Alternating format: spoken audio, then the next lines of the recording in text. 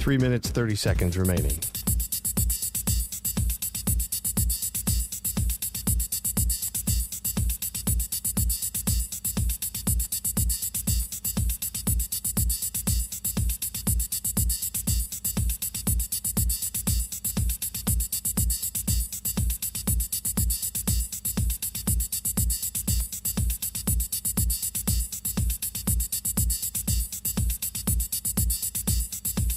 Three minutes remaining.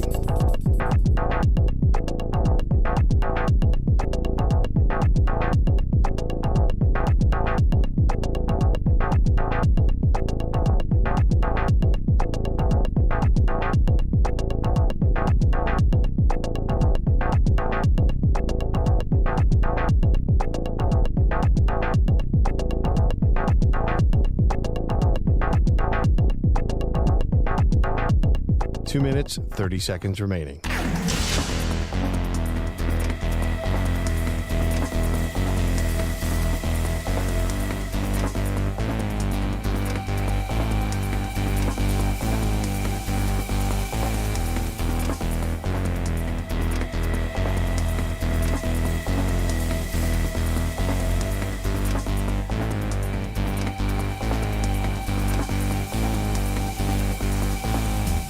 Two minutes remaining.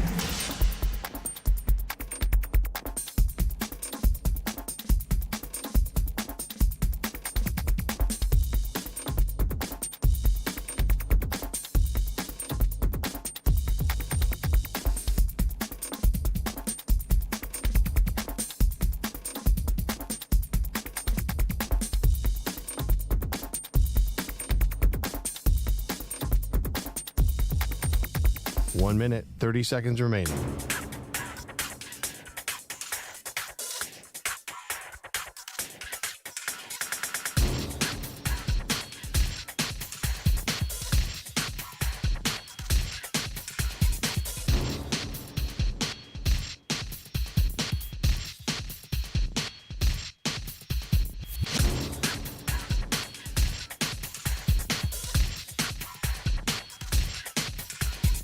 One minute remaining.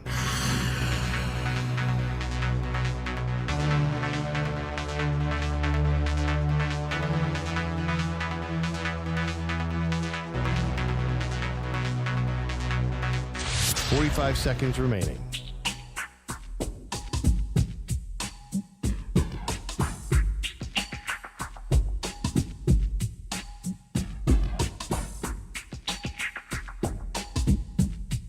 Thirty seconds remaining.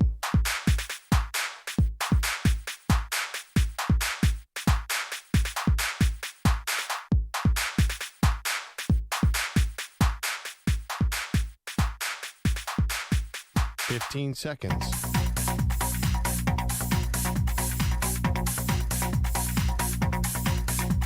Break ends in 5 seconds.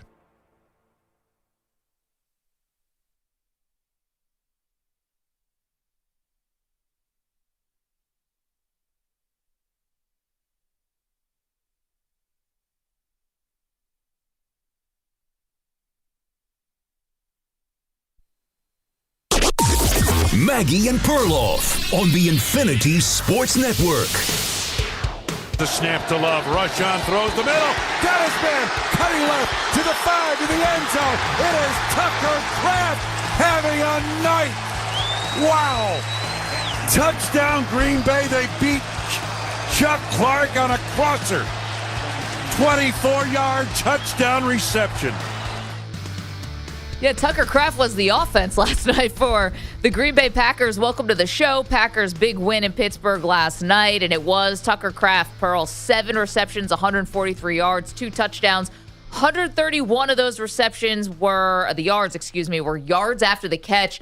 It was setting a record, and basically the tackling for Pittsburgh has completely disappeared. I didn't know that it was illegal to tackle tight ends in Western Pennsylvania. Yeah, good morning. What's the number of Steelers defenders he ran over? At least 14. It was unbelievable. I'm excited. I'm getting excited about my Green Bay Packers, my Super Bowl pick Green Bay Packers.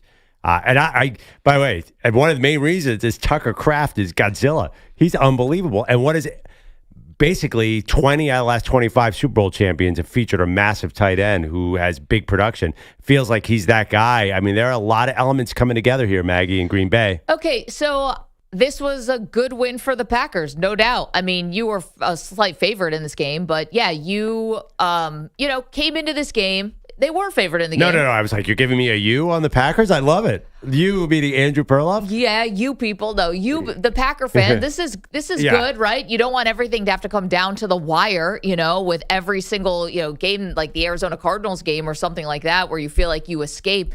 And I guess this is probably their best win since they beat the Lions in Week 1. But I'm going to be honest, I was impressed, but I wasn't like, oh, this means that the Packers are a Super Bowl team. The Steelers' defense is not good. This is like, beating a Cincinnati team or something like that, where you can just move the ball on them. It feels like a bit at will. And so for me, is this really this is the litmus test to show you that the Packers are a Super Bowl contender? I don't see it that way. To me, the Lions now look head and shoulders above every other team in the NFC North.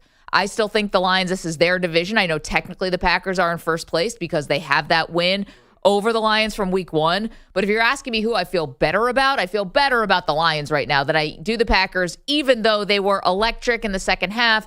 They couldn't be stopped. 3 touchdown, scores, the 2 field goals to tack it on after they missed 2 field goals in the first half. It was a good win for them. It doesn't mean Super Bowl contender dominance. No, I don't see that. I mean, I'm not sure. I like the Lions too, but what are the Packers missing? I mean, they have the run game. They have this kid, Emmanuel Wilson, out of nowhere. It was a lightning flash last night for them. They have the defensive stars. Micah Parsons is doing exactly what they're paying him for and what they traded for. He's a monster in the fourth quarter. They have arguably one of the best linebackers in football in Edgerrin Cooper. They're getting healthier on the offensive line, in and out. Like, that was a big problem early in the season. They won this game on the road. You got to remember that, too. That was a fired-up Pittsburgh crowd. I know Pittsburgh's not great. I totally agree with you on the defense. Fans in there. Yeah, I'm like, what? Packers took over that crowd. The Pack Go was very audible, at least through my television. And Rodgers had to do silent count in the second half. Yeah, but it's still they won. Last week was at Arizona. This week was at Pittsburgh. Honestly, I think that they're going to get home. Christian Watson came back. That changed the offense immediately. And Tucker Kraft is a go-to guy. Jordan Love is funny. You're right. He's not. We had a discussion earlier this week. He's not peak Aaron Rodgers. He's not that dominant, but he's certainly good enough to win at the highest level. We've seen him. They basically almost beat San Francisco, the team that eventually went to the Super Bowl 2 years ago. I don't know what you see is missing here, because I think they can be a ball control run team, and their defense has stars. I don't know, ball control. Josh Jacobs, they kind of sold out, I think, to stop the run a bit in the first half, and he was averaging like 2 yards a carry. You're right, Wilson. Not familiar with his work, but obviously they got the run game going in the second half, and I think they just wore down a Pittsburgh defense that already is bad. Well, they should have scored more points in the first half. Brandon McManus is hurt, their kicker, and they had missed a bunch of opportunities. But, what do you want from Jordan Love? He completed 20 passes in a row, Maggie. Yeah, I don't see, this is what I think it is about Love. And listen, obviously he's a very good quarterback. He's got a good arm. Like, he's got all the things that you want. He's not the improvisational guy, though. I think that's the one thing about him. I don't know if I see those improv. What about the 2 moon balls? He was running around and threw the ball up in the air to Tucker Kraft. Then he looked like he was sacked. He threw it up to Christian Watson. He'll try some things. That's a desperation heave that came down. Or desperation improv, it's a thin line. Yeah, I guess when I think about who are the great quarterbacks in the NFL, right? And maybe this is unfair, but I think a lot of people believe that Jordan Love is like a tier 1, at least bottom of tier 1, top of tier 2 quarterback. Sure. But think about what some of these other quarterbacks have. If we're going to compare him to some of the greatest, like Mahomes or Josh Allen, when Lamar Jackson is healthy, these kind of guys, they find these weird kind of improvisational things. I think that's the one thing about Love. When it's on script and it's going great and he's got the 20 passes in a row, that's phenomenal. I always feel like he's going backwards a bit when things are going badly. I actually thought that Pittsburgh got a bit of a pass rush on him in the first half, and then it all completely changed in the second half. They started running the ball. They could not tackle. Pittsburgh's defense basically went away. They got, who was it?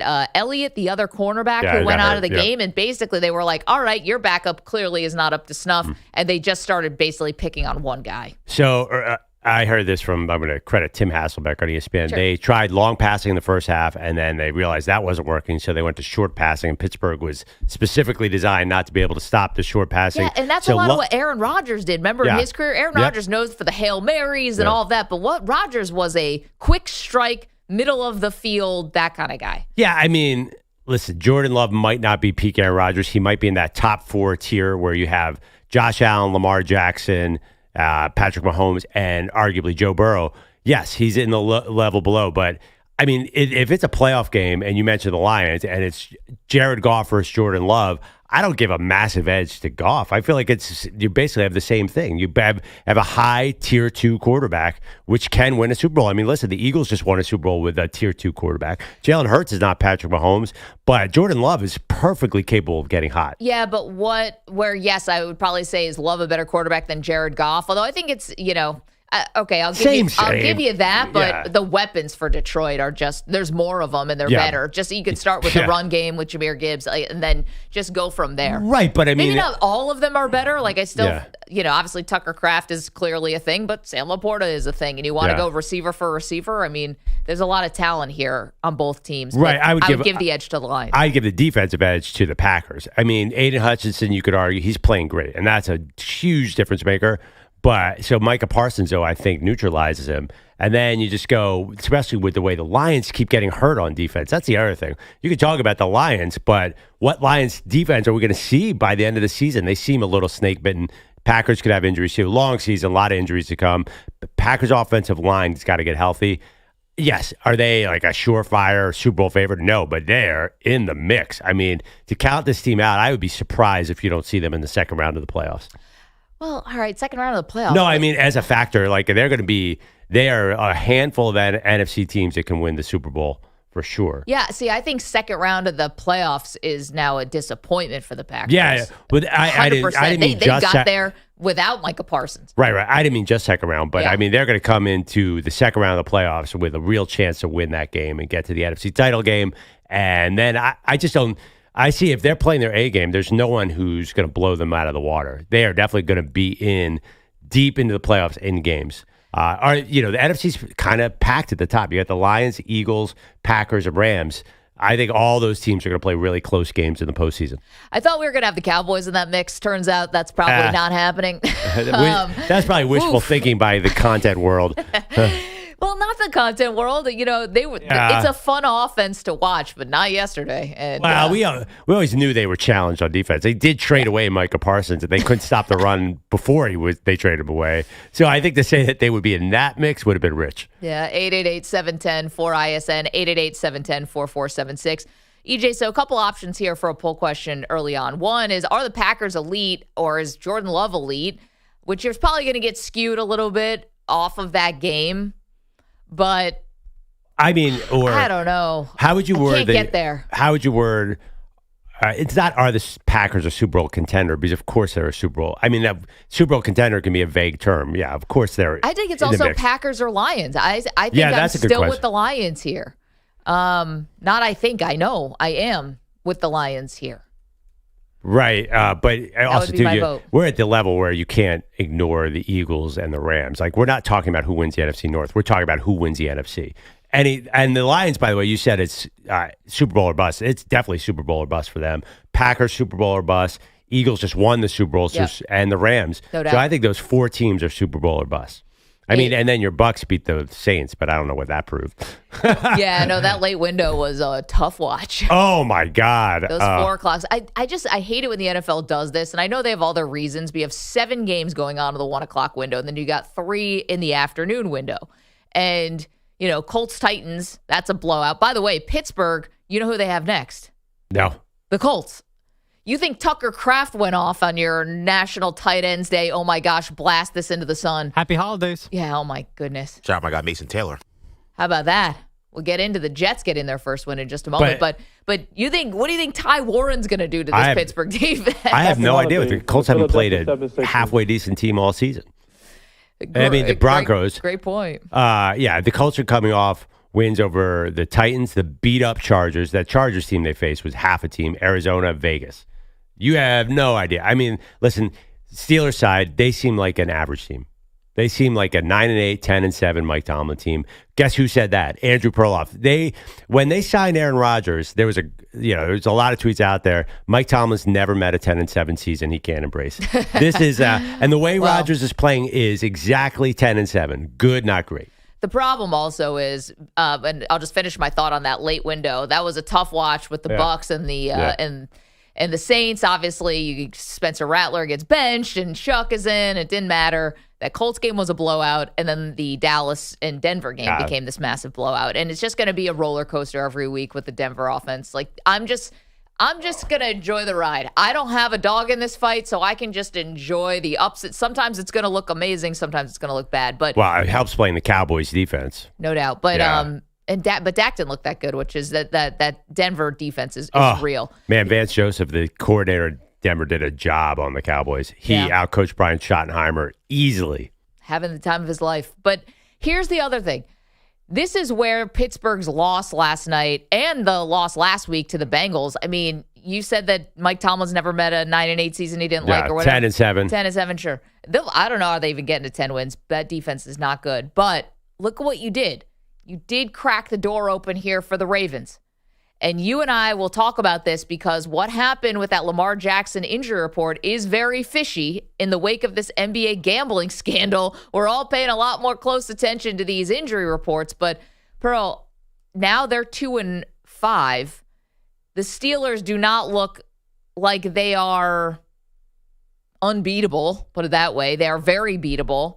And now we do think Lamar Jackson is going to be coming back on a short week. They play Miami. Yeah, but one thing, by the way, you have to be careful when you evaluate the Steelers. They will look terrible, and then they will find 10-7. That's true. The Ravens defense also stinks. It does not matter. Some things never change, and they'll win games they shouldn't, and they'll lose games they shouldn't. So they'll find a way to get there. Yeah, no, the Ravens are on. Although the Ravens, I saw a lot of that this weekend. That the Ravens have a path. They have to stay healthier. They can't. If the Ravens keep getting hurt, they had a healthy week. Everyone except Lamar Jackson. I don't know. They need a lot. Smith they have no margin for error. It turns out Roquan Smith is a big deal. Yeah, I mean, it's all over the field. There's so many different little things that they have no margin for error. Zay Flowers is a massive deal too. He transforms everything. So we'll see. Honestly, I'm not sure it totally matters. I guess the Ravens would be a dangerous team in the playoff. The Steelers, I don't think are. I think we always have discussions with Pittsburgh radio host Andrew Filipponi. Steelers fans are frustrated because it feels even if they make the playoffs, they're not dangerous. That's what we saw last night. They're good, not great. Other thing, too, looks like the Steelers are already giving Aaron Rodgers the vote of confidence for next year. Oh, I did not see that, but I get it. He's looked good. I thought this was the end. I thought this was it. No, this I don't is not know. Why it. would Did you? I not understand that? I thought that Rodgers was implying that this was the last ride. Yeah, he did say that. He's 41, but man, his stats are gaudy. He had big numbers last night even. Yeah, well, he had 2 3-and-outs when they really needed to put a drive together. And they got hosed on a call where they should have gotten defensive pass interference and a free play. He's about to be a 41-year-old quarterback with a 100 rating and 35 touchdowns. I wouldn't walk away. You have the rest of your life to not play football. I thought we were getting to the end here. 888-710-4ISN, 888-710-4476. But that's going to make Steeler fans go out of their mind. Well, because if you're talking about this mediocrity that they are sort of in limbo, just good enough to make the playoffs, not good enough to actually do anything when they get there, what's another season of Rodgers going to do? You know what? I'm not sure. I totally agree because they always draft around 20, and they're not going to have a chance to get a quarterback. When they do take a quarterback, it's Kenny Pickett. So I don't know that there's an easy solution at quarterback. It's kind of a flawed draft class of quarterbacks coming up. So I don't know that they can draft the guy. It does remind me about Aaron Rodgers. The mafia is in the news. Yeah. There's a line from Godfather 3 that applies. You think you're out on the Aaron Rodgers business, and he keeps pulling you back in, Maggie. You're not escaping Aaron Rodgers. You think you can get away from this? Sounds like a threat. Do you think you can get away from daily Aaron Rodgers content? I don't think so. There's nowhere to hide, Maggie. He's in your life. And you know what? He's probably going to be in your life after he retires, too. Think about that. Movie. It does sound like that. It sounds like a mafia. It sounds like a horror movie to me. Now I feel like I have to be looking over my shoulder. But it's Halloween is he in the studio? It is Halloween, yeah. No, you think Aaron Rodgers is going to go away? I seriously doubt that. All right, we got so much to get to. This is a jam-packed Monday. Obviously, a massive, massive story from the college ranks. Brian Kelly gets fired yesterday as the head coach of LSU. So count them up. We've got now 3 major openings in college football with Penn State, Florida, and now LSU, just the latest to show their coach the door. This sport has collectively lost its mind. I'm here with my family. Collectively lost its mind. When you say 3 major openings, there's about 5 others that would normally be considered major openings. I know. The UCLAs and the Arkansas of the world, like those are major openings too. There's a million. I'm talking about the places that will pay you $100 million. I'm in favor of execution.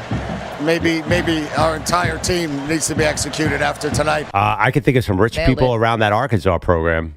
I mean, maybe they won't, but there are a lot of programs that are going to pay a lot of money, and you don't need to be at the top program to get a massive buyout.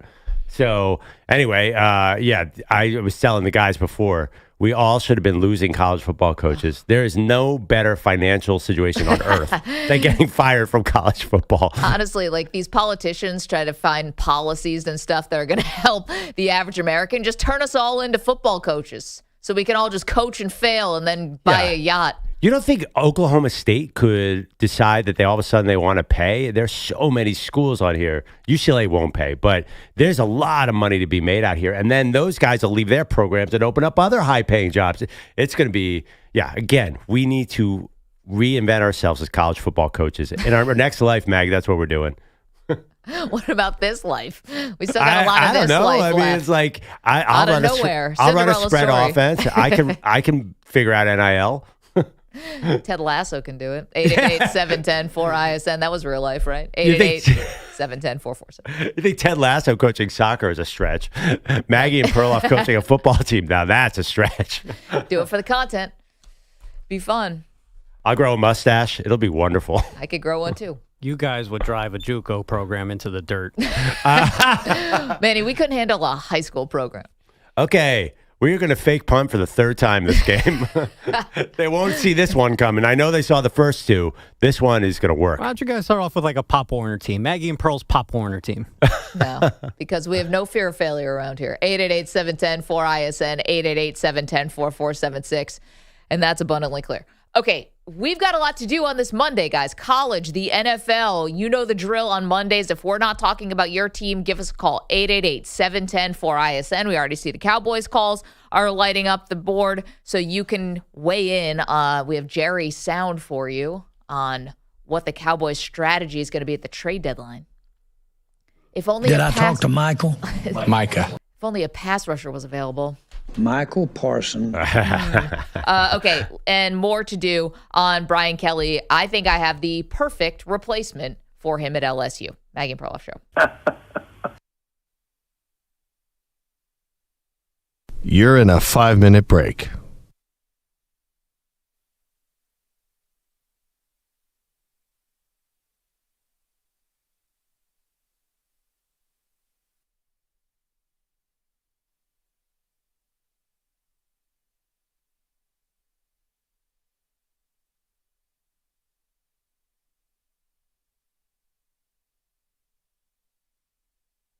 Four minutes, 30 seconds remaining.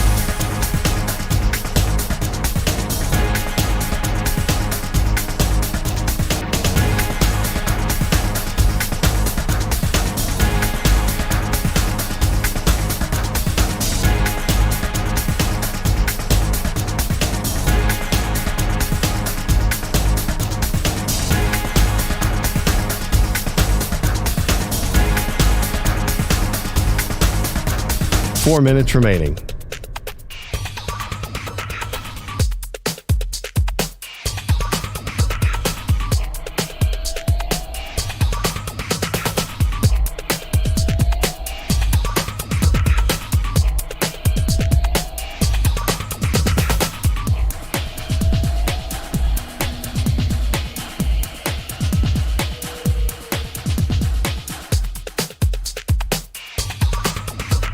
Three minutes, 30 seconds remaining.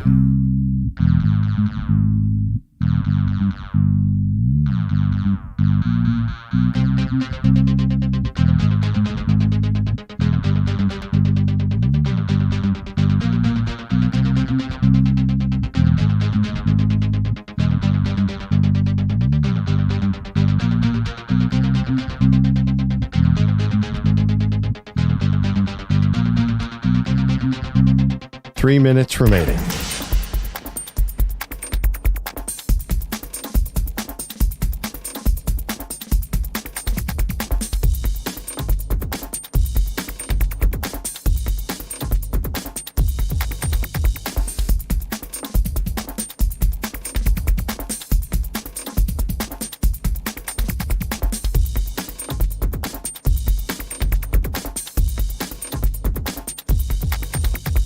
Two minutes, 30 seconds remaining.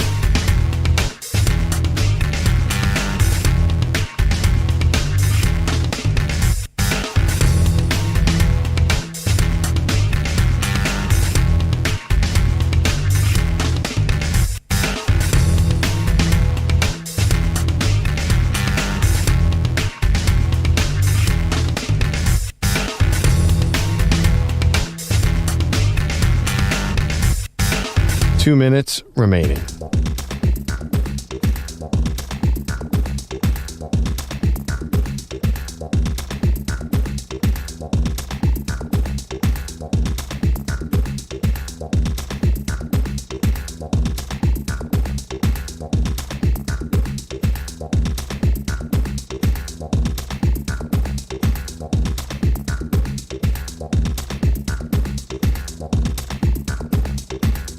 One minute, 30 seconds remaining.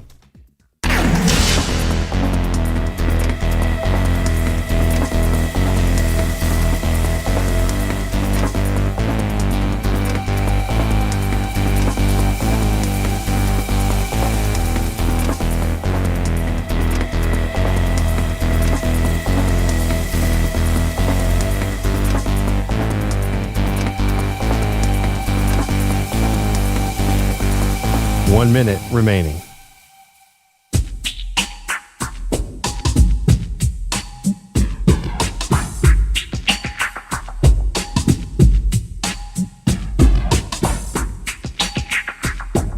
Forty-five seconds remaining.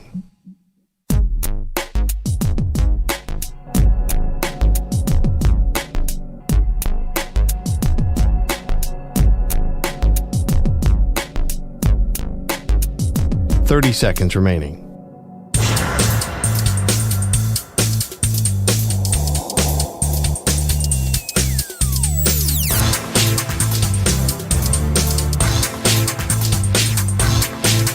Fifteen seconds.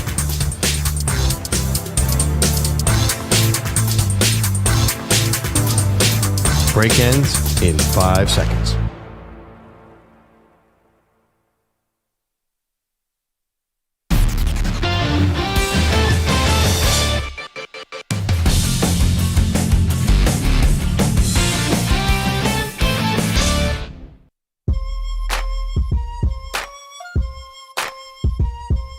All right, this portion of the show is sponsored by Square. More than 4 million neighborhood businesses run on Square. To learn more, go to square.com or just stop by your favorite local business. See you in the neighborhood, Square. Okay, we knew that the Cowboys would have a tough game at Denver. You know, they had some easier matchups. That was way worse than could have been expected. The defense, man, they're right back to where we feared they'd be in the beginning of the season. Cannot stop the run at all. And then Dak Prescott was pushing, trying to make something happen, and it did not. Threw some bad picks. Terrible, terrible day for the Dallas Cowboys. Yeah, we kind of know the defense is so bad. Like, that's kind of a given. So the offense has to score tons of points to keep them in these games. I guess where I was most surprised was with the Broncos offense. I know the defense looks bad, but I wasn't sure if they were going to be able to take advantage fully because this Broncos offense is a real adventure. Well, I mean, they can run. They haven't run at all this season, and now they found the right defense to run on. Yeah, that's true. It's like the question we're going to be asking ourselves to the end of time is Bo Nix elite? I'm just ready for this question to haunt us for years and years. Oh, yeah, he's right in the middle. Right in the middle, and I don't know what last night or yesterday afternoon really told us there. I wasn't sure if the Broncos, sometimes their offense, it's not even about who the defense is. It's like, can they get out of their own way, right? And yesterday, yes, the answer was yes. Last week, it was a come-from-behind victory against Manny's Giants, took into the last second, crazy fourth quarter. This game, it was off to the races from the beginning. The Broncos averaged 6.4 yards per carry. With that defense, if they can do that, they will win the Super Bowl. But they're not going to be able to do that. I mean, that's crazy. Bo Nix was fine. He made some miraculous plays. But generally, like, that's a team that wants to run the ball and win with defense, and they did it yesterday. But they haven't, again, you don't know what team you're going to get next week, just as you said. Crazy. 888-710-4ISN. Let's hit the phones. Let's talk to you. Tyrone's in Dallas. Tyrone, was that a big letdown game for you? Of course it was a big letdown game for me. And I'm going to tell you, this crap is crap, like my boy said. Man, this is why I said last week, you don't trade nothing for nothing, because look at his defense. I feel like 90%, 95% of Dallas Cowboys fans are either football stupid or they naive. They believe everything Jerry said. We knew, Maggie, I told you we were going to get Ruben Bain Jr. We're going to be that bad, but we're going to get him. And we knew they were going to be that bad when they kept telling us in free agency, oh, he's a former first-round pick. That's why we picked him up. Well, that just means he busted out of his team and he wasn't going to do anything, Solomon Thomas. You know what I'm saying? But yeah, I'm not even upset about it. But what I am going to be upset about is a Cowboy fan that's going to try to blame this on Dak Prescott. I mean, I've seen a lot of quarterbacks this year win with throwing 100 and some yards. I mean, just look at Justin Fields' stats in his win yesterday. So, again, this crap is crap, bro. It's over. It's over. Tyrone, thank you. EJ, you should trademark that. It's crap is crap. It's the new it is what it is. This crap is crap. Yeah, Tyrone agrees with you. Ruben Bain setting the edge there in Dallas. I like it. I mean, they need 3 Ruben Bains. Yeah, Ruben Bains would be great. I mean, they're going to need to throw a lot of resources, and I think the question is, are they going to feel like this season is worth saving? Because you're coming off this big win against the Commanders last week where you knocked Jaden Daniels out of the game, and now we're wondering, is this team worth reinvesting in? So we have a little Jerry Jones sound from yesterday after the game. Here's Jer on the trade deadline. Loss is discouraging, but as far as my temperament, if I saw a proposition for us to help this team, no matter what this score was today, then I would look at it on the merits of helping this team. And if you're talking about trading for a player or trading a player, I'd completely look at it on the merits of the team, both for next week or the weeks after or for the longer term. So I'd have to answer your question, no, today would not affect a decision on trading for a player. Okay, there's more from Jerry, though. He understands not a player away here. Well, I don't know what's realistic. Could one better player, if we didn't pay too big a price to have a better player on defense, could it possibly help? And I'm not trying to be cute, but that's why you'd go get him, is that you'd think it could help your defense. One player away on defense. I think we're not. I think we're more than that away, but what we're closer to than it looks in my mind is executing better on defense.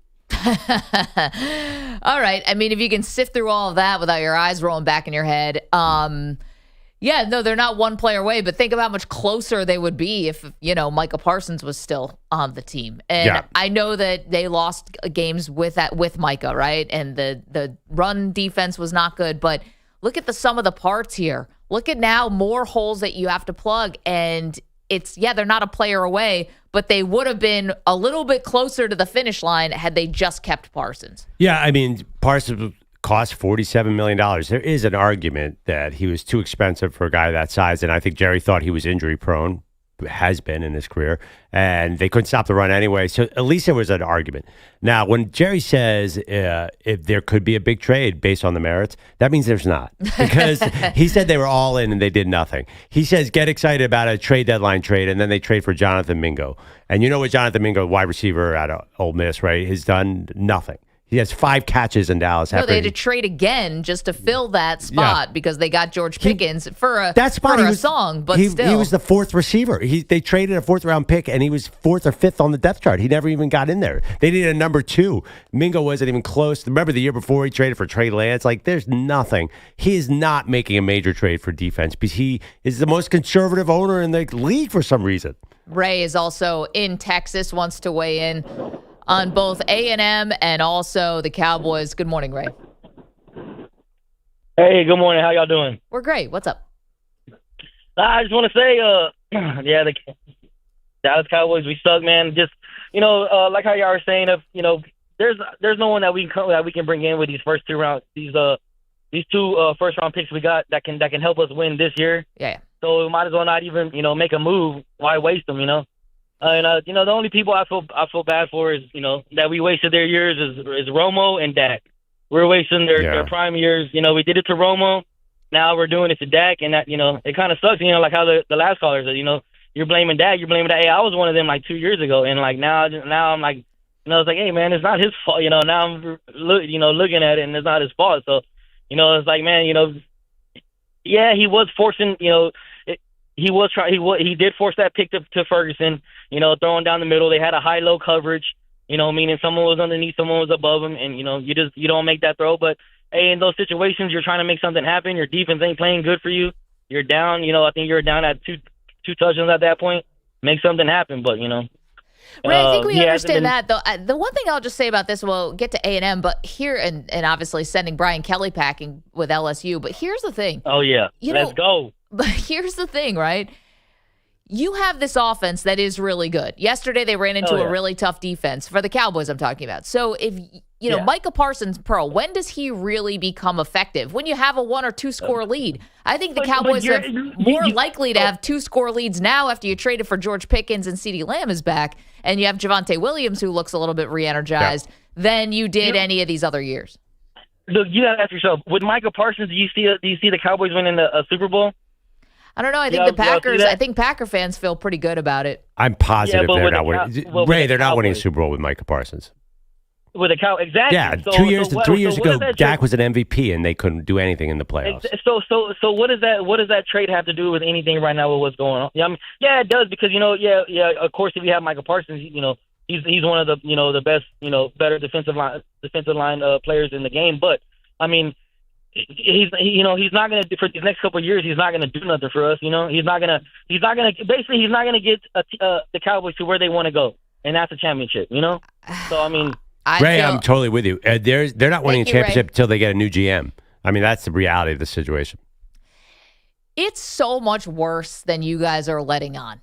You're talking about, all right, what would they win without Micah, this, that. The Dallas Cowboys defense is one of the worst in the league. In some metrics, dead last. Dead ass last. 32. Everybody, the Bengals are going to give them a run for their money. Well, now the Bengals, I think, have taken over in a couple Dolphins, by the way, spots. don't forget about the Dolphins. Dolphins won yesterday.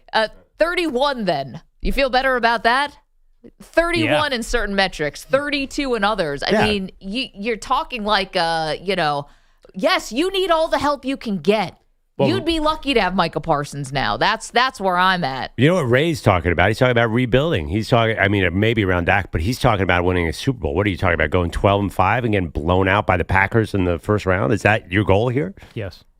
Let's get to Bogusch. He's got the latest headlines. What's up, folks? Guys, good morning. Those headlines sponsored by Prize Picks. The hard-hitting football action is even better with Prize Picks. Download Prize Picks. Use code PRIMETIME. What about Shallow? And get a $50 bonus credit instantly when you play $5. Must be present in certain states. Visit prizepicks.com for restrictions and details. It is just stunning that this guy didn't work out. Brian Kelly now off workshopping a new accent after getting fired at LSU last night. Nice. Yesterday, reportedly full of tense meetings between Kelly and his AD, then high-level meetings with school officials and Louisiana's governor. Kelly is owed roughly $54 million, but those negotiations continue, according to the school's announcement. A lot of money for his family. His former team is... Also, this is all you want is politicians getting involved. I don't care what side of the aisle. You do not want... I know the governor, it's a unique setup because I think he's the one who... he's the one who has to sign off on the board of governors, who eventually hires a president, and it's like state money too, right? Isn't it? Yeah, he's like the highest paid employee, like every other state. I know, but I don't hear the governor of Michigan getting involved in Michigan stuff. I don't think so. These for state schools, I think the state government does get involved in coaches for sure. They have to get approved. Yeah, I think Penn State had to get involved with the dismissal of James Franklin. I'm almost sure the state government they're public employees. Yeah, I think these guys are on the record. But I don't usually hear the governors in the room being like, why didn't you, connect on that 3rd and 6? This is what it feels like is going on with LSU. That feels a little bit I see what you're saying. A leap. like from what we're used to seeing. It's simply like, oh, they got to sign off on a deal maybe, but. Yeah, why do you hire an athletic director and a president? Right. You don't let them do their jobs. It kind of feels like this is a little more intimate. Also, there are other state schools in some places. Like, would that be biased too? Like, if you're at Michigan, like, is Gretchen Whitmore like only doing Michigan State and not Michigan? Well, the only reason the AD is there is just to govern everybody else except for football. It's different in Pennsylvania though, because the governor Josh Shapiro is famously in the weeds on the Eagles. He's more of a pro guy. I mean, he'll talk about AJ Brown. I'm serious. Like he'll spend 40% of his press conferences on AJ Brown. So like this is like it's how you get elected. You this feel day good about and that as a taxpayer? Well, these are hard problems that he's addressing. Yeah, sure. Sure. Yeah, I want my governor working on the AJ Brown situation. Yes, I do. As compared to our governor in New York, who is obsessed with the Buffalo Bills. Here we go. Is she helping them win games? Yes, she built up this palace of a stadium. No wind. Yeah, we'll see if that helps. Technically, yes. Kathy Hochul. Yeah, that's her one goal in life is to get a Super Bowl. And you can relate to that, I'm sure. No, it's not even the Super Bowl. I think they're doing this just to get the draft. I don't even think they're getting a Super Bowl. No, Bills Super Bowl. Oh, no. Well, the venue, though, they want for the draft. Yeah, but all you Western New Yorkers are the same. The only thing you think about is finally getting the Bills over the top. That's the only thing motivating her political career. That's not Philly that's is not true. super obsessive about sports. We already have Definitely we not. 2 rings, baby. No, I think those in Buffalo are yearning for a Stanley Cup right now. That's All right, back to Bowden. The Steelers are supposed to be better at defense than this. Play clock is at 14. Love gets the snap. He's back to pass. Looks, fires over the middle. That's caught inside the 15, down to the 10, angling left 5, into the end zone. Touchdown Green Bay. Tucker Kraft again. His second of the night. This one from 24. And with 10:57 to go, the Packer lead is 28-19. That's Ryan Radke on Westwood One. The Packers scoring 28 second-half points. 21 of them came in the fourth to win 35-25 in Pittsburgh on Sunday Night Football. Tucker Kraft caught 7 passes, 143, 2 scores. Jordan Love, just 6 incompletions, 3 touchdown passes. Not ideal, says Mike Tomlin. From us, we just simply got to get a lot better in a lot of areas, in all areas, but some really specific areas that are critical to winning. I'll go first, stopping the other team from scoring. Tackling. That too. Aaron Rodgers, meanwhile, good, not great in his first game against the Packers. 219 yards, 2 scores. His offense settling for too many field goals throughout the night. The Lakers didn't have Luka in addition to LeBron last night. Who played then? Didn't matter. A guy named Austin Reeves played. Reeves driving down the middle. Austin throws it up. In for a new career high. 47 for Austin Reeves. And the Lakers lead 122-116. John Ireland on Lakers radio. Reeves added 4 late free throws to finish on a career high 51. Holy moly. In a 127-120 win in Sacramento. Luka, by the way, out at least a week. He has a finger injury and a left lower leg bruise as He's a well. finger injury? Did it get jammed? I don't know. He's out a week, right? Yeah, heavy hookah. Sprained the finger. I thought my ticker was take broke. 2 weeks off for that. Watching the football highlights, and I saw Austin Reeves 51 point. I thought the ticker glitched. I could not believe that You number. thought it meant 15 points, right? I can't believe. Has he come anywhere close to that many points? Well, who else is going to score for him if Luka's out? Bronny. Still can't believe that Bronny Still on the roster? Still can't believe what Yaron Weitzman told us last week. He had his new book about LeBron and Lakers, that Bronny is the one who told everyone in the group chat that Anthony Davis was getting traded for You Luka. surprised by that? I was surprised by that. Oh, no, that makes perfect sense. The youngest one is always the one that's up the latest and up on the internet and up on social media. That makes sense. Chronically online. I believe is My the youngest term. brothers, Kendall and Henry, they're the ones that are always texting on me at 1 a.m. or 12 p.m., 12 a.m., something that happened. It's just funny to me that also it's like the sign of youth that this huge bomb drops, right? Luka getting traded, Anthony Davis out. This is a guy who's been friends with your dad, Clutch Sports, the whole deal, and just like casually throw it in the group chat. Like, wow. It's like, this is a little more delicate than that. Wow, can you guys believe Kid? this? Yeah. The text was, "Is this real?" Yeah, that was all it said. By the way, Austin Reeves had 45 points last year in the game. So there you go. I think he's a bucket. That headband he's wearing might be considered a performance enhancer. Wow, that is really strong. Watch out, Luka. Might be Austin's team. they're in big trouble. Yeah. I have Rui Hachimura, big night, too. Oh, I saw a video of him just indulging in some Japanese food. Very, very wholesome young man, I believe. Hail to the Zags. Oh, God. All right, too. we got a break. Yeah, I'm out. I'm leaving. Can we, I mean, we might need to cut off that side of the glass. Did you hear these last two comments? You're bragging about the governor of Pennsylvania. You had it coming to you. Bragging. I mean, 40% of his press conferences are about the Eagles. What There's do you a say lot to about the talk tush about. push? We had four There's mentions of Josh Shapiro, and I just brought up some sushi a little bit, and then all of a sudden I'm the bad guy. No, it was really the Gonzaga throw in right okay. there. I mean, it's like the Thunder win in 7 games. My Zags are somehow part of that. Hey, look, college basketball season around the corner. You seen Cam Boozer? What is that, by the way? He's the Austin Reeves of college basketball right now. That was incredible. Like Chris Webber of college basketball. Forget all that. What about the Fordham Rams? What about him? How they looking, buddy? Yes. As Maggie said, go to break. I can't even remember. Did my Dartmouth Big Green beat them or lose to them? Are we in break yet? We're going to get there right now. Sounds like they lost. 888-710-4ISN. If we're not talking about your team on this Monday with all the college football, all the NFL, you can call us up. We also have the World Series going on, tied up 1 apiece. We'll give our thoughts on that. So much to do. It's the Maggie Perloff Show. You're in a 5-minute break.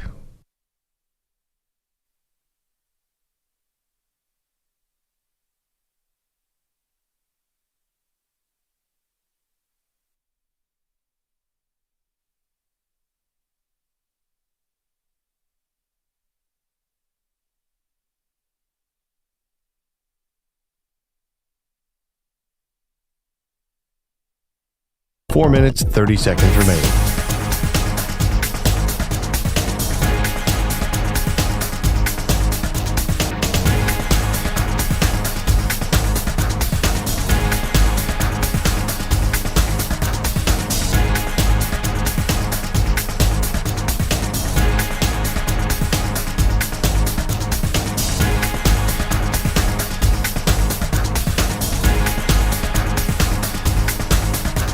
Four minutes remaining.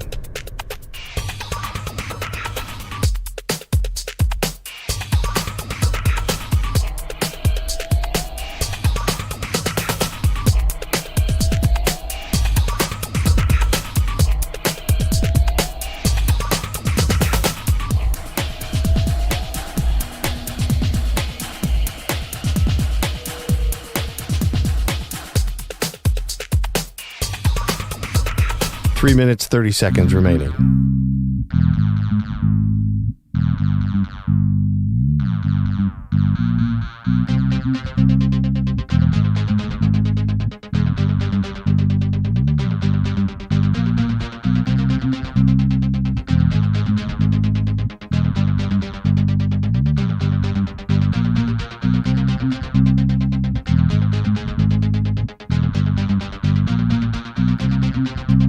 Three minutes remaining.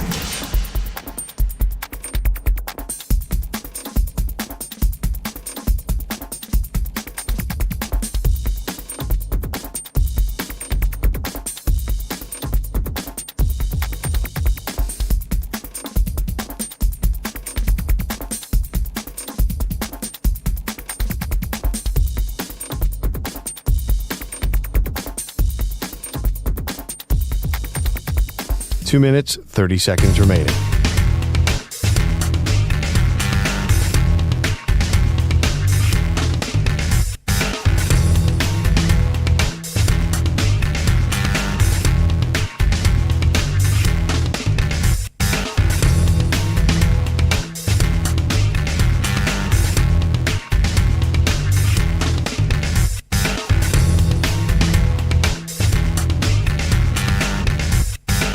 Two minutes remaining.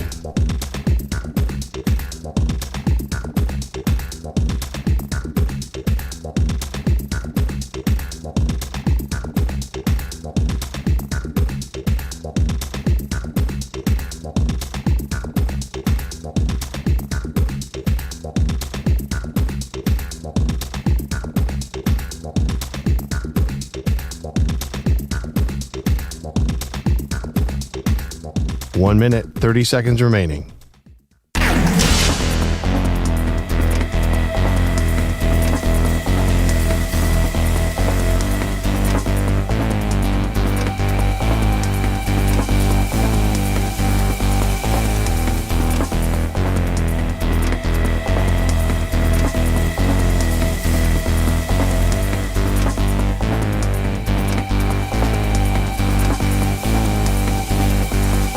1 minute remaining.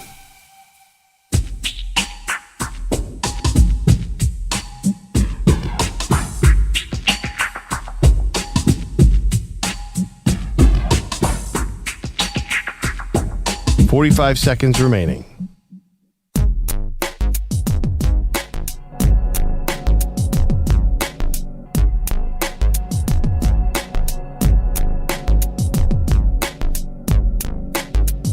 Thirty seconds remaining.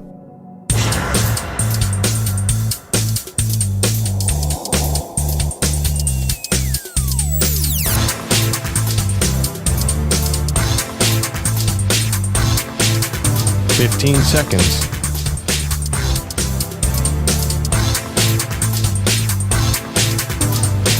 Break ends in 5 seconds.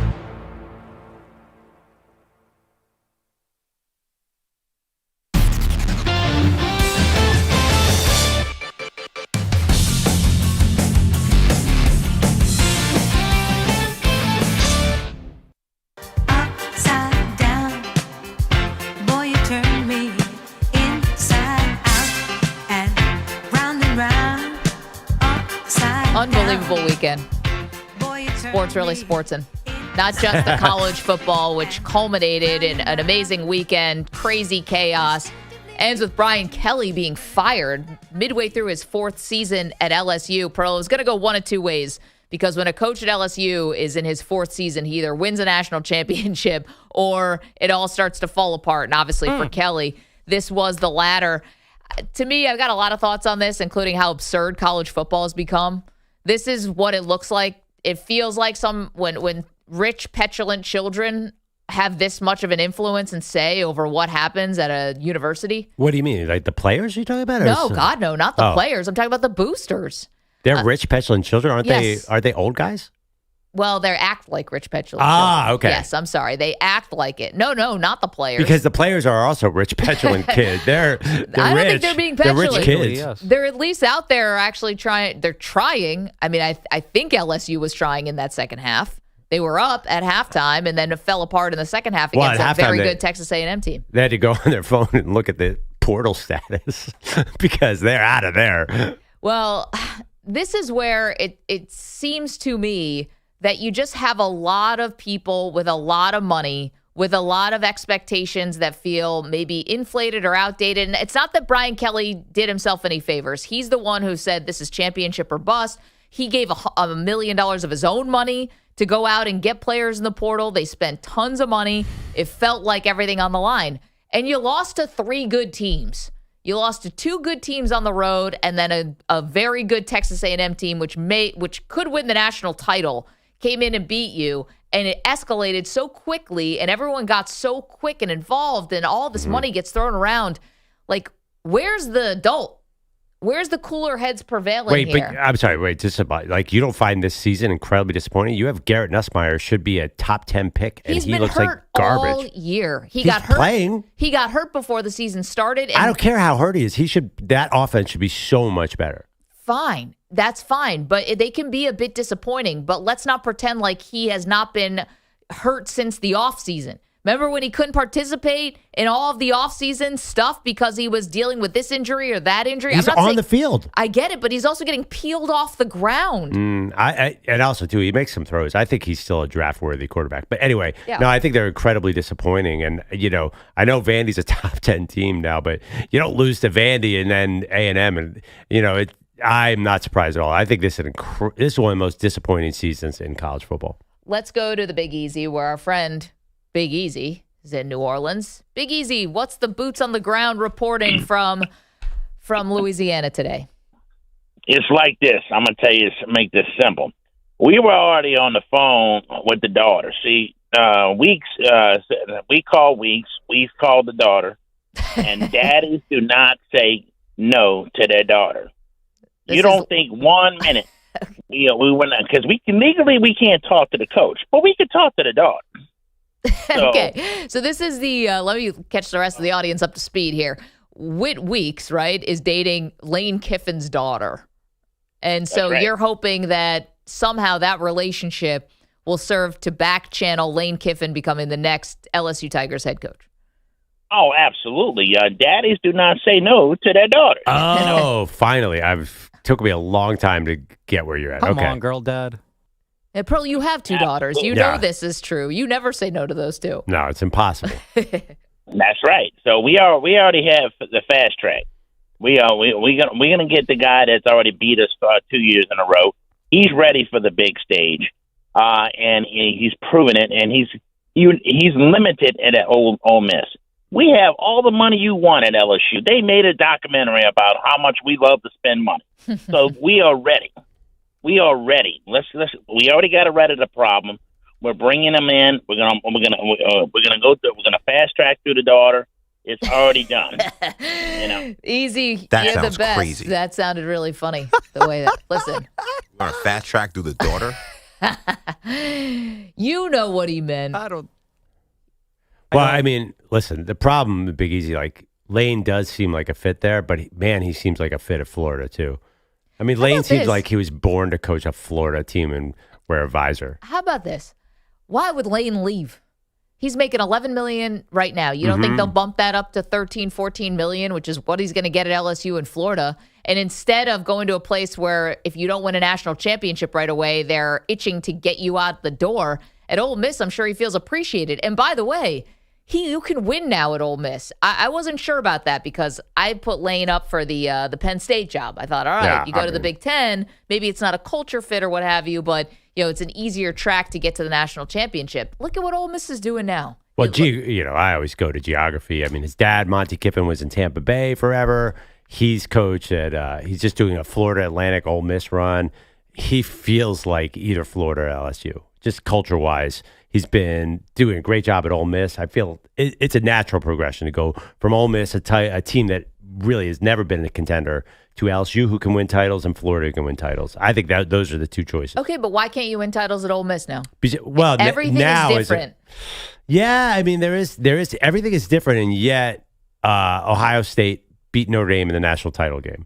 Like, there is still everything is different, and it's not different at the same time. Like, the circle of champions might not be that big for Ole Miss. I mean, we'll see, because this is the year where Trinidad Chambliss is the man. Maybe he does do it, but you know what I mean. Why not Ole Miss? It just doesn't feel right. LSU and Florida seem like a gigantic headache, where you come in and they're basically already circling around you, waiting to fire you. I don't know. Yeah, for $54 million, it's the best thing that could happen to somebody. Well, that's not unfair. I've got my perfect replacement for Brian Kelly, and hint, hint, it is not Lane Kiffin.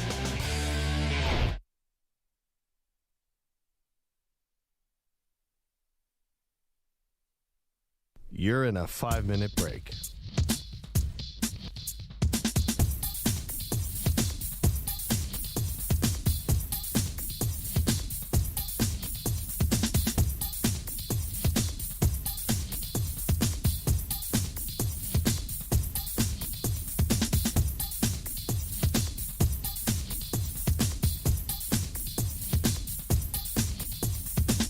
Four minutes, 30 seconds remaining.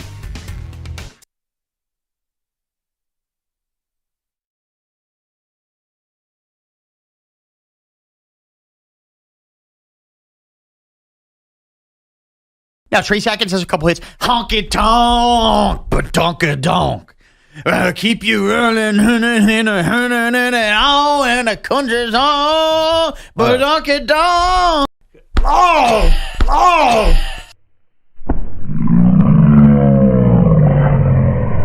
Yesterday they were winning 5-0 and 6-4, and they lost. So Haktua girl can beat it. I didn't know Grimace was I don't know if you still want that. alive. Pete Bellotti, you have any bad luck recently? Let's go back to the Anything bad? When's your birthday again? Let's go back to the fall of 2013. Why can't babies just be babies? Why can't babies just be babies?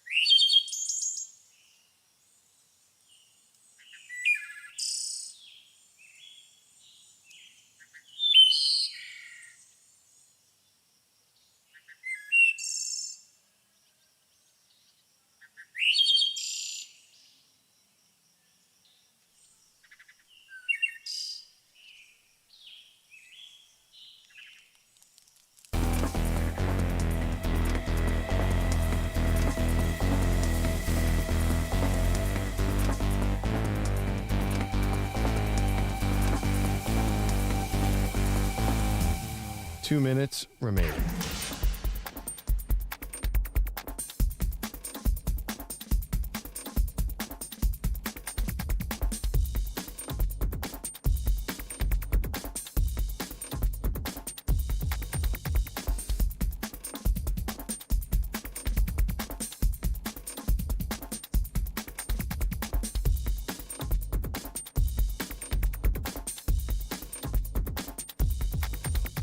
One minute, 30 seconds remaining.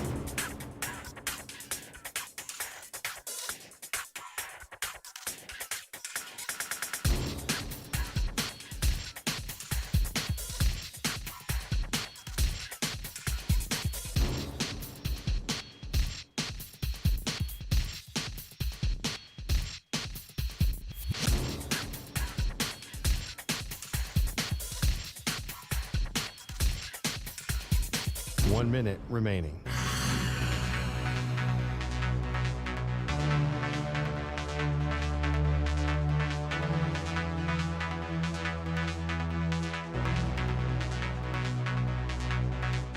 Forty-five seconds remaining.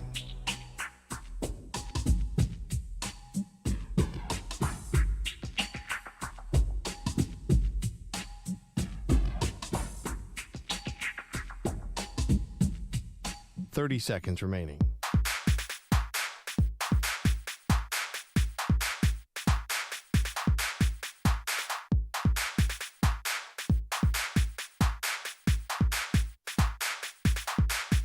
Fifteen seconds.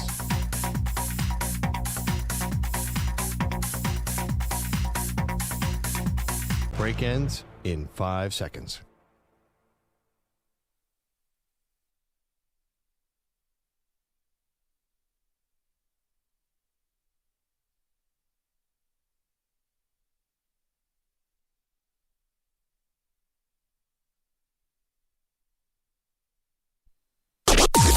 Maggie and Perloff on the Infinity Sports Network.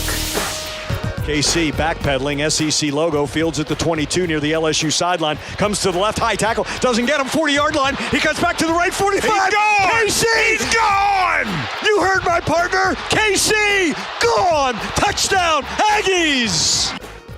Thank you to Learfield for that audio. That was a KC Concepcion 79-yard punt return and ultimately the dagger in Brian Kelly's tenure as the LSU head coach. Welcome to the show, Maggie Gray, Andrew Perloff. The final score was 49-25. This was actually a game that LSU led at half, believe it or not. And then the second half happened, more specifically, Pearl, the third quarter, in which A&M just absolutely steamrolled LSU. And then there were some meetings, very official meetings, and it led to Brian Kelly being gone. Yeah, I mean, it doesn't totally make sense to fire him midseason, and yet it totally makes sense to fire him midseason. It wasn't going anywhere. It was a bad fit from the get-go. People have been making fun of them. Then they came into the season with high expectations. I can't say I'm surprised. Were you surprised at all? I think it's stupid.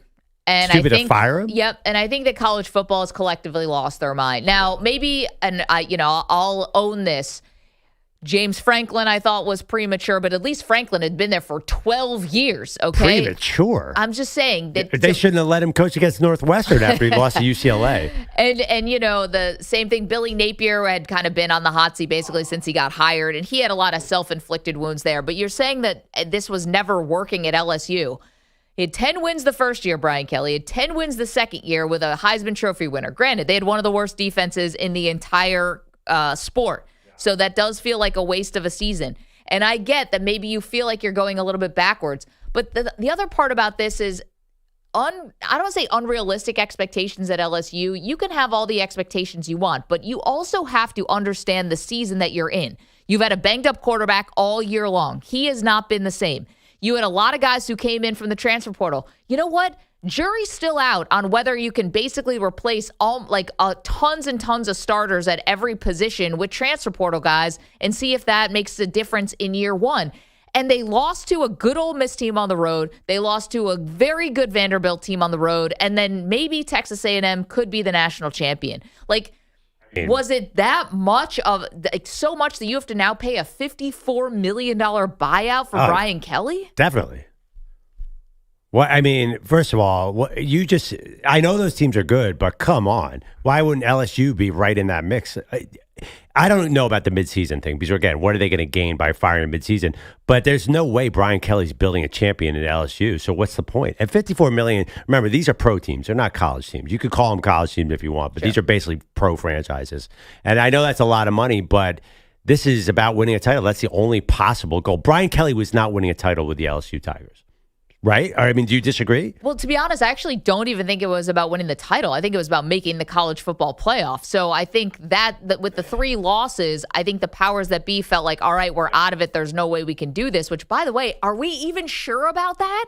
Do we know that 3 lost teams are not getting into this 12-team college football playoff? Well, maybe Texas because they lost one of them to Ohio State. But generally, the SEC is going to have so many 2-loss teams, it's going to be impossible to break through. Let's see how things shake out. We still have quite a bit of time left in this season with a lot of big-time matchups. So I guess here's the thing. It wasn't about the national championship, I don't think. I think it was actually about just making the playoff. And so, all right, that's fine. But it's not like you are so far away to me. You didn't lose to some little sisters of the poor. Mm-hmm. To me, okay, it might be embarrassing to get blown out to Texas A&M. I'll grant you that. But this feels like a decision that was just so in the moment. Now, I understand that maybe Brian Kelly never really felt like a cultural fit. I get that. That's an understatement. I get that. We said that from the beginning, right? And he made some missteps. He really did. The fake accent thing. He, I think there were a lot of things that maybe just felt like it wasn't so much of a match. But to me, that all would have gone away if he could have finished out the season on a strong note. And I just don't understand why anyone thinks in college football that you can predict what's going to happen 1 week to the next. But do you think this is getting worse for Brian Kelly at LSU, or was it getting better? Like, to me, this was clearly getting worse. Yeah. Ole Miss, Vandy, Texas A&M, those are all teams that passed up LSU. It's not like he got there and he was trying to build a program up. He got there, and they were already a team that was a year or 2 away from being a national champion. And now these other programs that were trying to get more money into their programs and move up that SEC ranking, those teams already passed them up. So you look at LSU in the lexicon of where the SEC is, they're on the decline. So I think if you're LSU, you're like, we can't accept losing to these teams. Yes, they're good teams this year, but these are teams that LSU used to manhandle a couple years ago. And what is the big deal? One of those teams fired Jimbo Fisher, who is exactly the same thing, and brought a new coach, and now they're a national title contender. So, they see what's happening at A&M. Brian Kelly was going nowhere good in LSU. No disrespect to Mike Elko. He's a great coach. I'll grant you that. Yeah. But you don't think that it had a little something to do with all the money that they're spending? Guys, Jimbo Fisher had more money than God, and he didn't win anything. That was the most expensive roster in the history, at the time, in the history of the sport, and they didn't win. So everyone's got money. Even from 4 years ago, even from when Brian Kelly took over, it still even feels that much different. Now, listen, this is where I think college football has lost its collective mind. Brian Kelly, from everything that's coming out now, obviously there were issues from the jump. Number one is maybe the cultural fit. Number two, now we're getting the reports, and maybe if you were super inside the LSU program and following it practice to practice, you knew this. But the outside world didn't realize that he was not, loving this current state of college football in terms of working with a general manager and having it more professionalized. This is a guy who's been a 35-year coach in college football who's passed up offers to go to the NFL, apparently because he didn't want to work with a GM. So you know what? Maybe Brian Kelly never coaches again. He's in his mid-60s. He's now got this massive buyout. He can go to TV just like Nick Saban, and I'm sure he'll become a national treasure. But here's the situation. To me, it looks like college football has collectively lost its mind. In what sense? Because why do you have to fire a coach now? What does that do for you? The buyout's still going to remain, okay? Are you getting the jump on what? Interviewing other coaches who presumably have jobs, Pearl. You're not getting someone off the couch who's going to come in. I just don't understand why you would destabilize things to this way when you don't know week to week what could happen in college football. Last year, LSU went on a run at the end of the season, even after 4 losses. They could do it after 3 losses. Well, you just said a great reason. I didn't even think about that. What if they went on a run here? You got to get him out. He's not winning a title there, Maggie. He wasn't going to. He is Jimbo Fisher 2.0. They are so far below where they should be. I mean, they have a top quarterback. They have talent everywhere. They should be at this point a contender. I mean, EJ said it well. If Ole Miss, Texas A&M, and Vanderbilt are in the top 10, LSU cannot look at that and stand by. I mean, I don't know about the timing, about midseason or end of season. I think midseason kind of makes more sense. I don't know if you get a jump, but I don't think waiting till the end of December can help. I mean, obviously, I think, the Ryan Silverfields and the big John Summeralls are going to get hired by then. So, yeah, I do think you can't wait till the end. What if he did go on a run and you're stuck in this weird Brian Kelly 8-3 world? I don't want to be there if I'm LSU. I don't think anybody wants to keep him except for you. This is the new whether you didn't like Brian Kelly or not, to pull the ripcord after a fourth season to me, or 3.5 years into this thing, just feels like you are really throwing the baby out with the bathwater. This is not an FSU team that won 2 games, okay? That, and by the way, Mike Norvell still has a job, but this is not, where he showed he could get to a title. They just got robbed. But here's the thing. Well, Brian Kelly's played in the national championship game before, too. But sort of. What do you mean? That was harder to make it back then. I saw the game. No, I was there. It was rough. But here's the thing.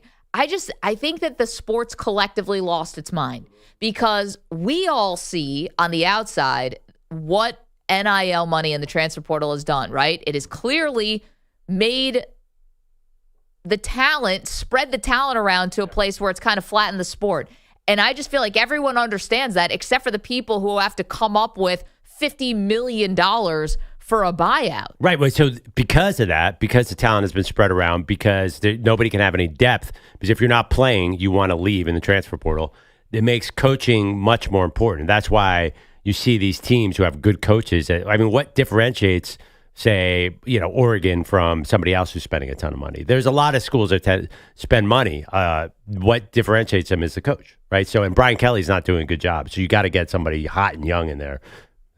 Hot and young, it kind of sounds weird. Yeah, right. What do you want, a bikini model? Well, I mean, who's, you mentioned what makes you think that a young person's going to be able to handle this? Now, listen. Well, I mean, listen, I do think, if I'm hiring a coach, I'm more interested in the next franchise guy. I'm not so interested in a retread in college football. And Brian Kelly was sort of a retread. That energy is not really working right now.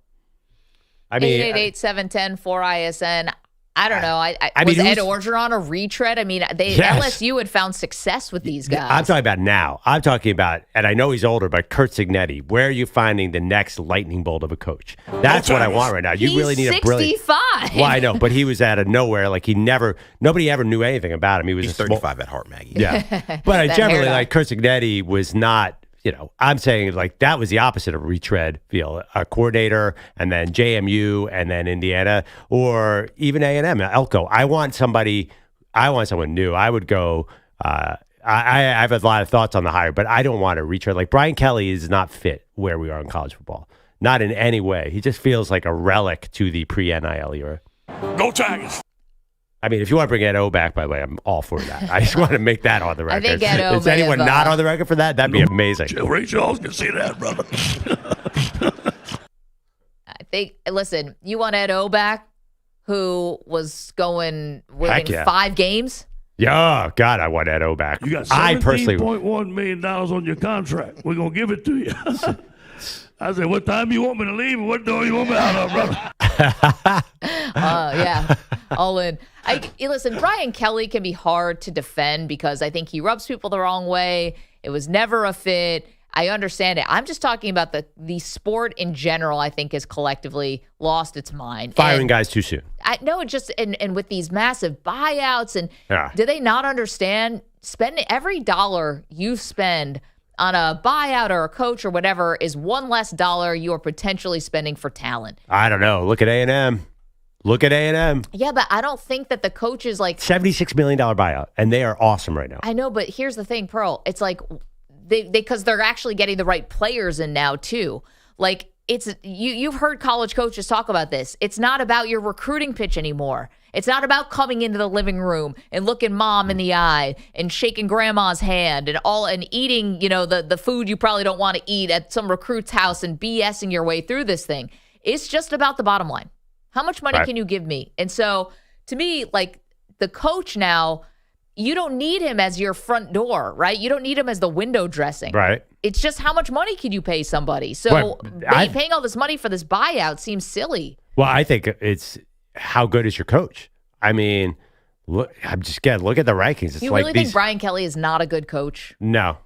That's just unequivocally not true, Pearl. I think he's a good, like tough-minded, sort of defensive-oriented guy from a previous era. I don't think he's right for like an LSU. Okay, right but now. that's different. I just said, do you think Brian Kelly is a bad coach? Well, That's impossible to answer. He's a bad coach. It's just not true.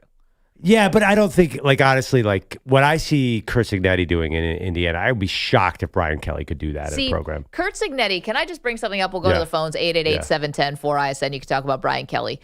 Curt Cignetti, to me, is the new Josh Allen. And can I tell you what I mean by this? Josh Allen was, didn't have a good completion percentage, not a very accurate quarterback coming out of college. And generally we thought you can't change guys like that. They come to the pros, you can't fix accuracy. There's things about his game and holes that he had that you think cannot be fixed on the pro level. Well, lo and behold, Josh Allen worked his butt off. He patched up those holes. He became an MVP. He's one of the great quarterbacks in the league, okay? He's an exception, not the rule. And now we look at these other college quarterbacks like an Anthony Richardson. It's like, oh, he's the next Josh Allen, or this guy's the next Josh Allen. They're not.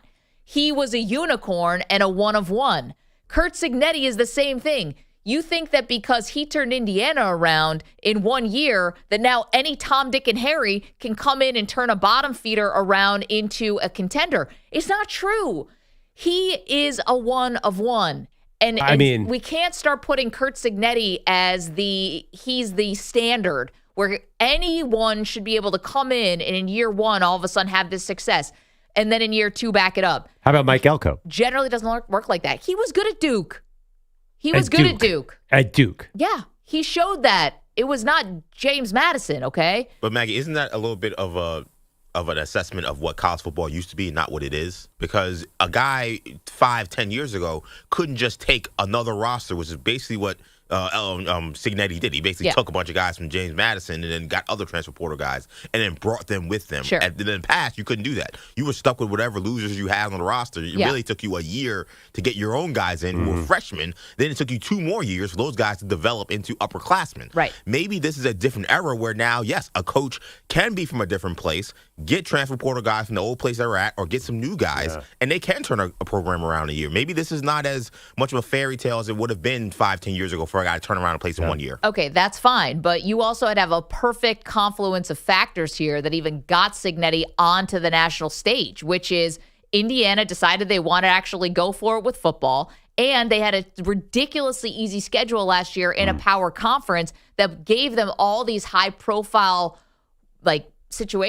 high-profile opportunities, even though when they played the good teams, they lost and lost badly. But same thing this year. Their schedule, they beat Oregon. But generally, though, their schedule has been hysterically bad. No, but think about it, right? Yeah. If you don't have the platform last year with with what Cignetti did, you're not getting Fernando Mendoza, right? Who still is the Heisman Trophy frontrunner. Oh my God, Fernando Mendoza, Cal. You over. think that was like? You don't think anybody could have gotten Mendoza? I mean, and he was not the prize of the class. I'm just saying that Cignetti also got a really good. There just were a couple of things that really broke right for him. I'm not trying to take it away, but even he would say that. Wow. You think if he had to play Penn State, Ohio State, and Michigan all in his first year in the Big Ten, that we'd be on our knees about Curt Cignetti? We would not. The guy's got it figured out. Oh, no. Well, he's cool as hell. I'll give you that. No. I mean, I'm not. Or whatever. But I'm not, for the life of me, taking Indiana lightly. No, in no way I will never make that mistake. You're right. They could lose in the first round. You called them out all last year. Yeah, no, I'm done. I was wrong. It's like when I called Wembanyama a bust. I was the opposite of right. What's the opposite of right? No, Curt Cignetti's the man, and it's a new college game. It's a totally new sport. And Brian Kelly feels like a dinosaur. He really does. Anyway, I'm just saying, Curt Cignetti, Josh Allen, same. These guys who are the exception to the rule, who now people think are the rule. Yeah. And to me, it's like it's making everybody go insane a little bit with college football. But it just sounds, I was talking about it sounds crazy that you wouldn't want to fire Billy Napier and James Franklin. I'm sorry. I can't even wrap my head around that. Like, I don't like firing people, but nobody in Florida wanted Napier to stay around. Nobody at Penn State at this point. I don't think there are a lot of people who think that was a mistake. Listen, James Franklin was there for 12 years. Brian Kelly's been there for 3.5. It's very different. Billy Napier, he made a lot of mistakes early on. I think that set him back. And then obviously it was bad this year and he's out. But also Florida's a mess. Yeah, I don't feel like Brian Kelly's headed in the right direction at all at LSU. There's so many guys I'd be so much more excited about. The candidates that they have are pretty awesome. Like the LSU candidates, if they have the choice of everybody, I feel like there's going to be a lot of excitement around that program. We never got to. I do think I have the perfect person for LSU while I am lamenting the state of college football right now and how insane this has gotten with the coaches. I think I do have a perfect person. 888-710-4ISN. We see you guys on the phones also. You want to weigh in on Brian Kelly. Does this show that college football is working or broken? I mean, it's more popular than ever. I mean, there's no doubt. It is on fire right now as a sport. But this is nuts. It's nuts to me. 888-710-4ISN. These coaches get fired. They get these unbelievable golden parachutes out of here. It's just Brian Kelly bananas. I'm sorry, one last thing. Brian Kelly gets a $54 million buyout. A backup second baseman in Major League Baseball gets $30 million a year. A third-string two-guard in the NBA gets $30 million a year. They have to work. This is to not work. Yeah, I'm just saying, like, They this money, actually you have to say play. that money is nothing. This is a sport that's going to be owned by the Saudis in about 3 years. That is not as much money as you're making it out to be. I love you. Think a backup second baseman makes $30 million. It might be a little off there. 888-710-4ISN. We will talk a little baseball, though. World Series tied up 1 game apiece. It's the Maggie Perloff Show. Oh, speaking of red hot, how about there was just a gut feeling last night, Maggie. Yeah. I was playing Prize Picks. I was looking at all the different options. It's the best. And I saw Jordan Love, 12.5 rushing yards. I just feel like Jordan Love doesn't run. No, he doesn't. So I went less than, and that's how Prize Picks works. It's awesome. You pick more or less on the stat projection, and you can win big. If you have a feeling, if you have a gut feeling, you can win. It's the best. And you know what's so good about it, too? You get $50 bonus credit instantly in lineups when you play for your first $5. That's a $50 bonus credit. So much fun and all kinds of sports, Mag. How about tonight? Okay. You got the Chiefs, who are facing a very banged-up Washington Commanders with a backup quarterback in Marcus Mariota. I think we all believe that the Chiefs are still one of the best teams, if not the best team in the AFC and in the NFL. Mm-hmm. Let's go Travis Kelce, more than 34.5 receiving yards, fish, meat, barrel. Best part about Prize Picks, it's available in 40-plus states, including California, Texas, Florida, and Georgia. Come on board. We are obsessed with Prize Picks, and you can be too. All you have to do is download the Prize Picks app today, use the code MNP, get $50 bonus credit instantly in lineups when you play $5. That's code MNP on Prize Picks to get $50 bonus credit instantly in lineups when you play $5. Win or lose, you'll get $50 bonus credit in lineups just for playing. It's guaranteed. Prize Picks. It is good to be right. Must be present in certain states. Visit prizepicks.com for restrictions and details. Mand P.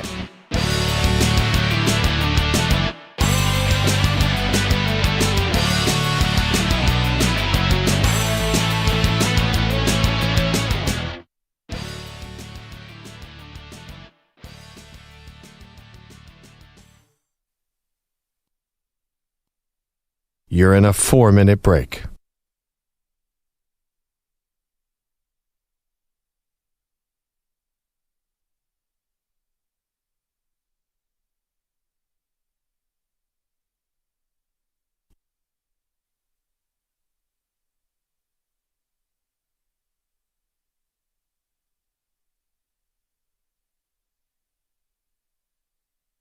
Three minutes, 30 seconds remaining.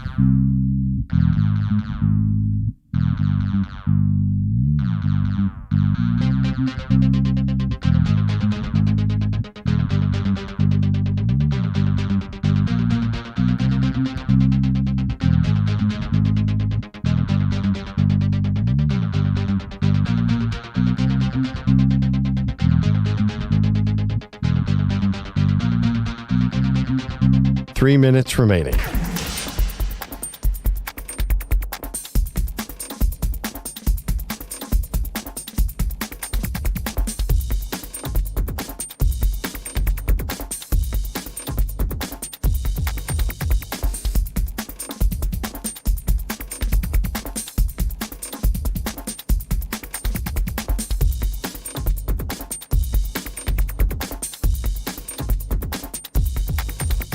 2 minutes, 30 seconds remaining.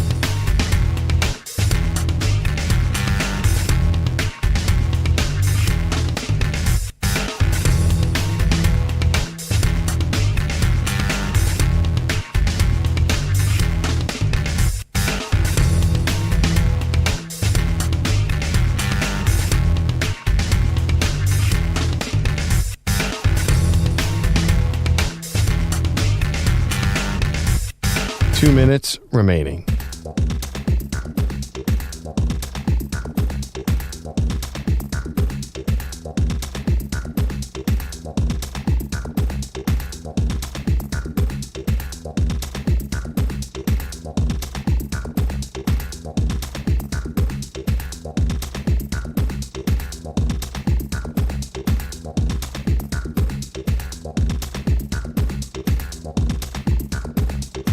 One minute, 30 seconds remaining.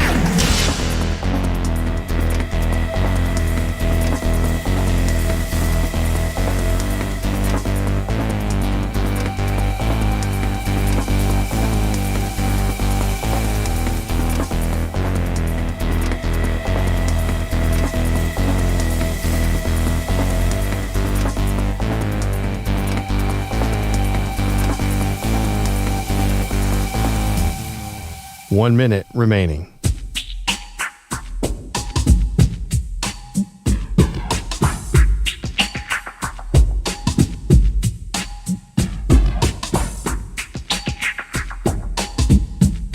Forty-five seconds remaining.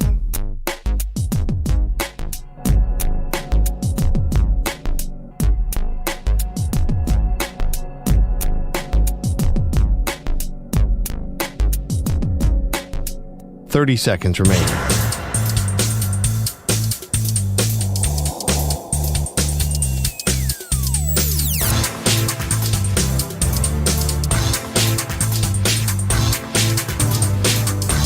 Fifteen seconds.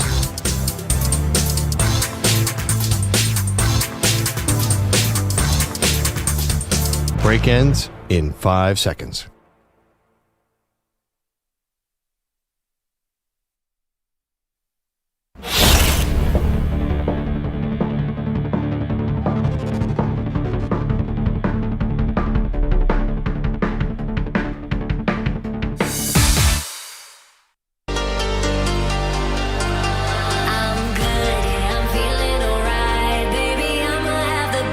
All right, welcome back. Maggie Perloff Show. Big argument here about LSU. I think firing Brian Kelly made sense because, as EJ said, we're not headed in the right direction. I mean, come on. I understand Vanderbilt's having a magical year, and I understand Ole Miss is good, and Indiana's a top 3 team. LSU should be in that conversation, and I'm sorry. If not every year, at least on occasion. And with Brian Kelly, you don't get the sense that's going to happen. Maggie, you totally disagree.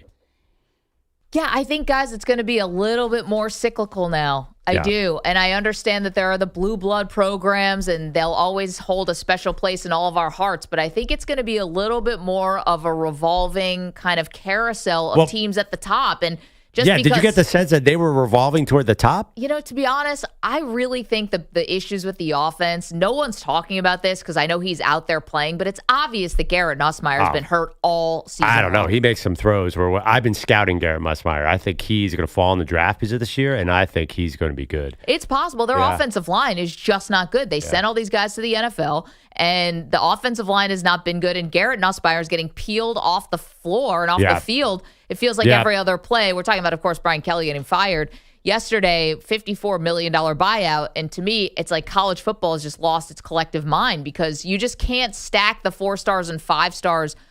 Everyone just has to get used to this new world where losing to Vanderbilt is not the end of the world anymore. You want to know why? They're good. Okay? Ole Miss is good. Texas A&M is really good. They may win the national title.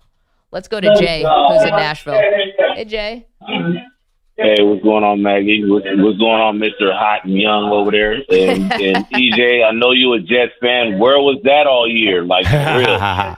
We're back, baby. That one came from above. 10-7, baby. Super Bowl is back on. 10-7, right around the corner.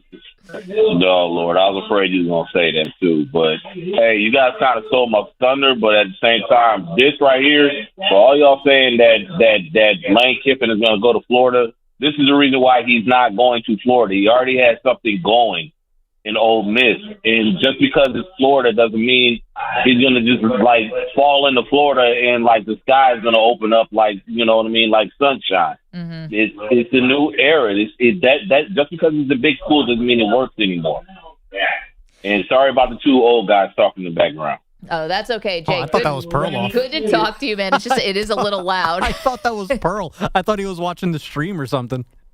No. What I totally understand what you're saying. It's a new era. And like, why would Florida have an advantage over Ole Miss? I still feel like Florida has an advantage over Ole Miss. Florida is like one of the hottest schools in the country. It's big. It's got all the money in the world. It's this huge state compared to Mississippi. I'm going to go old school here. Like, I honestly think Lane Kiffin could do more at Florida than Ole Miss. Jim is in South Carolina. Good morning, Jim. Hey, good morning. Yeah, on this college football coaching, you know, I think what we've expected of college coaches lately has been that they have to know how to coach the X's and O's. They have to know how to handle the Jimmies and Joes, but they've added another layer to it, and they've had to become CFOs. They've had to oversee what is now a business, and a lot of them can't handle that. I think Franklin is a good X&O coach. I think Brian Kelly is a good X&O coach. But when it comes down to it, when you pile all these things on, they're failing. And I think that's one of the reasons why Saban said, I want to get out, because I don't want to be all those things. I want to coach. Right. And I want to mentor young men.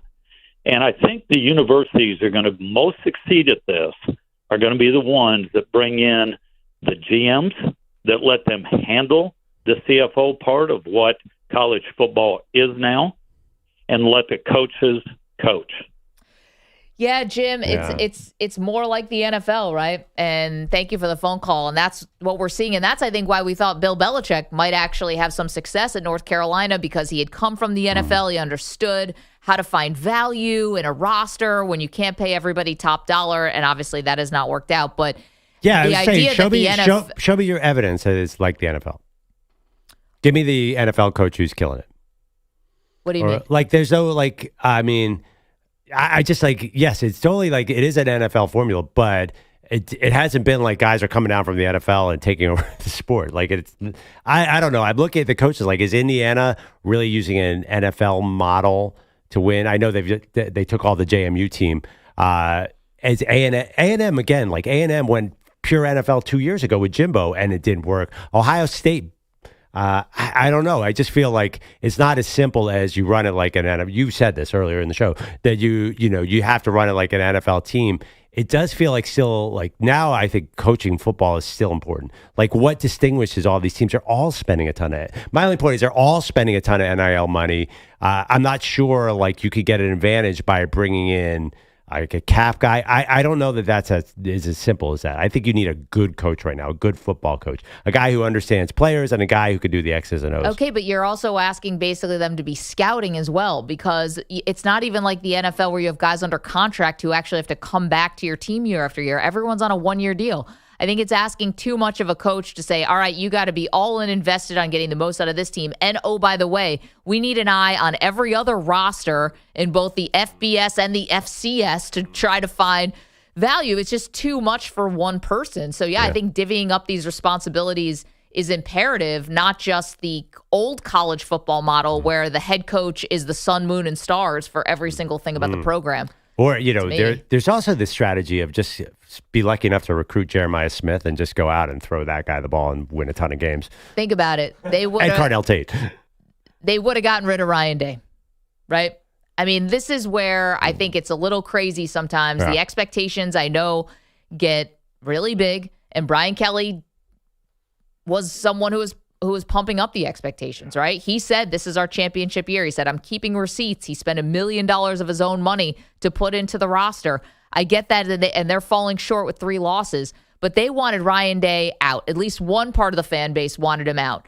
And imagine if you had said goodbye to him and did not see the forest through the trees, that when you get into a 12-team playoff situation, you can actually win new games. Yeah, but Brian Kelly was not doing that. I mean, Ryan Kelly, maybe Ryan he Day, coached in the Big Ten, he Ryan would. Day, if you took out the Michigan games, doesn't lose to anybody. How many lost to Oregon. Yeah, I mean a close game, by the way. How many non-Michigan losses does he have on his resume? By the way, though, since when is losing to a team that's ranked higher than you a disappointment? I get it. Oh, my God. I get it. You don't want to lose at night in Baton Rouge. I understand that. But you're also losing to a team that's straight up better than you. Well, where are you going with this team? I mean, there's so many. There's so many more interesting coaches to bring in. Okay. Brian Kelly is not interesting right now. So that's what brings me to who I think should take over. Yeah, I've been dying to hear this. Who do you got? Joe Judge. I think it's got to be Cliff Kingsbury. I think this is a good connection here. You've got a guy who was in college, even though it was a different era when he was at Tech. Then you've got NFL experience. There is a bit of a Jaden Daniels connection. I know it's like a little different because he's coaching him on the pro level, but obviously there's a through line here with him now coaching one of the stars of the program. And I think Cliff Kingsbury gives you that thing. I think he'll let a GM do what he wants to do, right, and help.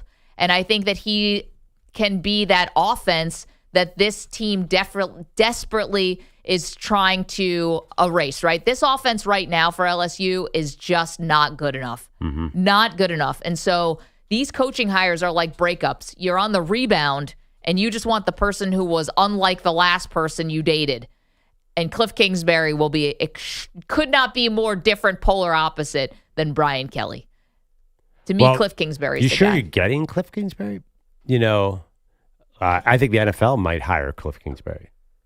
But what are these jobs? All right, so might take the Tennessee Titans job? Or the Dolphins. That could be going to Steve Sarkisian. I mean, I think Cliff will be a hot candidate in pros in college. And last time he left USC as a coordinator to take a head coach job. I don't know why. It's funny. I feel like Cliff would choose the NFL. The other thing, too, obviously, I think Cliff's dream job would be in Austin, not at LSU. Although, you know, it's a great fit. I do like what you're saying. I like the direction you're going. Cliff is a little complicated because everyone thinks he can get a bunch of NFL offers. Yeah, so interesting. He's opposite, but I think the opposite of Brian Kelly would be more like, I'm going to say Kurt Cignetti's older, but a guy who is on the rise in college football. The opposite is the next Brian Kelly, somebody who is from a mid-level school who can jump up. Like the Memphis coach or the South Florida coach, somebody who has not proven that they can win a title yet. You know, to me, like I'm looking for the next Dan Lanning. I'm looking for the next Marcus Freeman. I'm looking for the next Kurt Cignetti. I don't want any kind of retread energy here. I don't want a former big-time coach. And now Cliff's in between. He was sort of big at Tech, and then he went to the NFL. I just think that the Brian Kelly formula is not working anymore. I don't think, and by the way, Nick Saban would obviously be your first call at LSU. I'm not sure he can come back and win at this level. It's like it's a new game, Maggie. Let's get to Andrew Bogish, who's got the latest headlines for us. Good morning, Bogues. Guys, good morning again. Your headlines are sponsored by Progressive Commercial Insurance, protecting small businesses with affordable coverage options. Get a quote today at progressivecommercial.com. Not an accident that Jordan Love played like this with Aaron Rodgers on the other side of the field last night. Malik in the slot, right side, snap to Love, quick toss, right side, got Kraft, makes the turn to the 10, breaks the tackle to the 5, he's in the end zone for a touchdown! Wayne Larrivee on Packers radio, first of 3 TD throws from Love. 2 of them went to tight end Tucker Kraft. Love 29 for 35, 360 yards for head coach Matt LaFleur. He was on fire. That's why I kept wanting to throw the football. Love's offense scored 21 fourth-quarter points to rally for a 35-25 win in Pittsburgh on Sunday Night Football. Aaron Rodgers 2 touchdown passes, but loses his first game against his first team. That's how I coach on EA college football. Like, if I'm just on fire throwing the football, we're just going to keep throwing it until they stop it. Matt LaFleur sounded a little like Mike McDaniel in that quote. He did. Yeah, that wasn't a very Matt LaFleur kind of. Matt LaFleur is a very boring press conference. I'm surprised to hear he would say that about that. He was on fire. That's why I kept wanting to throw the football. I don't know. Wow. Yeah, he does sound exactly You didn't like hear the McDaniel. little, like the throat is worn out from partying all night in South Beach voice there? It would have taken McDaniel, though, 8 seconds to say that. it took LaFleur just 2 seconds. Yeah, Mike McDaniel. Oh, my God. He was on fire. I think but I was wondering, is Mike to be McDaniel... honest, like there's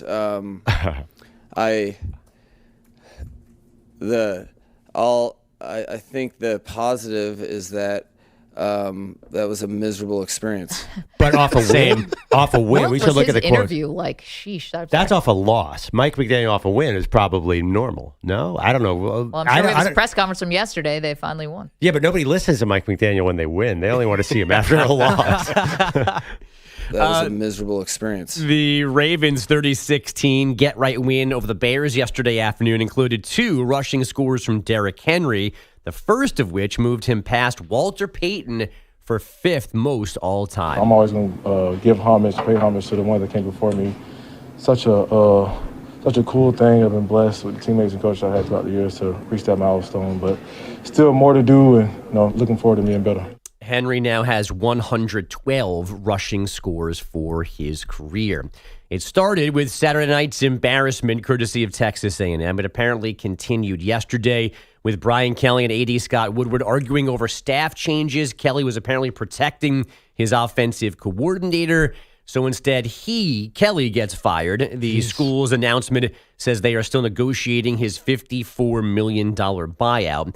LSU, a bad offensive team this season, and unlike the 3 coaches that preceded him, Kelly will not win a national title in his first 4 years. Go Tigers. It took the Dodgers longer than planned to get from Toronto to L.A. yesterday as the World Series changed venues. Dodgers manager Dave Roberts raised some eyebrows yesterday with this comment. I don't want to get too far into it. I just arrived about 30 minutes ago, so there were some delays. I don't know if there was intent or not, but it just, the international stuff was a bear. But we made it. So, intent. Yeah. So the initial problem with that is apparently when you're leaving Canada, you go through U.S. customs. So Canada couldn't have been messing with the Dodgers in the middle of the World Series. Sabotage. So I think shredding Canada is in favor right now, apparently, because that works. He did off mic clarify his comments after the fact, suggesting intent was a bad choice of words. He then pointed out that they have 4 planes full of people going back and forth in this series. So that might explain why it took so long. Well, I didn't even think about the political background because obviously U.S. and Canada are in negotiations right now and having some issues. The Toronto versus L.A. Because I've been so focused on these 2 teams, I never even thought about he's bringing in like Canada is supporting the Blue Jays. That's what he was trying to say, right? Yeah, and I think in a non-geopolitical way, I think just like having like a fun with the idea of a Canadian cop messing with them as they're trying to leave, but hey, where you going? It's not apparently even possible for that to happen because you go through U.S. customs on your way out of Toronto. Well, see, this is the real issue is that they were going through customs, and the U.S. systems saw that international fugitive Shohei Ohtani was getting on a plane, and that's why they got flagged. Oh man, they should have had a pre-check. By the way, did you see, speaking of Ohtani, there is a network that is trying to shop a Shohei Ohtani scripted series. That makes sense. And nobody's buying it because they're worried that MLB is going to have some kind of retribution or something. That somehow, let me get the story, that MLB is behind this or throwing cold water on the fact that they can't get this Shohei Ohtani scripted series sold. That makes sense. But Rob Manfred, you international man. Who's going to want to watch a show where the main guy won't speak English if it's in America? Even though he knows perfect English and you see it on the sideline all the time. Well, I mean, subtitles. No, it's a fantastic story. Well, I mean, I just think your protagonist deciding not to speak in English would make it limited, right? Oh, I didn't even think about that. Yeah.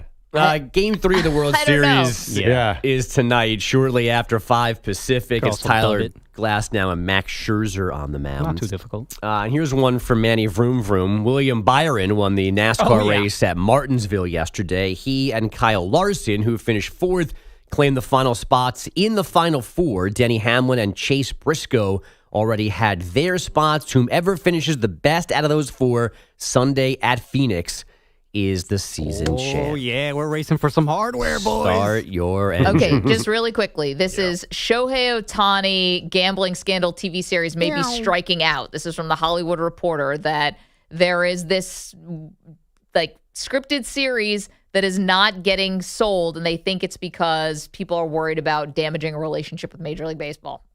That's what they're saying. Could be. Yeah, because media rights deals are coming up, and they want a piece. The streamers want a piece of the. Yep. There Disney, you go. Apple, Warner Brothers Discovery, Netflix, and Comcast. Yeah. Wait, Disney wants in? They want back in after losing it? Potentially. That's what I'm reading here in this article. It's already hard enough to find the wild card games. Now I'm gonna have to go to the streamers. Wait, is it not a good show about Shohei? I don't. Why would they? Why would this? The gambling scandal. It's Right? a gambling Oh, scandal. I thought you said it was Shohei's show. Like it was from Shohei. No. It's okay. about Shohei. Gotcha. It's about Shohei. Now I get it. Yeah, 888-710-4ISN. You guys know the drill on Mondays. You want to talk about your game and your team, give us a call. Coming up next, we will, speaking of coaching news, how about Steve Sarkisian having to defend his commitment to Texas? That happened over the weekend. And we got another name tied to this very far-reaching NBA gambling scandal. This story is maybe closer to the beginning than it is to the end. It's the Maggie Perloff Show. You're in a 5-minute break.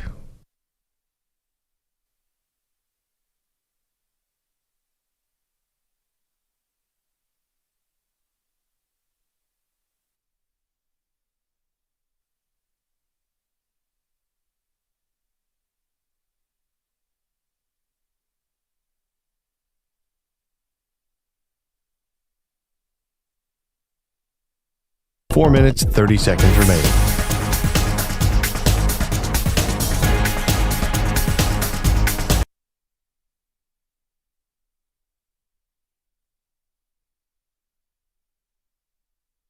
All right. This.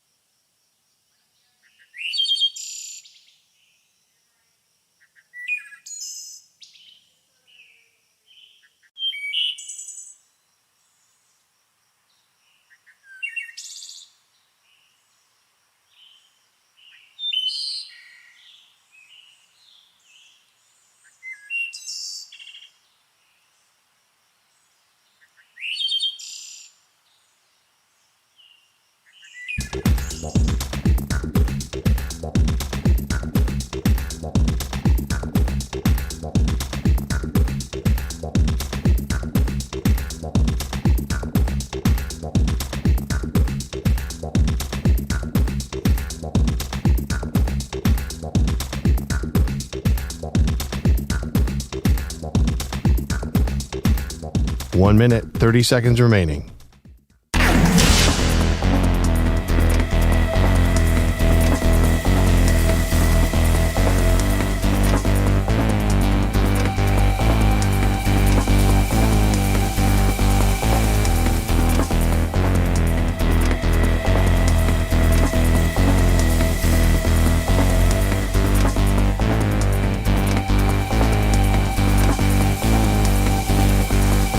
1 minute remaining.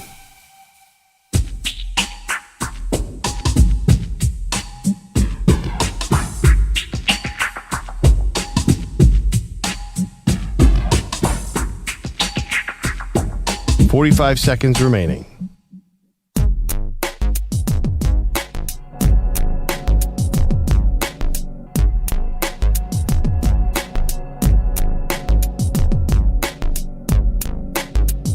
$30 seconds remaining.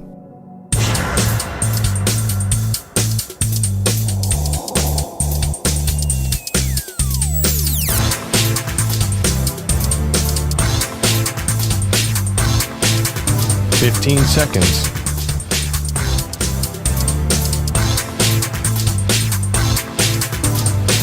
Break ends in 5 seconds.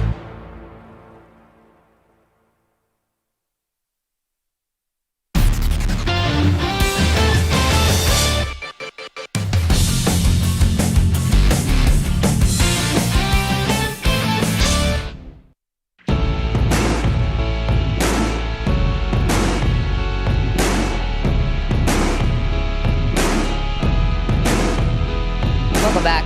Maggie Gray, Andrew Perloff. So obviously at the end of last week, the sports world was completely taken over by the NBA gambling scandal. We'll get back to the NFL and college football and baseball from the weekend in just a moment. But quickly, this has now bled into the NFL. Yeah. So Pablo Torre, who's been doing a lot of reporting around this, is now confirming that Antonio Gates, the Hall of Famer, is also someone who was allegedly used as a quote-unquote face card, a very famous celebrity that lured in these unsuspecting kind of patsies to come into a rigged poker game and essentially lose all their money. And obviously that money got funneled back to the mafia. So that's part of the gambling scandal, Pearl. Antonio Gates, the latest name. Yeah, it's a funny one, too, because I'm not sure how much value there is in playing poker with Antonio Gates. I feel like it, sort of in the NFL Hall of Fame celebrity profile, he's on the lower end. I feel like Chauncey, I'd go play with Chauncey. That's a better story. Wait, like now Antonio we're just Gates debating is the celebrity of the person who brought in these unsuspecting losers? I mean, Antonio Gates, it's funny. He doesn't really move the needle, even in this scandal. He's just he was such a quiet guy as a player. Like, I felt like there was no flash or sizzle there. I was actually surprised to read his name in this. I'm like, I don't know, Antonio Gates is hanging out in those circles. I was seeing Kevin Garnett and Paul Pierce and Chauncey Billups. Like, those are big stars. Gates was an amazing player, but for some reason it doesn't fit in this for me. Yeah, I think people said that about Chauncey, right? Yeah, people well, no, did Chauncey like him. was a good guy. That's what everyone thought. But he was kind of a star. Gates is funny. He is a star, but in the sense, like, he's not a celebrity in any way. Yeah, listen, I mean, if people want to get close to famous athletes, I mean, he is that. It's Damon Jones wasn't exactly a household name for a lot of people, but, you know, he was someone who also brought guys in. So I don't know if it has to do with, like, the A-list, although I tweeted this over the weekend, and I'm not trying to just, like, recklessly pull somebody in here, but he has this reputation of being one of the most famous gamblers we know. Like, if Chauncey Billups, Damon Jones, and Antonio Gates can bring in these unsuspecting people to come lose in a card game, what could Michael Jordan do? Who could Michael Jordan bring into a poker game? And I said this to my husband. He goes, how dare you? You can't just pull in Michael Jordan to the scandal. I said, but here's the thing. Michael Jordan tells us how much he plays poker. He tells us how much he gambles. Everyone has a story about Michael Jordan, either poker, blackjack, the casino, the golf course. Michael Jordan is our most famous athlete who also gambles. I guess he and Phil Mickelson are probably the two biggest. He didn't say it like that. But wait, I don't understand why would Jordan get involved in a scandal? Though, like, Chauncey Billups got a $50,000 check in one of the part of the indictment. Like, where the heck does Jordan care about that? Like, Jordan wants to play high end poker and he wants no one to have a phone. Like, he's not inviting new. I mean, first of all, you could probably play with Jordan tomorrow at Atlantic City or Vegas. But I don't know. Like, the part about it is the tie to the mafia. Yeah, like Pearl. Jordan could like have a big poker game, but why would he do like a scam? Pearl, have you not been paying attention? Yeah. The mafia gets their clutches. They get their talons into Michael you, and Jordan you don't have You don't have a choice. They don't have their clutches in something as big as Jordan Brand. You're talking about Antonio Gates. It's a slight difference. I get it, but this is where money doesn't matter. That's what I've been told about this scandal over and over again, because some of the guys like Terry Rozier or Chauncey Billups, these guys made a lot of money in their life. Michael Jordan makes tons of money, but he also gambles a ton of it away. And by the way, it's not like bad things haven't happened to Michael Jordan in his personal life that people have questioned whether or not this was about gambling debts. And tragically, the loss of his father, which has become one of the big conspiracy theories in the history of sports, along with him going to play minor league baseball. And was that really an NBA suspension for gambling? I don't think it's that much of a leap to wonder, I wonder if Michael Jordan ever had to bring in some unsuspecting person into a bad situation, just because he's so close to gambling. And once you get into that world, who knows what it brings? That's what the scandal has taught us. Well, I think it's a hobby.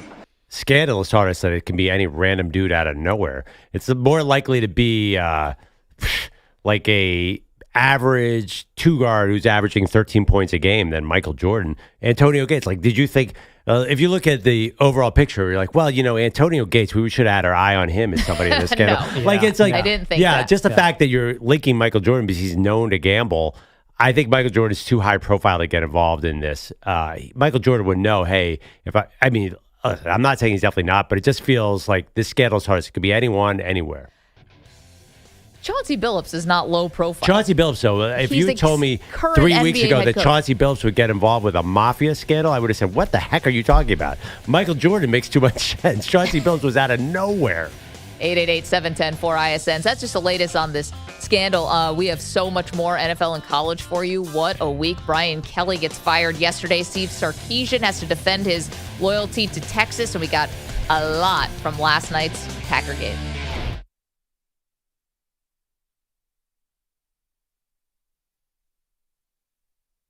You're in a 5-minute break.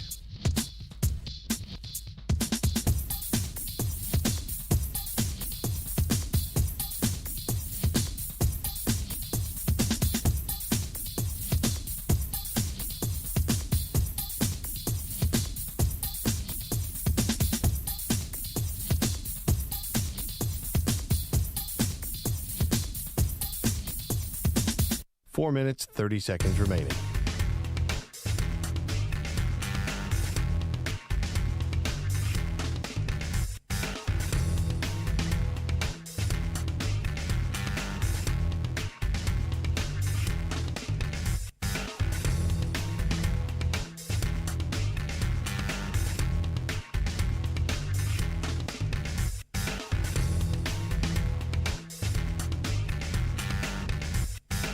Four minutes remaining.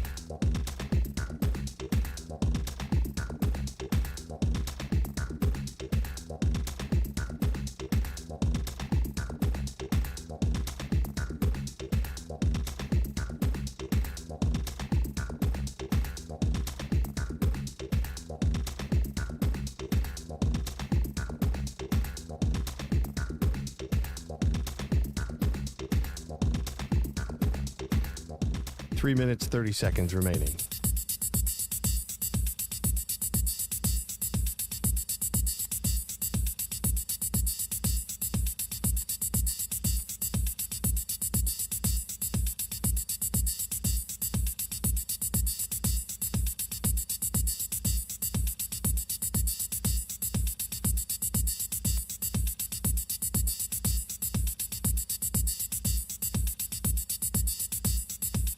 Three minutes remaining.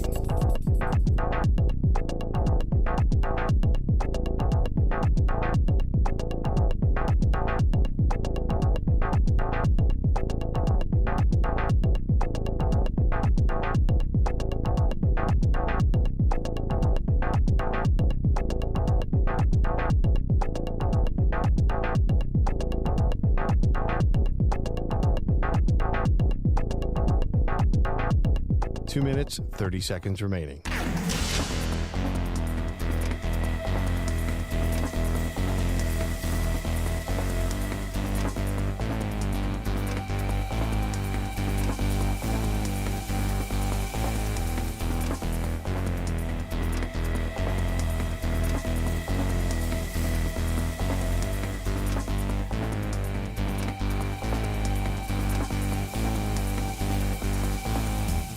2 minutes remaining.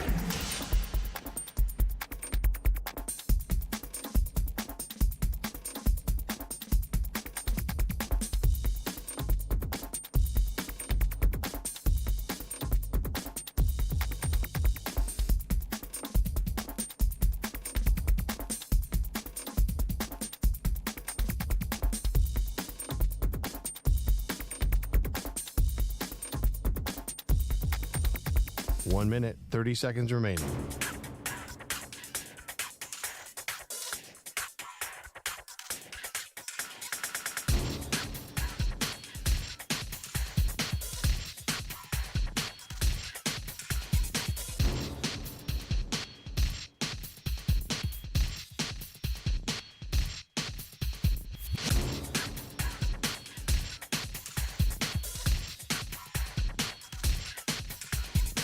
One minute remaining.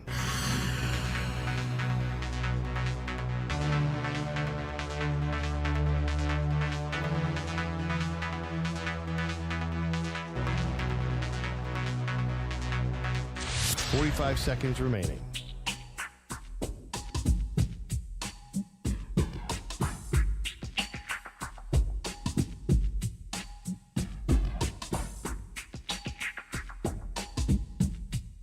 Thirty seconds remaining.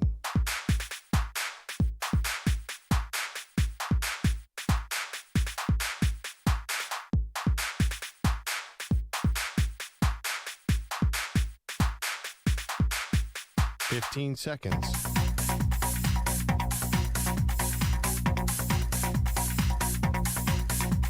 Break ends in 5 seconds.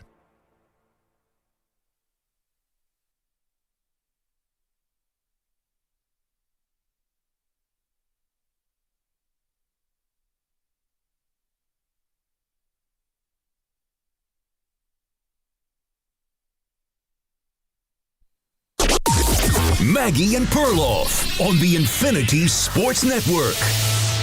The snap to Love. Rushan throws the middle. Got his man. Cutting left to the 5 to the end zone. It is Tucker Kraft having a night. Wow. Touchdown Green Bay. They beat Chuck Clark on a crosser. 24-yard touchdown reception. Packers Radio Network ended up being kind of a laugher, 35-25, but that included sort of a garbage time touchdown for the Steelers.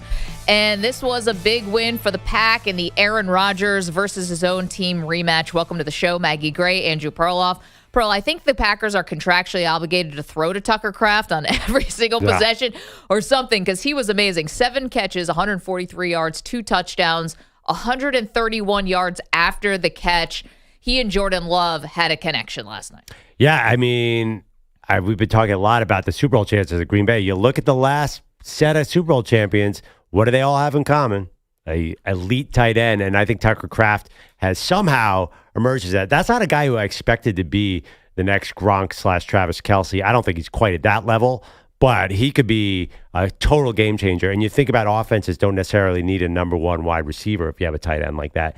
And the Packers don't really have a number 1 wide receiver. They have a lot of number 2s. So I think that's a big deal. I think that formula the Packers used last night could be the formula to take them a long, long way. Listen, it was a good win for the Packers, no doubt. Probably the most emotional, I would think, for the 3 people, like Aaron Rodgers, Jordan Love, and probably Matt LaFleur. Those are the 3 guys that actually have the connection, because the Green Bay roster, we know, is one of the youngest, right? Yeah. I don't even know how many guys. There's not even a lot of guys who are on the team now who are even there with Aaron Rodgers. Maybe Rashawn Gary and a couple others, but very few. So it's really like the mentor-mentee, the master versus the student. I think that was pretty big. And then obviously for Rodgers and LaFleur, who, head coach and quarterback, got to an NFC championship game and then ultimately couldn't do a lot more from that. Well, one thing though, we have to bring back an argument from last week. What's that? I think Aaron Rodgers genuinely has positive feelings around the Packers. I don't think that was an act. I don't think he was going to jab them. I felt like that was a love fest last night, not a Jordan Love fest. Yeah. And Aaron Rodgers loving the Packers. I think there's no way he could act that well. It was all the hugs and all the positive energy. Like, it feels like he has no issue with Green Bay, at least the people on the field. I don't think he's good at resentments. I think he's so mad at the Jets. That's all he's thinking about right now. Yeah. We'll never know because he didn't win the game and they got kind of beaten down in the second half. So he couldn't say anything. There wouldn't be a leg to stand on. But did you see him hugging everybody? Yeah. The team doctor, the strength and conditioning This guy. weird guy with a camera. Apparently he's Aaron Rodgers' best friend. This is, if he had beat them, I think he definitely would have taken a shot, but obviously we're never going to know. He said he's going to retire as a Packer. It took Favre 10 years to get there. Rodgers will be back in Green Bay the day he retires. All right, so congratulations. You have a shred more emotional intelligence than Brett Favre. Like, come on. That wasn't on, first of all, that Favre thing, that was like a legit friction between the franchise and him. No, I think Rodgers is right back in Green Bay. Take 2 years in Florham Park, New Jersey with the New York Jets, and you will appreciate your former team. So this was a really good win for the Packers, but, I really couldn't help but think, man, the Steelers are in some major trouble here. And, I think there was a lot of positivity because Rodgers, I think, looked a lot better than people thought, Pearl. But you saw it last week when you lose to Joe Flacco, who had arrived in Pittsburgh a week and a half early, arrived in Cincinnati a week and a half earlier and then beats the Pittsburgh Steelers. And then you saw it again last night. Their defense is just not good enough and their offense does not have enough weapons. They said on the broadcast last night, if the Steelers are going to do anything at the trade deadline, it's got to be receiver. And to be honest, I think that only really helps one thing. And you could have had George Pickens here, by the way, and maybe Aaron Rodgers helps him stay focused or whatever. Yeah. But you're missing a receiver, and that guy's in Dallas right now. So obviously there's got to be some regret there. And then for a third-round pick for next year, doesn't help you at all this year. And then obviously the defense, like the lack of tackling was alarming to me. Last week and this week, they allowed these huge chunk plays. I mean, at one point, Jordan Love completed 20 straight passes, and it felt like most of them went to Tucker Kraft. I mean, they've spent a lot of money on this defense. I don't know what to say. Tomlin said it was going to be good coming into the year. This is unforgivable. We all saw where it started. It started week 18 of last year, and then the wild card game when Lamar Jackson and Derrick Henry ran over Pittsburgh's defense for 300 yards. They've never recovered. I know we're 8 games later, but they have not recovered. Listen, they have Patrick Queen. They have T.J. Watt. They have Cam Hayward, who was talking big before the game. They have Jalen Ramsey. I mean, they have players on defense. I don't even know what they would trade for because if you have Alex Highsmith healthy and T.J. Watt healthy, like you should be winning games with that defense. T.J. Watt has single-handedly won games before, and he was close a couple times last night. But generally, this is inexcusable. You can look at wide receiver 2, real need, absolutely, but something's got to happen with that defense. This is Mike Tomlin. Like, he should have a good defense. Think about it. Pittsburgh was actually leading at half, 16-7. They're at home. You got the crowd with you, and then it was just a tear for the Packers in the second half. They scored 3 straight touchdowns, 3 straight drives. Aaron Rodgers goes 3 and out on their first 2 drives. Probably should have gotten a call on one of those with a free play, but nonetheless, I mean, you're at home, and you weren't getting the calls. There were penalties. They were 1 for 10 on third down. I mean, there's just so much not to like about Pittsburgh right now. And by the way, Baltimore won yesterday.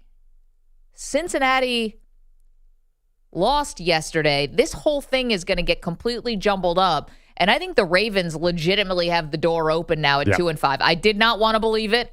I thought, how could you come back from this? The Ravens defense also is not very good. But right now, I think I'd have to go Baltimore here, even with Lamar Jackson not on the field. The fact that Snoop Huntley was able to take care of the Chicago Bears like that at home kept the season alive. Yeah, and massive, massive loss for the Cincinnati Bengals yesterday. That was because Joe Flacco is awesome. I don't care what anyone says. Like, Joe Flacco throwing to T. Higgins and Jamar Chase, sign me up. Yep. Their defense stinks even worse than the Cowboys' defense. But that was a big loss, too, because you're going to win this division at 10 wins or maybe 9-8. So all 3 of those teams, everything matters. I think every game now matters. It's totally on. If I would do a show bet, I would probably lean Pittsburgh, but like you said, not very comfortably. Well, Pittsburgh next week plays the Indianapolis Colts. And say what you will about the Colts. Maybe they haven't been truly tested yet, but their tight end is awesome. And he's even better than Tucker Kraft. It's Ty Warren. And what do you think he's going to do if Tucker Kraft was able to get loose for 143 yards and 2 touchdowns? I feel like this could be bad news. Listen, there was nothing that Pittsburgh could do to stop it. But you make it sound like this Pittsburgh, and I'm sorry, Mrs. They have a massive problem with tight ends. Yeah, apparently they do. It's a big problem with tight ends. But, to be honest, the Colts also have other really great weapons too, like Jonathan Taylor and like your guy, Michael Pittman. Their run defense is very scary. Also, too, they got torched by Jamar Chase 2 weeks ago. Didn't they? Like, that was a run game and disaster Chase Brown against Cincinnati. all of a sudden was all over the place. Yeah, this is 2 weeks ago for against Pittsburgh. Indianapolis, though, has not played many teams, so they're a wild card. Trust me, this is Mike Tomlin. He will win games he should not, and he'll lose games he should not. This is how it works in Pittsburgh. Nothing has changed. In fact, nothing in the whole NFL has changed. It's going to be Patrick Mahomes and Buffalo in the AFC title game, and we'll see. You got beat up. That's the bad part. You got beat up. Their win total coming in the year was what? It was 8.5 or 9. That's exactly who they are. That's who they are. They're exactly the team they were at the end of the year. Rodgers is playing well, but it's not enough. I think it's also how it looks. We talked about some of the things we're used to seeing have just been turned on their head this year. We're used to the Ravens having a good defense. Their defense stinks. We're used to Pittsburgh having a good defense. You mentioned all the stars, the names on this defense, and they're just not good enough. It's just, it's not awesome. And I don't know why they're already talking about, are we going to bring Aaron Rodgers back next year? Like, why don't you let this year play out and see what's going on? It's not that this is all Rodgers' fault. Believe me, it's not. But to be honest, are we really rushing to do a second year of this? Well, I mean, it's the best Steelers season we've had quarterback-wise since Ben. I know, but faded. But you tell me that it doesn't matter because Mike Tomlin, death taxes, and 9-8. So what does the quarterback even matter? Option? I mean, okay, they're clearly not going to be a good draft option. There's no rookie coming in next year. They'll pick around 18 to 23. There's no rookie, so you're going to sign a free agent? Like, what's better than Aaron Rodgers? I don't like saying because you don't have a top 5 pick, that means you cannot get a quarterback. Yeah, but you're in Pittsburgh where they took Kenny Pickett at 21. Well, you got blinded by a guy who was in your own building. You got to that means what? You can never draft another quarterback ever again? Well, look at what the Giants did with Jackson Dart. You can find somebody later. So sit him behind Aaron Rodgers. I don't know. Yeah, I think there's not a lot of evidence that a quarterback taken 20 to 32 is going to come in and have instant success. Jordan Love's on the other side. There's a guy playing last night that looked really good. How long did he sit? He sat a while. Yeah, he sat for 3 years. But that'd be perfect. Yeah, they do that. That'd be great. But to be honest, that wasn't the plan, though. And I never thought that was the plan for the Packers. They wanted Jordan Love not to sit for 3 years. It's just Rodgers that started winning MVPs again. But they definitely didn't want to play him. Love was obviously coming out of Utah State needed some work. There's no doubt about that. I think that's a great formula. Do exactly what they did in Green Bay. Draft somebody at 25 and let him sit behind Rodgers. That's not bad. Not terrible. I just don't know why we're talking about next year when you're at 4-3. Yeah, that's a good point. Well, did you see Indiana's going to pay Daniel Jones big money too?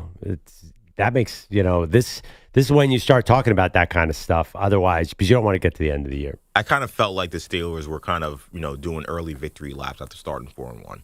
And now talking about that we're guaranteeing Aaron Rodgers being back. Not guaranteeing, but that they want Aaron Rodgers back when we know how Steelers seasons end. Like, it always feels good in the beginning. It always feels like, this is the old school Steelers. They're back. And then the bottom falls out. They're 8-2 last year. Right. We've seen that with Aaron Rodgers' teams, too. Like, the Jets started 2-1, and he was saying that, the only thing we got worried about is dealing with success. And then they basically didn't win a game after that. And then the same thing happened the last year with the Packers, where they started out okay, and they lost, and they had to try to come back. Like, it's too early in the season to be making those kind of declarations. The Steelers could absolutely still be a 7-win team this year, and it wouldn't surprise anybody. Yeah. And then why are you rushing to bring him back? Right, exactly. You're saying all these things and not saying it publicly. We're telling sources, we want to bring him back. It's like, let's see how the rest of the season goes. Here's the other part, too. You just got to go on a guy's track record here. I know he has this love for Mike Tomlin and all of that, and that's fantastic, but he's not going to make a decision the day the season ends. It's not going to be clean out your locker day and then Aaron Rodgers says, hey, I'm for sure coming back. He's going to take his time. Yep. He's going to hem and haw. He's going to have his personal life and all that stuff, which he's totally entitled to take his time, but to think it's going to be wrapped up in a day or two. But you got to think ahead. Rodgers. I mean, the options are bad for what they're going to start next year. I mean, they might have to just finally pull the trigger, bring Flacco in if Roger says no. I mean, what do you think is going to happen here? I mean, make it a true AFC North coronation. Yeah. If Joe Flacco finally just plays for the Steelers. I mean, you look at the college football landscape, even the teams at the top of the draft are like, wow, we're going to have to stretch like crazy to take a guy in the top 5. I don't think there's going to be anything there at 25 or actually 20. I'm assuming they'll draft there. They always draft there.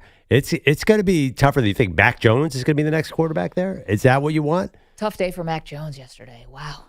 San Francisco. I mean, it was like they could only hold for so long with the defense being this banged up. Yeah. Like last week, it looked like an amazing coaching job by Robert Saleh. This week, it's just they couldn't stand. Like they just couldn't hold. Mac Jones was on the field for what, about 14 seconds the entire game? Like all of a sudden, Houston is going on a 9.5-minute drive after 9.5-minute drive. Mac Jones was barely even there. I know. Well, that's because the 49ers defense did not have any teeth yesterday. They finally got C.J. Stroud back on track.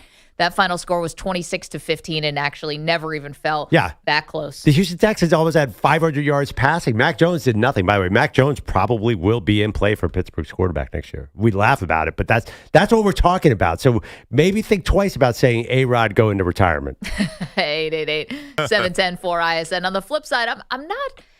Listen, we all love Jordan Love, and we all think he's a really good quarterback. I get that. I just thought last night also had a lot to do with Pittsburgh's defense. Listen, you win, you complete 20 straight passes. Like, there's not a lot to nitpick here. He obviously looks great, but there's certain parts about his game that I just feel like keeps me from putting him amongst the elite. First, the rushing ability and running ability, the escape ability just sometimes is not there. And sometimes it feels like he's going backwards at times. Like when it looked like the first half last night, it felt like he was going more backwards than forwards. And that's why they were trailing. Then he looks great coming out of the half. So give him credit for that. They rebounded. They made a lot of adjustments, quick passing game, realized that maybe the deep threats were not, got into the quick passing game, realized that the Pittsburgh Steelers had no interest in tackling or just cannot tackle in the open field. And they made a lot of adjustments there. And then the improvisation, like I see, Pearl, you talked about kind of throwing up the desperation ball, but that to me is not the same kind of improvisation that I see from Mahomes, Josh Allen, Lamar Jackson. If that's the company that we're putting Jordan Love in, I don't see it on that level. Oh, yeah. No, I agree with that, but I still think Jordan Love's pretty good, and I don't feel like moving around is his problem at all. Like 0%. Like the guy, he doesn't run downfield, which I kind of like too. But he definitely moves around in the pocket a lot. The reason that he doesn't have elite numbers this year, I mean, he has great numbers, obviously efficiency numbers, because Matt LaFleur rarely lets him cook. That's the thing. Like LaFleur, like Jordan Love might look good, and then LaFleur will hand the ball off 80% of the time. That's just, I think, a style. I think Green Bay wants to win conservatively. They want to win with run game and defense, and I think that's why Jordan Love doesn't show all that necessarily. Now, I agree. He's not top 3 quarterback in the league, but he's definitely good enough to win a Super Bowl. Because I think, in my mind, there's 10 to 15 quarterbacks who could potentially win a Super Bowl. If Jalen Hurts can do it, Jordan Love can do it. I really think so. Because they want to win. They have Micah Parsons. They have Edgerrin Cooper. They have Quay Walker. They've been drafting defense for the entire time Aaron Rodgers was there, and they have Josh Jacobs. I think that is a function of the team, not necessarily who Jordan Love is. So the explosive plays, right? We're talking about throws of 20-plus yards. That's generally what they call explosive plays in the NFL. I'll agree with you that this is not the eye test, but just to put some numbers to it, the Packers rank 3rd in explosive plays in the NFL. Can you believe it? I don't even believe it, but I see the numbers, and that's just the truth. And I don't. Well, last night they did. I guess. Well, does he run after catch count as an explosive play? How many 20-plus yard in the air? I think it has to be air yards for it to be an explosive play, no? I thought that's what it had to be. I was really surprised because I looked at that also and I thought, man, they really want to, run the ball, and it's a lot of quick stuff to Tucker Kraft and him getting open. Well, I mean, last night it was Tucker Kraft caught the ball and just went rampage over everyone like Mark Bavaro in the 80s. I know. How about him headbutting a teammate with no helmet on? That's dangerous. Wouldn't do that. Wouldn't make a habit of it. 888-710-4ISN.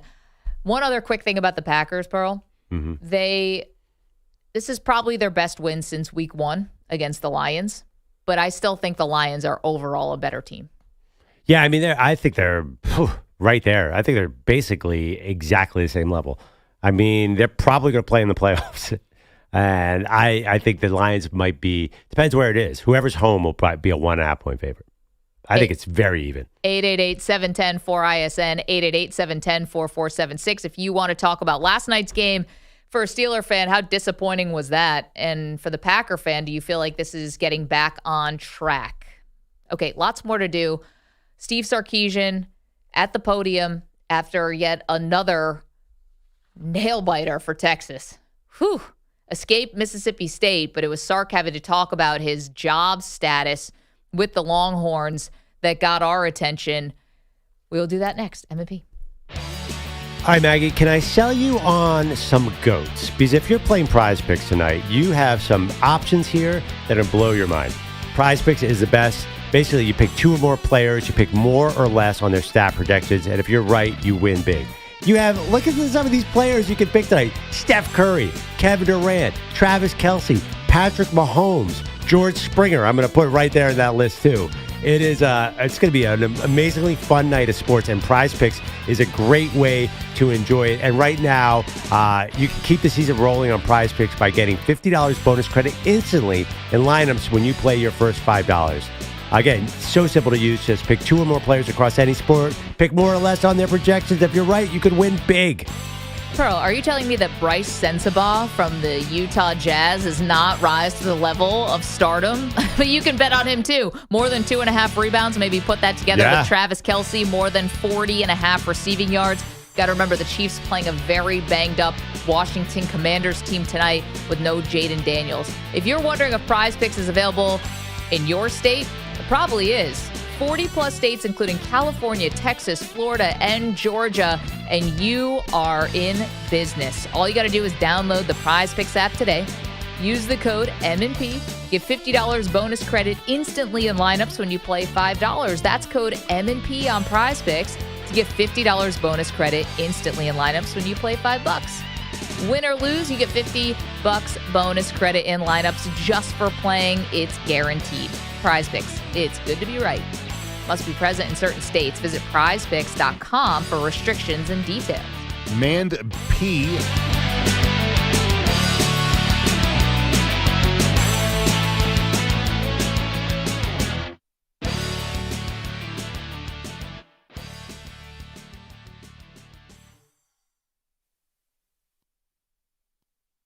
You're in a 4-minute break.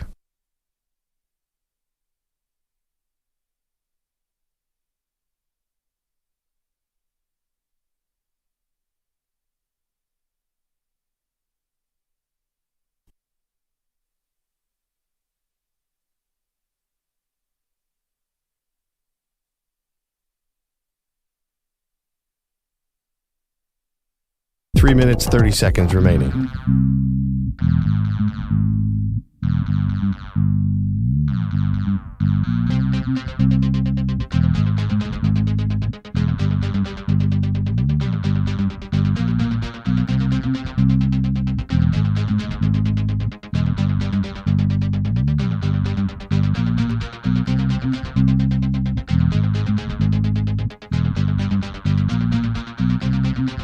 Three minutes remaining.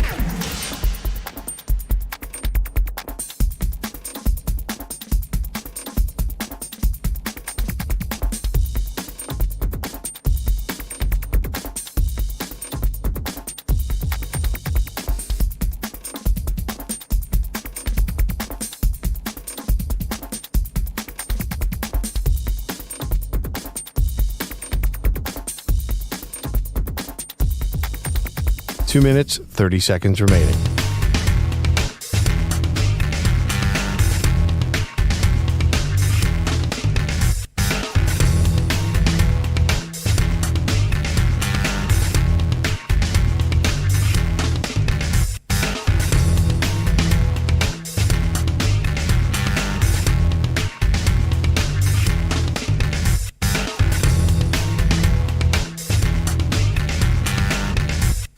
Two minutes remaining.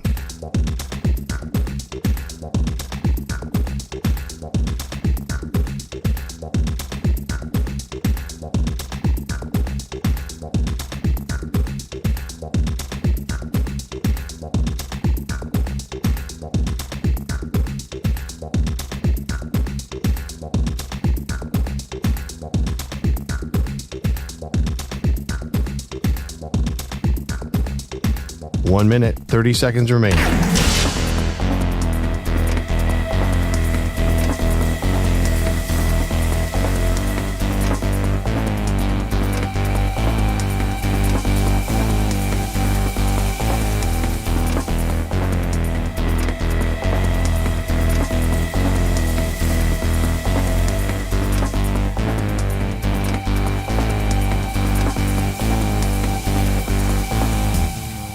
One minute remaining.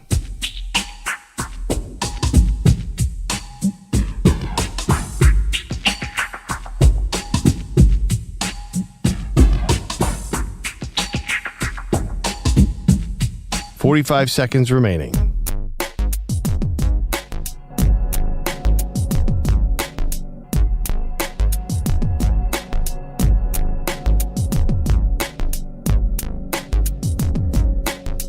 "30 seconds remaining.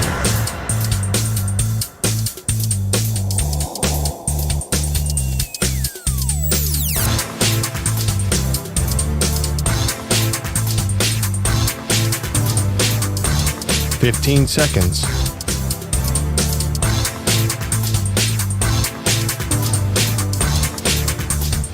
Break ends in 5 seconds.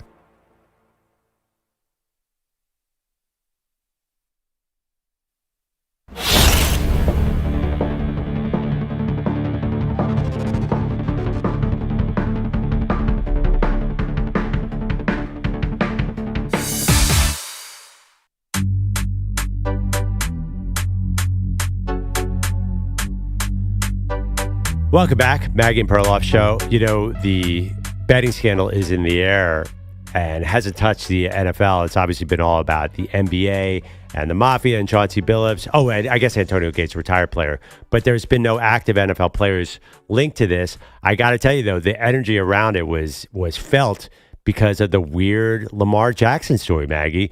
I don't know if you watched Mike Florio last night on NBC, but he said that the Ravens misreporting Lamar Jackson's injury status could end up being a major, major problem. The NFL is investigating it because they said he was a full participant, and then they backtracked and said he was running the scout team. And with gambling being a thing everywhere right now, you have to be accurate about that.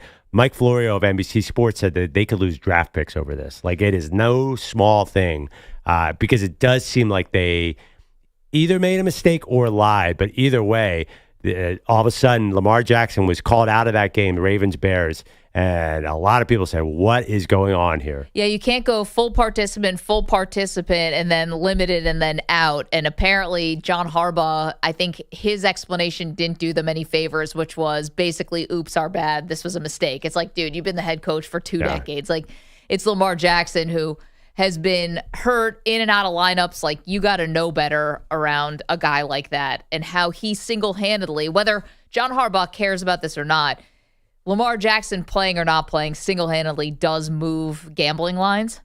Oh, in a massive, massive way, from 6.5 to 2.5 in a matter of seconds. And by the way, why is Lamar Jackson running the practice squad? What is it? What is he talking about? Yeah, scout team. That can't possibly be right. Okay, here's John Harbaugh, Manuel Haircut 17, says the Jackson practice distinction as full participant when it should have been something different was an honest mistake. It's an honest mistake. I mean, it really is an honest mistake. I can tell you this. Nobody's trying to hide anything. I mean, there's no advantage. There's no advantage to be gained, with that. I mean, it was he practiced. His status was what it was. He was questionable. I do think if we'd have had the old status, maybe they would have said doubtful. Maybe, I don't know. But questionable or out. We weren't going to say out because he wasn't out, until Saturday when that conversation was had on the medical side. Oopsie. Would I lie? I think they were playing a little fast and loose with this. I don't know if it was. I think they were holding it close to the vest, and maybe it was a bit of a game time decision of how he felt. And I think maybe they looked and saw, listen, this is a very beatable Bears team that we could probably beat with Snoop Huntley. The Ravens were favored the entire time, even with Snoop Huntley. And they went out and won, and now you get Lamar for everyone else on a short week. They play Thursday against the Dolphins. Yeah, I think this blows up. Not blows up. I think the NFL is going to come down hard because of what happened with the NBA. I think that this could be a mid-round draft pick at the least. It reminds me of tampering. I think this is going to be a big deal for the Ravens. Just to send a message to everyone else, be on your P's and Q's about these injury reports. Yeah, or just like that John Harbaugh is doubling down on his lie, like saying that this wasn't strategic. That ain't going to go over well either, because all they have to do, you don't have to dig that hard to figure out what was going on here.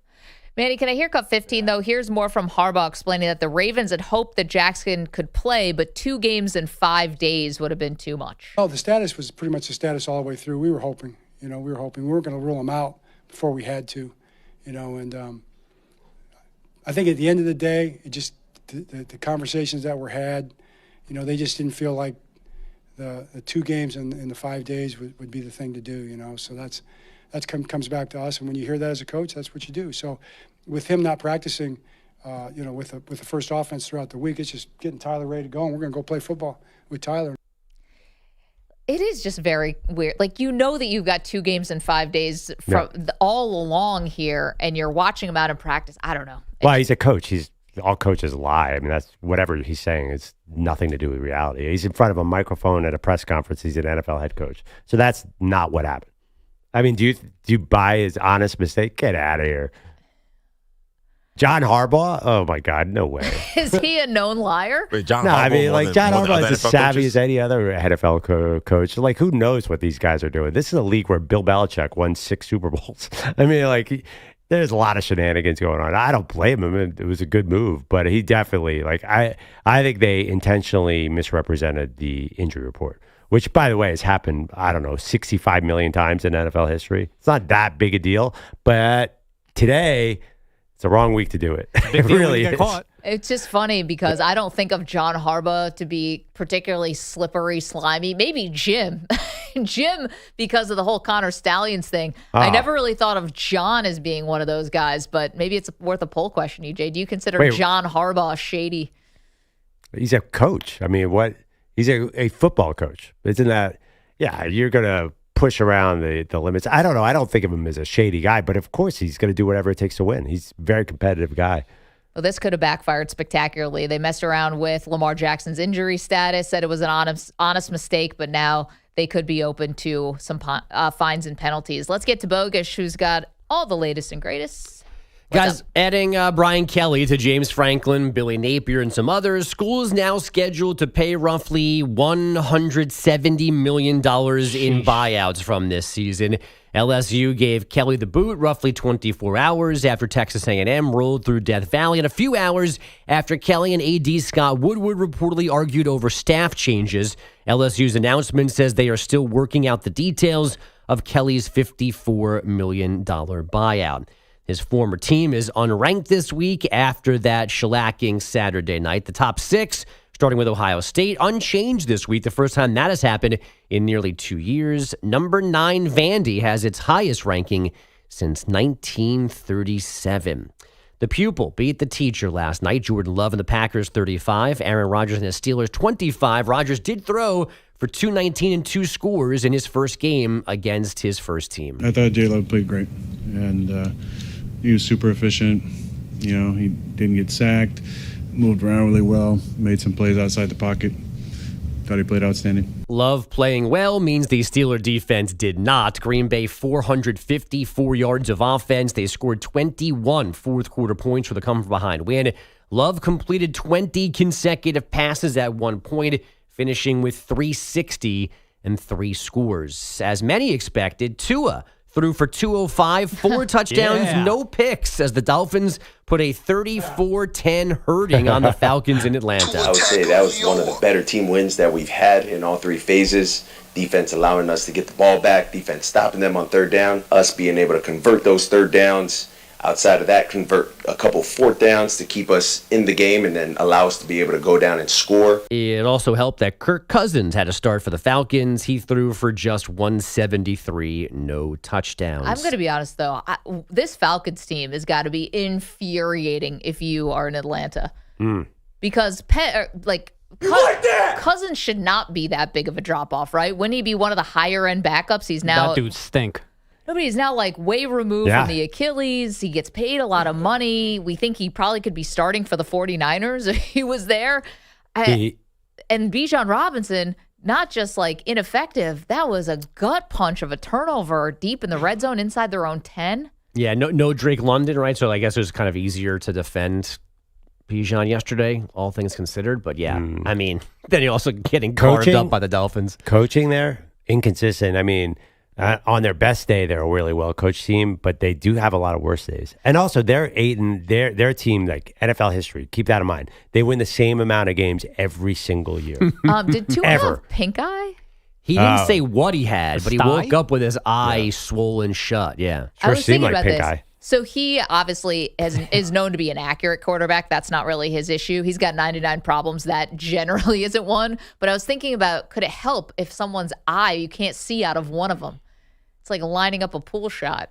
Can you imagine having pink eye and playing football, a highly contagious disease or whatever you want to call pink eye in a contact sport? Can you imagine being a quarterback and sitting out with pink eye? Get out of here. What? I mean, but he's touching the football, and then everyone else is touching the football. Yeah, I understand the health. Yeah, I totally understand it. But this isn't the third grade class of Mrs. Johnson. This is the NFL football game. If you can walk, you better get out on that field. Miss Johnson was 5th grade. Okay. Do you guys remember the Netflix show Wide Receiver? Yep. And Amon-Ra St. Brown actually played a game with hand, foot, and mouth disease that he covered up, and we never knew about it. All kids get that. Sam Darnold should have played with mono then. Oof. Can I read you? Still I'm sorry. Man, he would not have mattered. Just to reemphasize, How do you know it wasn't? reemphasize where the Atlanta Falcons are as a franchise. This is their record over the last 7 years: 7-9, 7-9, 4-12. Things went wrong. 7-10, 7-10, Oh, more games. 7-10, and then they took a big leap up: 8-9, which could have easily been 7-10, and now they're 3-4. And if I do the math, one thing will carry the 7-10. They're the 7-10 team. They're the Steelers are 10-7. The Falcons are 7-10, and the universe is where it's supposed to be. I know, but Pearl, you're just looking at the ending of the story. We're trying to go chapter by chapter here. But you're talking about it's like Thanos. It's inevitable. You can mix up the details all you want. It's always going to end up at the same place. It seems like. But they said they thought they had a signature win. Remember, we've arrived because they beat Buffalo. Yeah, I could point to the same one in 21 and 19. It just seems like this franchise can't get out of their own way. They beat the Eagles last year. They thought that was the win last year. Remember, they had the comeback win. That was brutal. Yeah, they just something about. I mean, I'm sorry. There must be better explanation. You're right, but it just feels snake bitten down there in Atlanta. I can't help. I mean, you saw Kirk Cousins. We have a group text thread. We never talk about the Falcons on the group text thread. We went after them yesterday. And by the way, I mean, Kirk Cousins, maybe this is just what a 37-year-old coming off an Achilles is supposed to look like. Like, maybe Aaron Rodgers playing a lot better this year and Kevin Durant and some of these other guys. Like, this is what you usually expect from a guy that tore his Achilles this late in his career. Like, he just may be washed. Well, it was one game. Maybe he needs to ease into it. I don't know. I don't know. Joe Flacco got ready for the Steelers in 4 days. I mean, that Dolphins defense is dead on arrival. You couldn't do anything against those. Well, that's the thing. You should be able to run. Their flaw is running. Like, you could run all over Miami, and I thought Bijan was going to have 300 yards. That was a shocker. But I don't know if we can attach the Achilles to him anymore. He played in Atlanta last year, coming back from the Achilles. Yeah. Like he was the starter. This is just like rust. I don't know, or just he's done. But like he's not recovering from the Achilles anymore. That's over. No, but I think that who he was. Remember, before he got injured with the Vikings, he was having a great season. Yes. He was on his way to having some big numbers, and he's not been the same guy. But then he hurt his shoulder. That was different. Yeah, the shoulder. I think he also had a knee injury last year too. I think he was about. So he was hiding injuries, right? He was back on a couple of things. I just think that this is like older age for a guy who's coming off some major injuries now. It's one game. Maybe he'll come out and ball out and throw for 243 yards in a close loss. That's the Falcons' way. Yeah, I mean, also too, this really should have been a Bijan Robinson game, right? Like, he should have carried this team. He's supposed to be Saquon Barkley 2.0. That's what I don't understand. Why is he not awesome every week? It's 2 weeks in a row. The Knicks might have lost yesterday in Miami, 115-107, despite 37 from Jalen Brunson. But Clyde Frazier did beat Pat Riley 1-0 on television. Riley and I entered the league the same year. He tried to guard me, and that's how he ended up as a coach. Mike Breen enjoyed it. sitting next to Clyde yesterday. I mean, pretty good to be getting off zingers like that when you're 80. I mean, would Pat Riley really match up with Clyde Frazier? It was a Pat Riley at the cover bigger Listen, if guys. you want to do NBA matchup, you can go here. But he said he played a guy into coaching. I mean, That's pretty good. Pat Riley was 6'4". I mean, Riley was 6'4"? yeah. Did he in that famous game where UTEP won the title? I think Riley would have been jumping center back then. He was a big man. Yeah, that was the confusing part to me, that I would not have put Riley and Clyde Frazier in the same age bracket. Yeah, that's actually what he said. Why that not? wrong. I don't know. It's just I didn't think Riley was that old. He's pretty old. He played in the 70s with the Lakers, so the Knicks obviously played them 3 times in the finals. But being but coming in at the same time, not even overlapping. If they came in together, that surprised me, that they were basically the same age. They were both, you thought Riley would have been younger? By a few years, yeah. Okay. Yeah, they're both 80. Nah, Pat the Rat is old as hell too, man. If I can get to 80 and look like that, it's a win. Who, Clyde or Pat? More so Riley. Oh, Walt looks old. Clyde looks amazing. He looks great, but he looks old. Clyde is Pat Riley. I don't, but like 5 years, I think Clyde looks older than Riley. But see, Clyde had the Just for Men hair color sponsorship, so he never has gone white. Riley's never not been tan. It's true. Riley is, to me, first of all, there are a lot of good-looking people in sports, like intimidating, good-looking presence guys like Pat Riley. Go ahead. In person, he's like crazy. He's different. Like you're around Pat Riley, because I used to do a lot of NBA work. Like he's just absolutely different than any other human being. You see him from far away. Like he just stands out among. But even like just he looks. Yeah, he was a center back in the 60s. he like has a glow. Like you just see him amongst other people. He stands out. out. Plumbers and farmers that JJ Redick was talking about. Yeah, 6'4" centers like Pat Riley. Yeah, maybe he wasn't a center. He's listed as shooting guard in the NBA. I was a little wrong with that, but he had a presence as a coach, like even different than Phil Jackson. Like Pat Riley's scary. Right? I mean, you ever read that? What was the article? The profile guy, the Pat Riley profile is nuts by the famous writer. I'll be out here. Wright Thompson. The Wright Thompson, Pat Riley thing. He's the most intense, interesting, impressive coach to me. So at 80, he could still kick everyone here's butt. I'm looking at a picture of him in the 80s standing next to Magic Johnson, and he looks like the coolest dude ever. I've had 2 interactions with both these guys. One was Pat Riley at the Garden once for a college basketball game, I believe. And I went up to him and asked, would he like to do an interview? And he said, no, thank you, miss, and walked away. And I was like, all right. Miss 100% of the shots you don't take. Mm-hmm. And Wayne then Gretzky, Michael Scott. walking in the West Village of Manhattan. Take me to the Garden. Phil Jackson. Oh. Just walking. It's probably like 10, 15 years ago. Walking. Oh, dude, when he was ruling the Knicks? No. This might actually have been before that. So maybe it was a little bit earlier. It said, hey, coach, hey, Maggie Gray, da-da-da. Try to, stop him for a second. He goes, so what's going on tonight? I was like, I have no idea. He goes, all right, bye. I was like, okay, bye. Wait, does that mean what I think it means? No, I have no idea. He's like, so what's like the party tonight? Like, what's going on? And I was like, no, I'm a sports reporter. He was like, all right, see ya. Later. Like, wow. So if you said, I don't know, me and a bunch of friends are going to somewhere, he would have been all in. But you're saying, since you were a sports reporter, no interest in doing a quasi interview on the street. Nope. I can understand that. It was a bad job by me. I should have been like, something awesome. It's a party somewhere. Whatever you want to do. No, I wasn't going to do Kelly. that. Call Kelly. Okay. That's it. Yeah. I'm out. Kelly. Those are my stories. 888-710-4. We should start a new series, Maggie on the Street. Yeah. MOS. I remember I had an experience. It was there's some awkward interactions. What was that? Who was that Yankee player? Was it DJ LeMay or somebody? Yeah, that was a tough one for me. I was coming off an injured season. I was like, hey, nice career. They couldn't say nice job, nice job. It would have been a straight up lie. How about wishing him health on the upcoming season? I wasn't that quick. Manny, we've heard your work with John Calipari. Maybe relax over there. Yo, me and JC go way back. Yeah. I don't know what you're talking about. Hi, I'm Manny Rodriguez. Okay. Social anxiety, EJ. I know you have it too, bro. Don't make fun of me for it. I need medication. That's fair.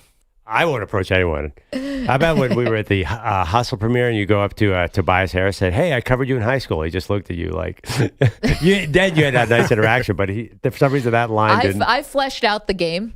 Yeah. Hollow Hills. The other place in Brooklyn, I forgot, where Javon Pinkston went. Can I say one thing about... You didn't get him at Long Island Lutheran? That's when we played him. No, it was Mark Jackson, wherever Mark Jackson went. Oh, Bishop Loughlin. There you go. Yeah, that's where he went. Just a casual observation. That man is like the tallest man I've ever been around in person. Who knew Tobias Harris was like 6'9"? I thought that's what they just listed him. He was like that as a kid. I didn't think he was really... Like, dude, he looked basketball like... players are tall. He wasn't just like... He was way taller than I thought. You know, because if you're a 6'9" on a roster, that means you're like 6'6".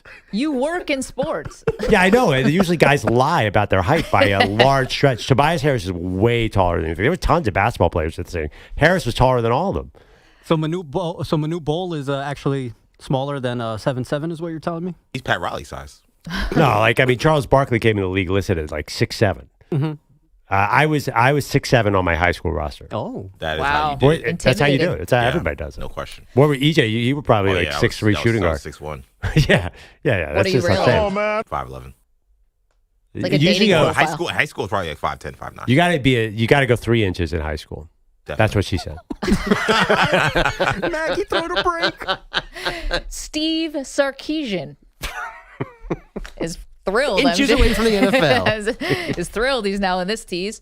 Having to defend his commitment to Texas, we will break for all parties. You're in a 5-minute break.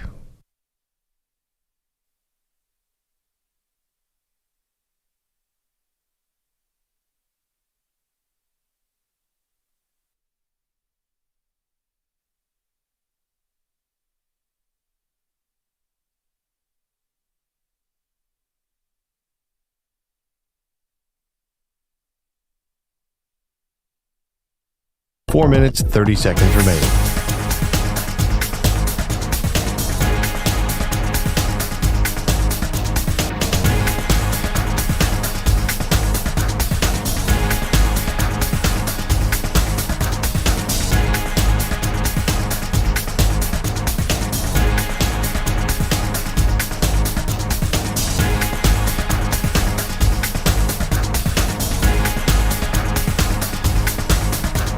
Four minutes remaining.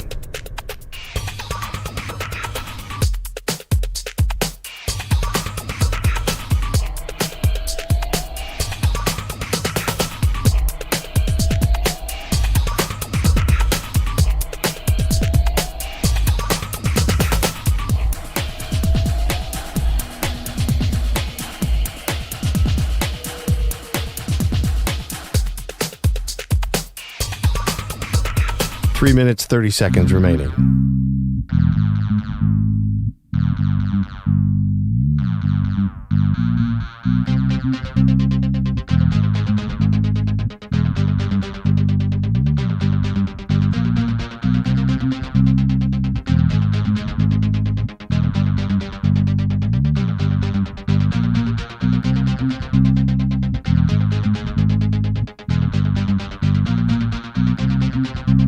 Three minutes remaining.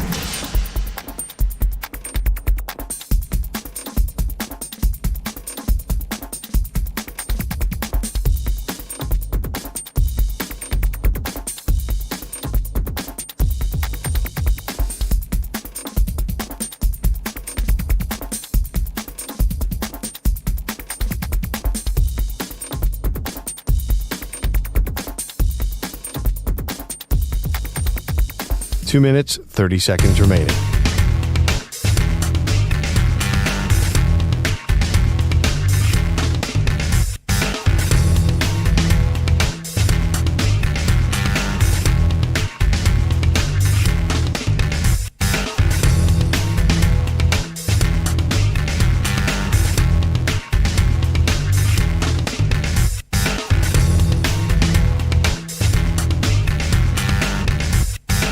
Two minutes remaining.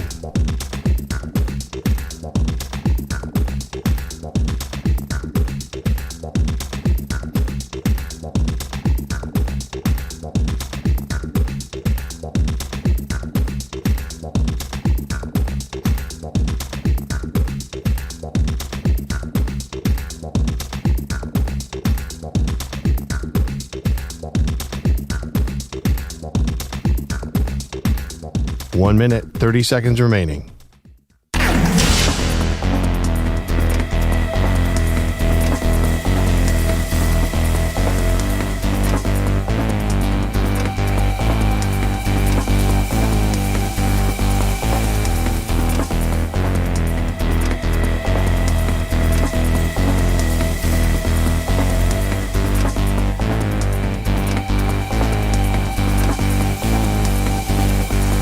One minute remaining.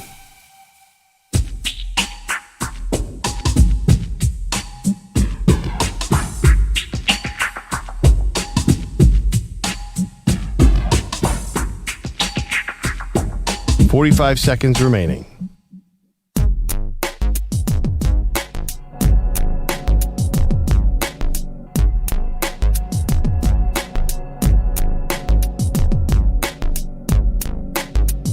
Thirty seconds remaining.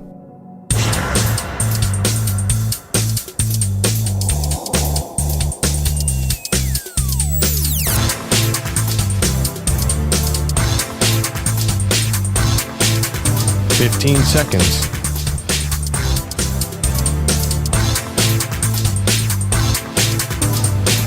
Break ends in 5 seconds.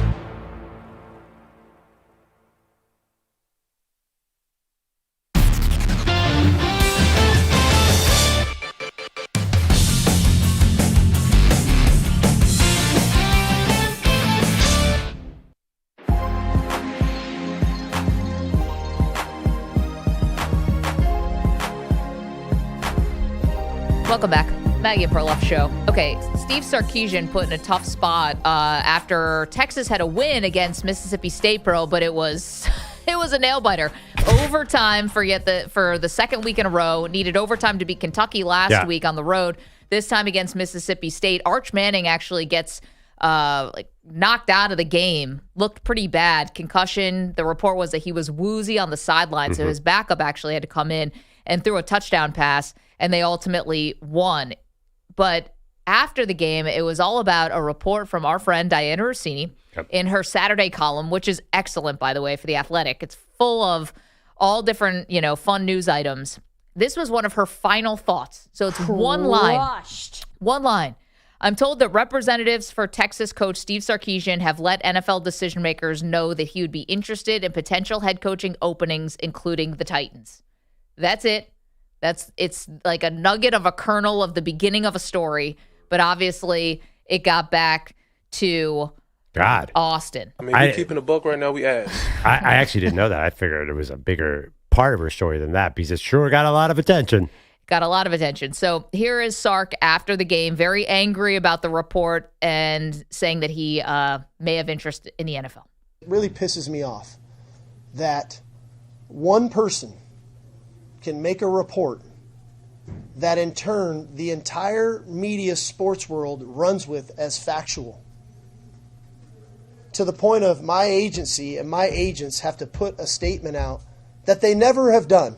Historically, CAA, Jimmy Sexton, and Ed Manowitz have never do that. But I had to do that to protect my locker room and my team.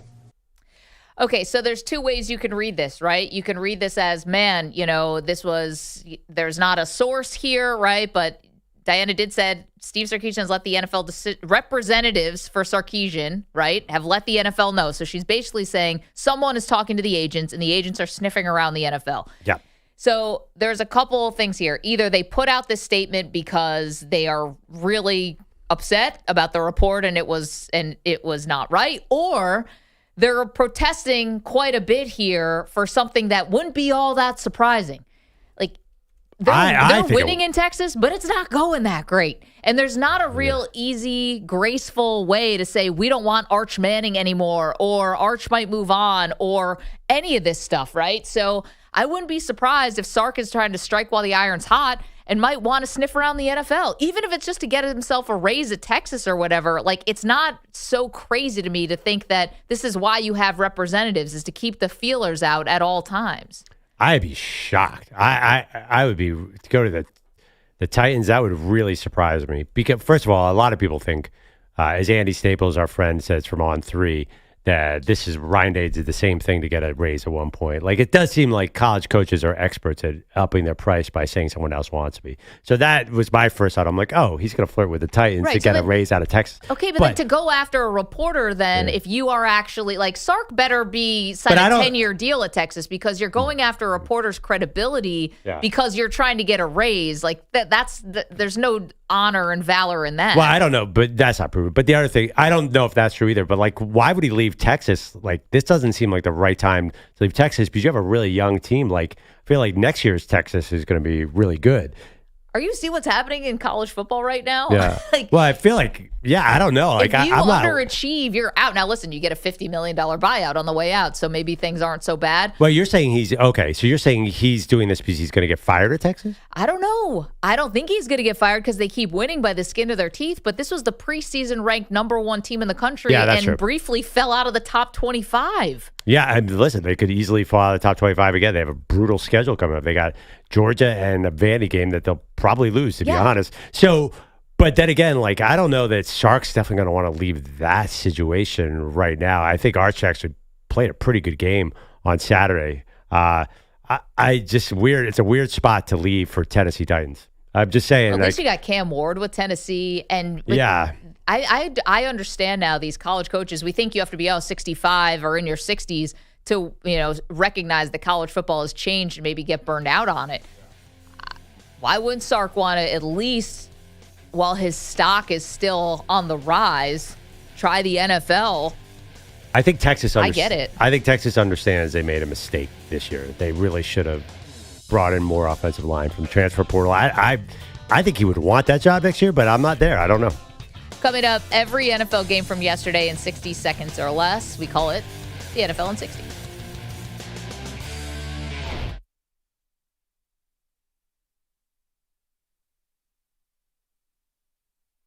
You're in a 5-minute break.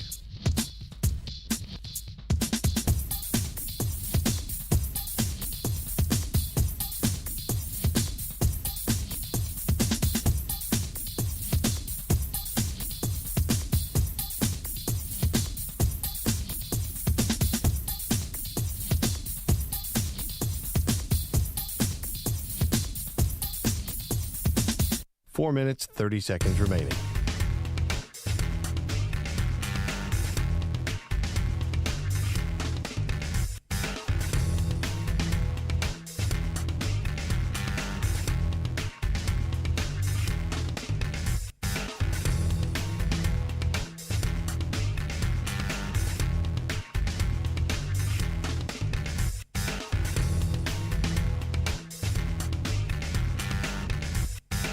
Four minutes remaining.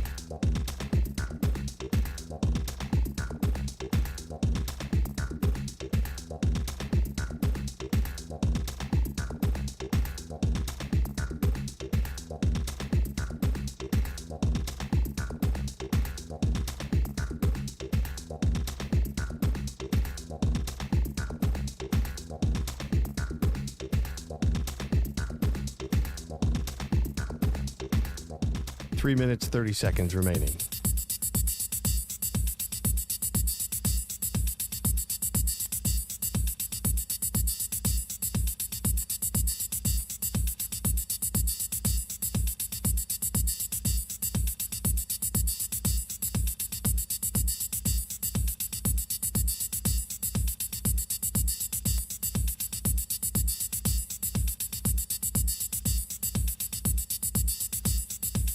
Three minutes remaining.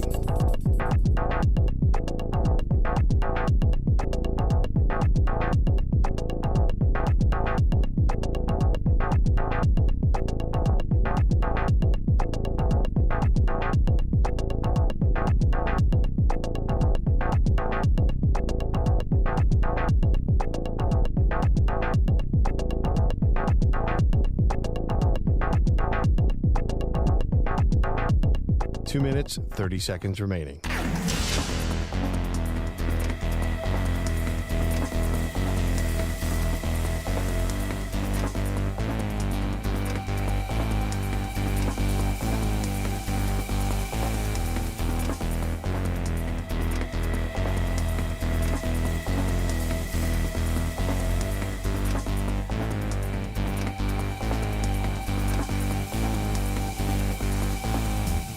2 minutes remaining.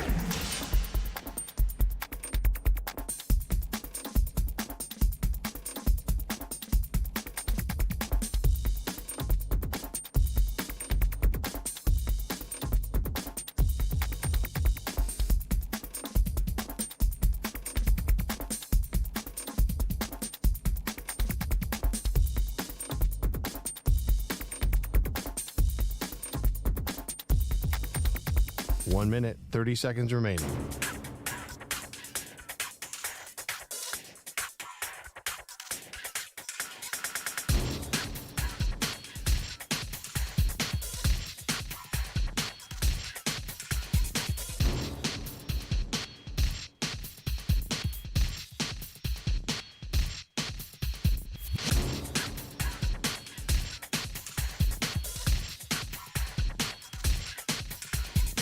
One minute remaining.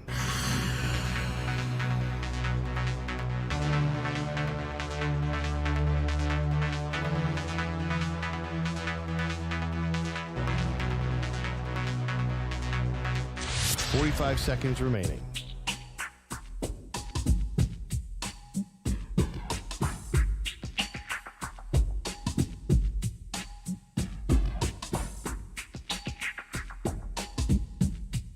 Thirty seconds remaining.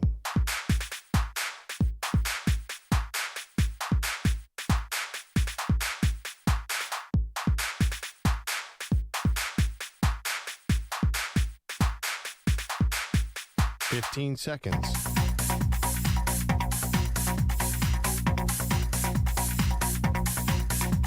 Break ends in 5 seconds.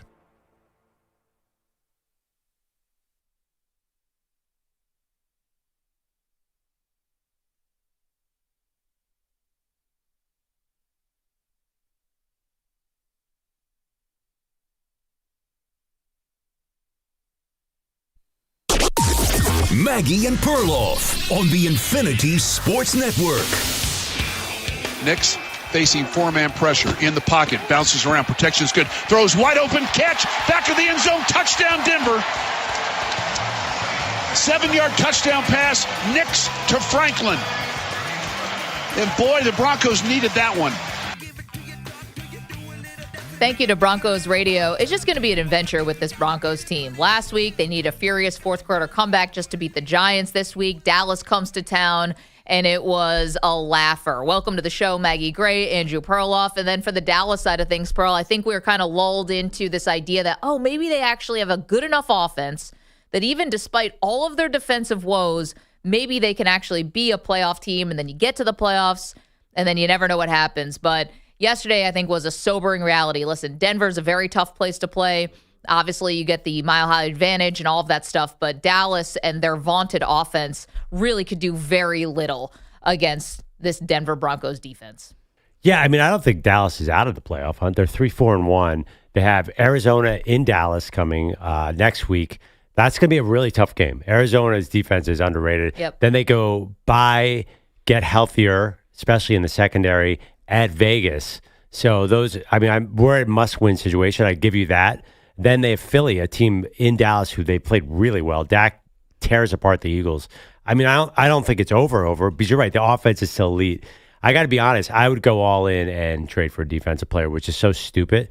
But, listen, how long is Jerry going to do this? Just if you say you're going to go all in, if you say you're going to trade, would you just do something, please? Maybe this is wishful thinking, but they clearly need help. I would make a move. Pearl, he did do something. He traded away Michael Parsons before the season started. I know, but this is the gambler, right? You're never sure when he's going to strike, and he you're sure he's not going to strike his best players because he didn't want to pay him, and now you're left with all these holes on defense, and it's not just going to be one guy. Now, here was the other crazy part to me. So Patrick Surtain, who is the reigning defensive player of the year, went out in this game pretty early. Yep. First half, and Dallas still couldn't really take advantage with both CeeDee Lamb and George Pickens when you have Surtain. Now, listen, this is because the Denver Broncos front was getting home on Dak Prescott. He was making him uncomfortable, baited him into 2 picks, all of that stuff. But they're covering well, too. If you notice, they just seem to have an answer for everything Dallas was trying. It was a big L for the Dallas Cowboys after they, I think people were feeling better about the season. Now you lose, you go to Carolina and you lost there. Okay, there was some ups and downs, but after a season when you traded away Parsons, I think we believed this was going to just kind of crumble. You had a first-year head coach in Schottenheimer who did not have a good day yesterday. Eberflus had an even worse day yesterday, their defensive coordinator. But again, that's a problem. I think expecting anything from this Dallas team was definitely wishful thinking. Well, I mean, by a big majority of NFL fans. You're probably right, but two things came that changed everything. George Pickens has behaved and been very, very good. And who knew Javonte Williams had this in his legs until yesterday? Playing against his former team wasn't as good, but 2 weeks ago against Washington, he looked like a top 5 back in the entire NFL. And that's really what Dallas has been missing since Ezekiel Elliott is a run game. So it felt like they were back to some extent on offense. Now, listen, we always knew this defense was going to be a problem. And that was very clear. They just didn't seem to really, I don't know if they were interested in tackling or wanted to tackle, but they definitely could not tackle. As you said earlier in the show, like they were so bad on their run defense. It's been an epidemic, this bad tackling, no tackling. Let's get to the rest of what we saw on Sunday. It's the NFL in 60. Maggie and Perloff take you around the league, recapping this weekend's football action. Time for NFL in 60. All right, EJ, who's first? All right, so let's go to Atlanta, where Tua Tagovailoa had no problem seeing over the line this week. He throws 4 touchdowns as the Dolphins beat up on the Falcons 34-10. Yeah, he could see over the line even with pink eye or whatever he had in his eye, some kind of infection. Yeah, Tua, this is what it looks like when it's good, right? 4 touchdowns, Jalen Waddle, 5 catches, 99 yards, and a touchdown. They gained Atlanta on the ground by over 100 yards. And this is an Atlanta team that has Bijan Robinson, that we thought may be the best player in the league.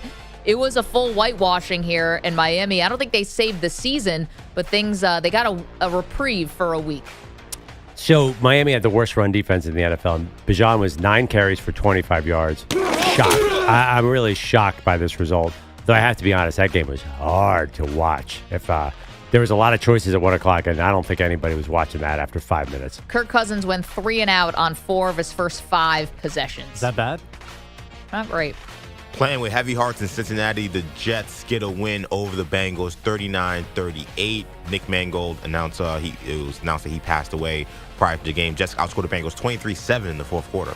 Yeah, Perloff and I actually have some thoughts about Nick Mangold that we'll share a little bit later on in the show because we did get a chance to spend some time with him. But, man, did the Jets ever need something like this on a day when the fan base, all Jets former players, the organization was reeling, and it felt like there was just a little bit of extra magic here because that trick play, bro, with Breece Hall, where he finds Mason Taylor in the back of the end zone, that's an interception 99 times out of 100. In fact, because it's the Jets, it's not just an interception, it's run back for a touchdown the other way for like a historical bad play for the Jets, and instead it was the go-ahead. Well, it's so funny. I live in New York, and I saw a lot of people celebrating this. Like, what's the point of winning that game? I guess you don't want to go 0-16, but like, there's no wins for the Jets, right? Like, this is about their focus on the quarterback for next year. Right? I know Justin Fields had like a teary post-game press conference, but he's not coming back.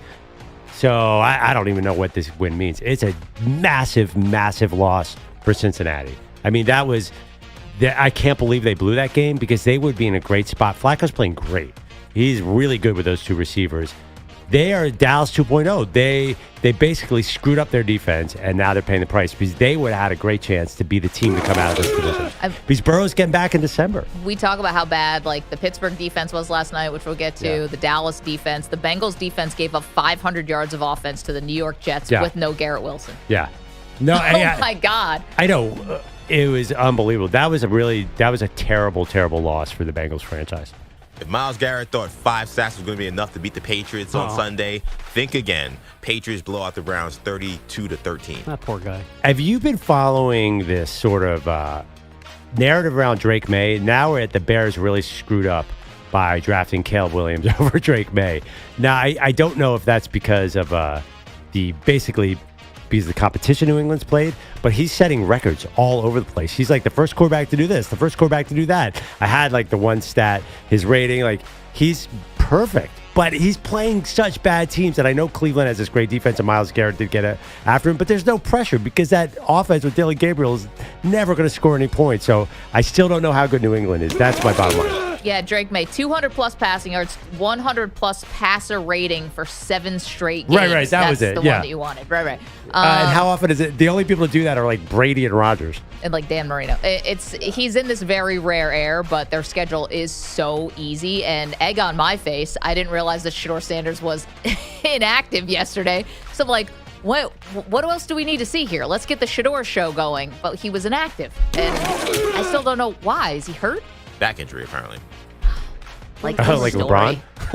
By the way, Mike He's not Vrabel. faking the back injury. Mike Vrabel also threw some shade at Kevin Stefanski, which I was surprised by because remember Vrabel was like an assistant, like a volunteer assistant maybe with the Browns last year, and he had a line like, "What happened in the game?" Because it was a close game, 9-7 at half, right? And he said, once they ran out of their gimmicks, they were actually pretty easy to play defense against.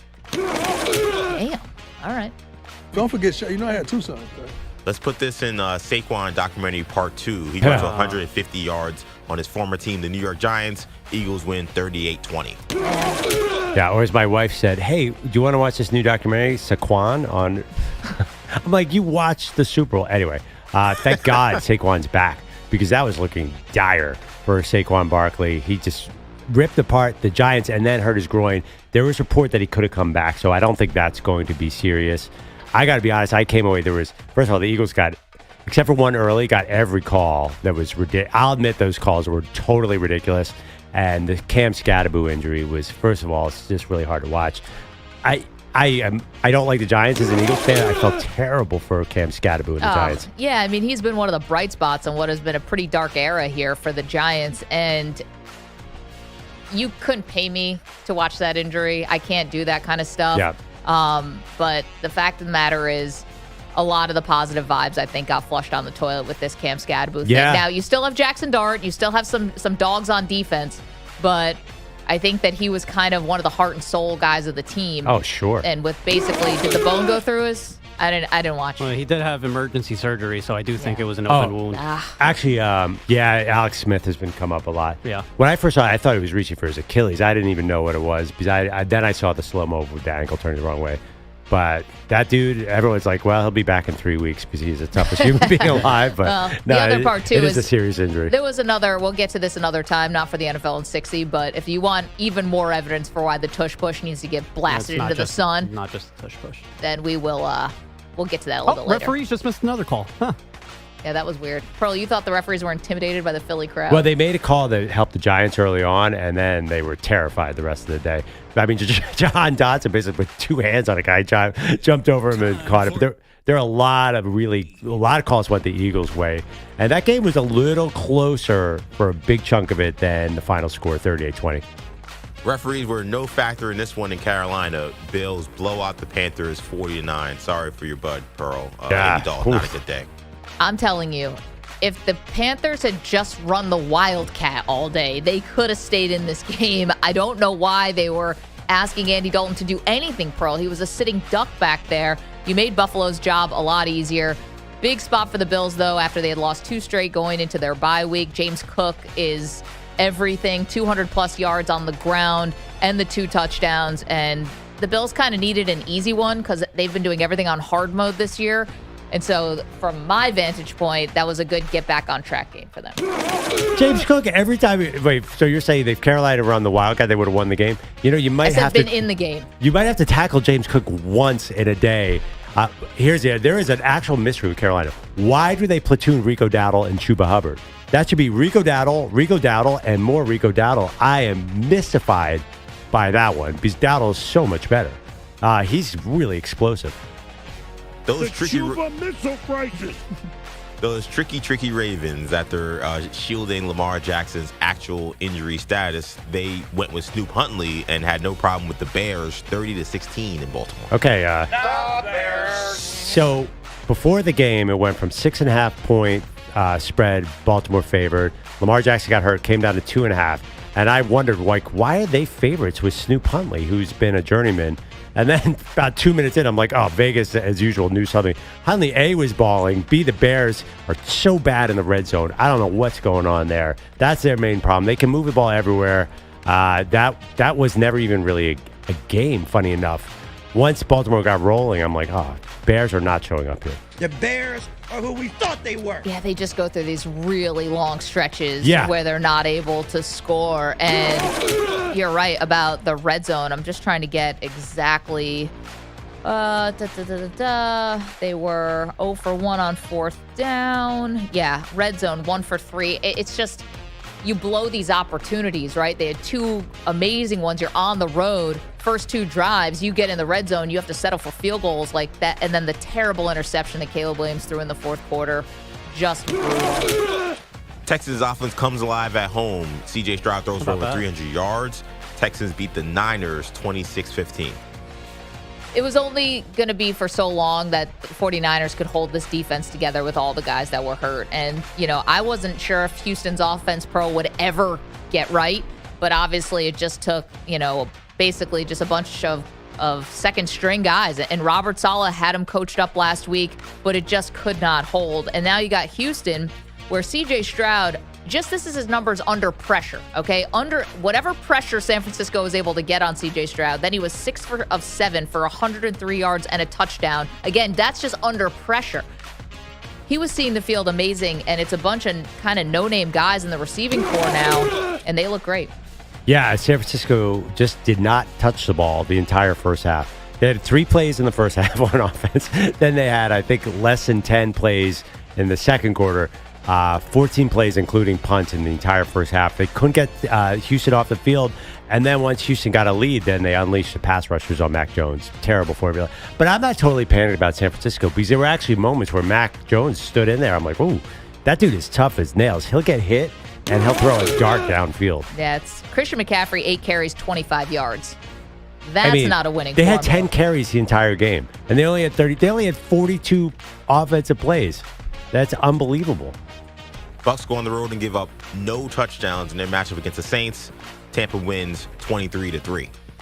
Listen, the Saints, we're talking about the Jets. Why would they even want to win a game? I mean, Saints are careening towards the number 1 overall pick. You had Spencer Rattler gets benched in this game for Tyler Shuck.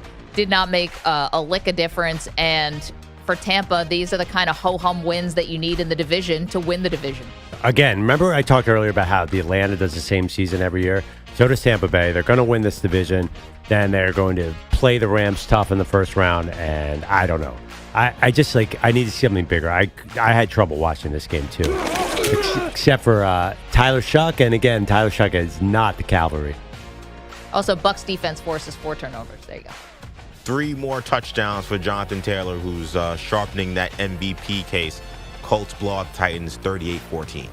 I mean, what are we doing here? On which side? I mean, can the Colts and the Patriots play some real teams? What is this? Are they Notre Dame and Indiana all of a sudden in college football?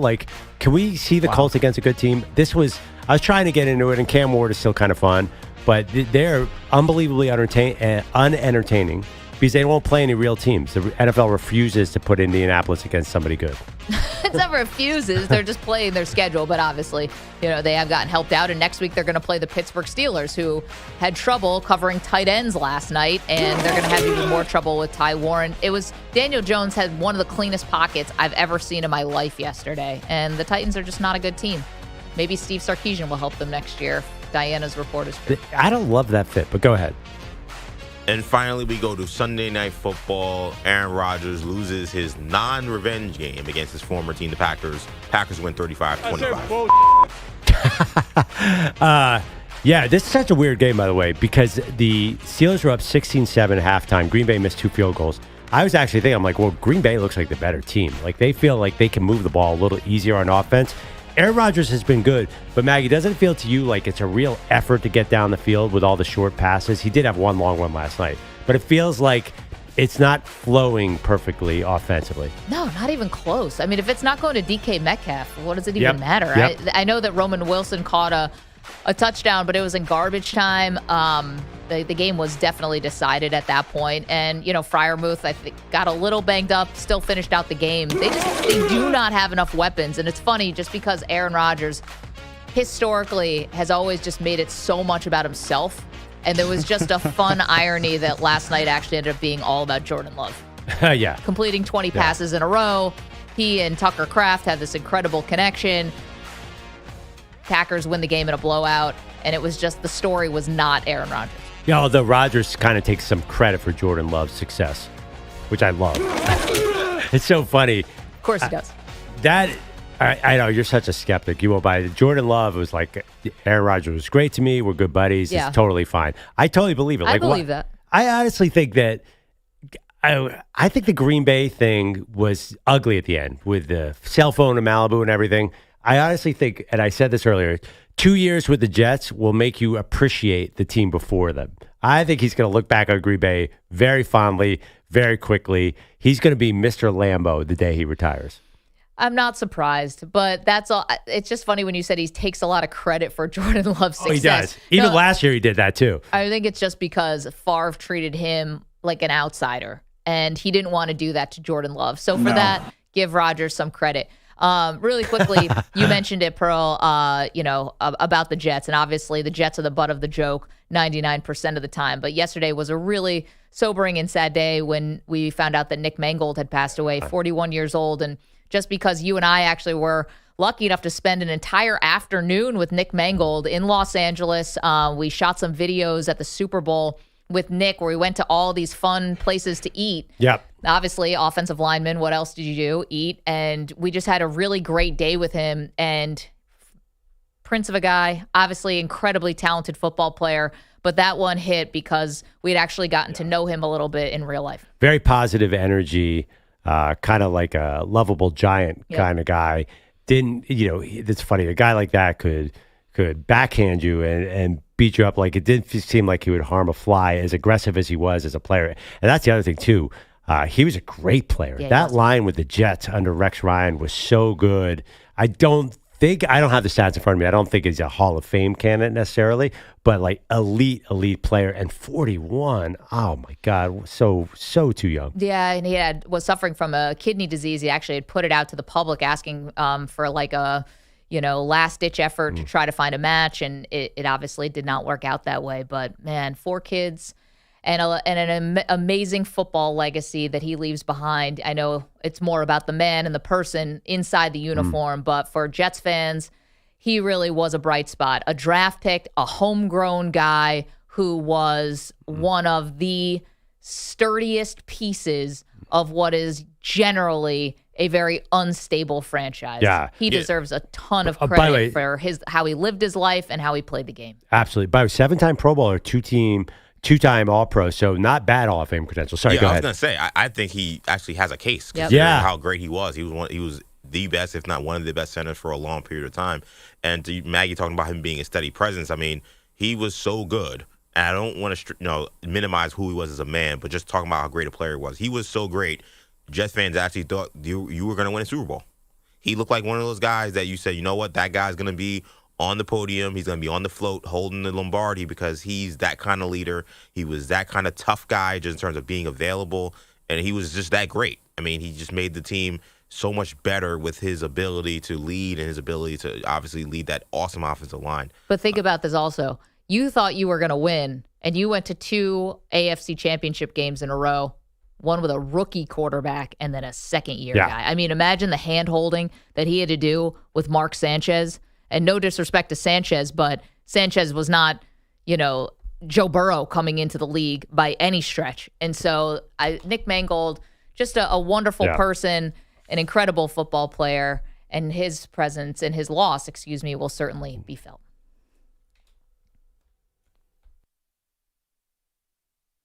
You're in a 5-minute break.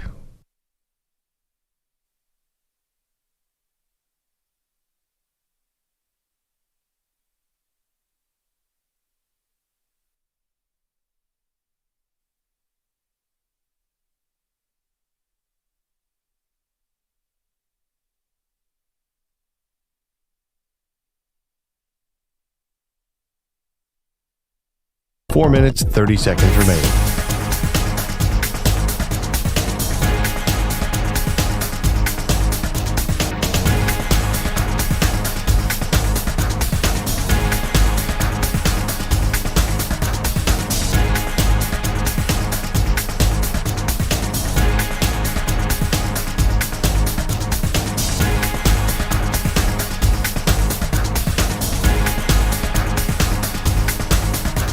Four minutes remaining.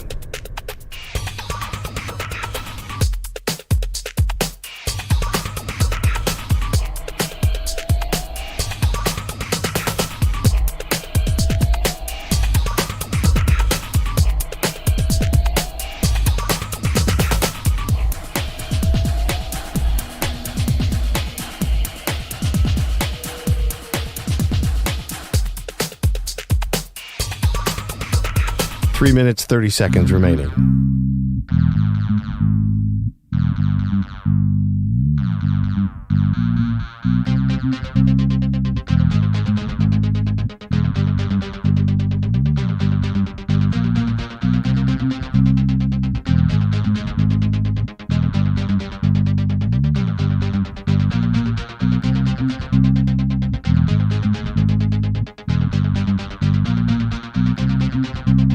Three minutes remaining.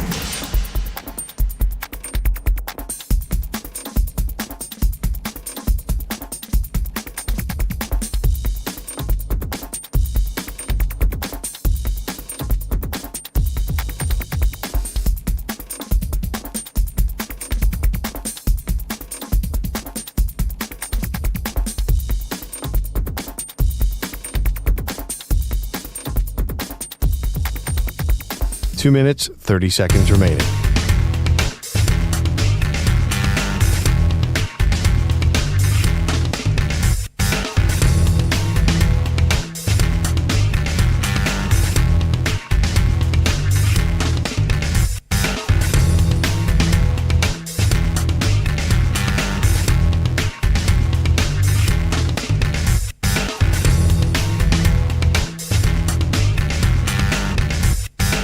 Two minutes remaining.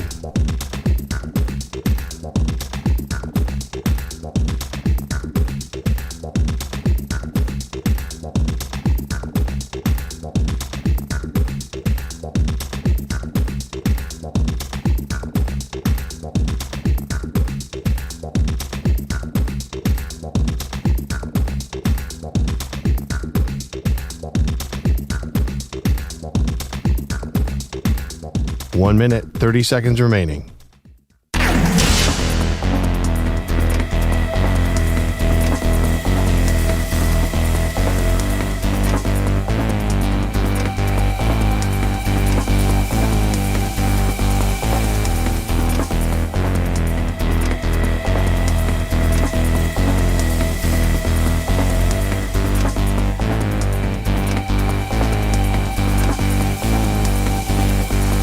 One minute remaining.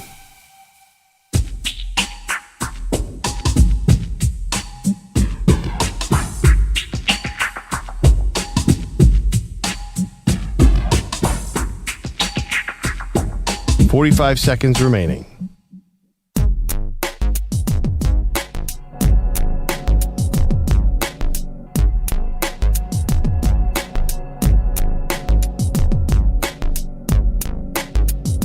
$30 seconds remaining.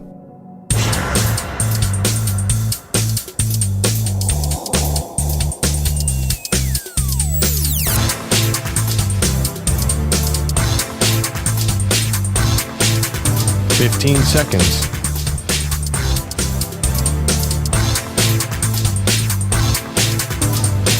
Break ends in 5 seconds.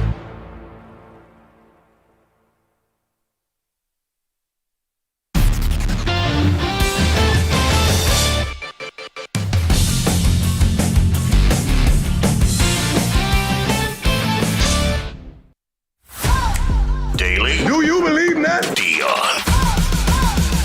You believe that? Welcome back, Maggie and Perloff Show. I'm sorry. I know that Deion is still the coach of Colorado, but Colorado is taking a valuable space on my TV on Saturdays. Got blown out by Utah, and I feel like it's a. Now every time I see Deion as a coach, I think of Bill Belichick as a coach who also had the opposite, a brutal, almost hysterical loss for North Carolina to Virginia. But Deion, you need Shador and Travis Hunter back. I'm sorry, this is not good. Which is crazy because we touted the portal class and the Salter, recruits. I was into him. I know, 43-0 at halftime. Unfortunately, they had to play a second half. And the final score was 53-7. Hated off the chain. Listen, we see lopsided, results in college football all the time. But Pearl, you usually don't think you see 53-7 when it's a, Big 12 game, and when Colorado had been steadily ascending. Is that how we want to put it? Big step back this year at 3-5. Yeah, and I mean, listen, Utah has been no consistent powerhouse this year either. Yeah, I wonder, with the health concerns, how much longer is it going to last? That jumps to mind when you see a result like this. Absolutely. I mean, I at this point, are we surprised if Deion finishes out the season? I imagine he will because of pride. He's not going to want to leave his guys or leave anyone at Colorado in a bad spot because we know how quickly things can go, to irrelevance with Colorado, so you want to leave them in a good spot. But you do have some really big names on the coaching staff. Could Marshall Faulk or Warren Sapp get elevated to head coach, and maybe you can continue at least getting attention from people because you have these Hall of Fame players? Warren Sapp? You're going to make him the head coach of Colorado? Are you serious? I'm just saying, Pearl. I mean, he's... I know what you're saying. He's front and center at all these games. It's impossible to miss him. I saw this video where he was knocking down the pylons before the game. Did you guys see that? I didn't get it at all. That Deion would follow behind him and pick them up. Why was he knocking down the pylons if Andrew Bogus is here? I don't know. Is it disrespect of the opponents? I don't know. But if you fire Deion, then those pylons don't get picked up. Yeah, they just stay down. Then there's a problem for the game. And Deion got a lot of credit for being polite by picking up Warren Sapp's kick pylons. I mean, Warren Sapp's a lot. Byron, can we just dunk on Belichick for 1 second? I'm sorry. They finally got their signature. They're beating UVA. It goes to overtime. They get in the end zone. They go for 2, and it misses. I can't tell you. It was a half an inch. The guy got the ball to the half-inch line. North Carolina goes down again. I mean, it's as bad as it's going for Deion in Colorado this year. It's going worse in North Carolina, Maggie. He's calling the plays, but she's calling the shots. It's time for As the Tar Heel Turns. Oh, God. Man, we don't usually do these in the same segment, but I guess it deserves it. We should. They should be now a dual open because they're both awesome. But actually, they're both so terrible. Maybe they don't deserve their own segment. They should be combined as a segment. Actually, I didn't actually have a problem with Belichick going for 2. From the football side of it, it's been such a terrible week because it's been Belichick and his girlfriend in the crosshairs as far as embarrassing headlines. Now their GM, Michael Lombardi, has been the subject of a new Pablo Torre investigative podcast where they went back through Michael Lombardi, his GM, through his resume, implying that he embellished some of his accomplishments when he was in the NFL. And they have Bill Walsh's son basically saying that Michael Lombardi was like a glorified errand boy in the 80s. Which, to be fair, I think Lombardi kind of says that. He's like, I was a driver for when he first got in the league. But there was an idea that maybe he found Charles Haley, and then there's some discrepancy over that. And I don't know. It's like it's over. It's like, I don't know how many more Pablo podcasts we need. Like, Pablo got Steve Ballmer. He's got Belichick now. Like, it looks bad. Well, I saw he said that they weaseled their way to getting Mike Lombardi a ring with the Patriots, even though he was fired. Belichick got him a ring. In March of that season. And they're like, well, no, he still contributed to our Super Bowl season all the way back in March. I don't mind this kind of stuff. To me is not the indictment that people think it is, And I love Pablo, and I love that he's doing this stuff. We worked with him at Sports Illustrated for a long time, but some of the stuff I feel like is really painted to make people look bad. Like, all right, you were you worked under Bill Walsh, you embellished the resume a little bit back in the 80s. Like, it's 2025 now. Like, let's let the sleeping dogs lie a little bit on that. And then Jordan Hudson kind of getting skewered because she had some opinions on how a graphic should look during Belichick's coaching show. Like, I don't that think one, it's... I'm right with you. I was like, who cares? Also, like, I listened to the audio. We worked in television, radio for a long time. She had some good points. Yeah. I mean, maybe if it doesn't work out, we'll hire her. No, seriously. That was. Say we should just look at my website and her website. Right. She should have said that. But again, it wasn't great. I mean, you could go either way. It depends on your opinion on graphic designs, different fonts. But it wasn't the most embarrassing thing. No, this was embarrassing. A lot of emphasis on Jiffy. Yeah, right. And they got caught on hot mics, right? And here's the thing about people who get caught on hot mics. It's sometimes you say things that are unforgivable, like Tom Brenneman. Yeah. Thank you. You say stuff like that where you have these homophobic slurs, then you come back 5 seconds later. That's not who I am. It's like, well, it's who you were in the commercial break. And there's a deep drive to left field by Castellanos. Yeah, right. The saddest home run call ever. But that's one thing. You get caught on a hot mic, you reveal your true character, and I think you get whatever comes your way. The other thing, though, is when she's talking on the hot mic and they're talking about the problem they have with the graphics, it may have been clunky, but she was not intending for the people, for them to hear that, right? Like, So in some ways, I don't know. Is this really like that bad where it's worth it of all this public shame? Like, there's plenty of other stuff they've done that's weird. Like, Belichick met her when he was 19. She was 19. Belichick's girlfriend's not of his age? I mean, 24 and 19 to me are just very different, but maybe that's me. No, it's been bad. It does feel like Pablo takes these certain topics and just really chews on them. Want to know why? Because I think that there's a lot of people who are lining up to dunk on some of these people. Because I think, my mom has this really great line where she says the toes you step on the way up are going to be connected to the ass you kiss on the way down, which is basically treat everybody nicely and the same and treat everybody with respect. And I think some of these people who you see everyone dunking on didn't treat people nicely. And so, like Belichick, he treated people like crap. He treated the media like awful. He treated certain players terribly, all this stuff. So I think when you have a little bit of a news report, people come out of the woodwork to tell Pablo, and this is how this person wronged me, and that's how they wronged me. So it's like you reap what you sow a little bit. But why the Clippers, though?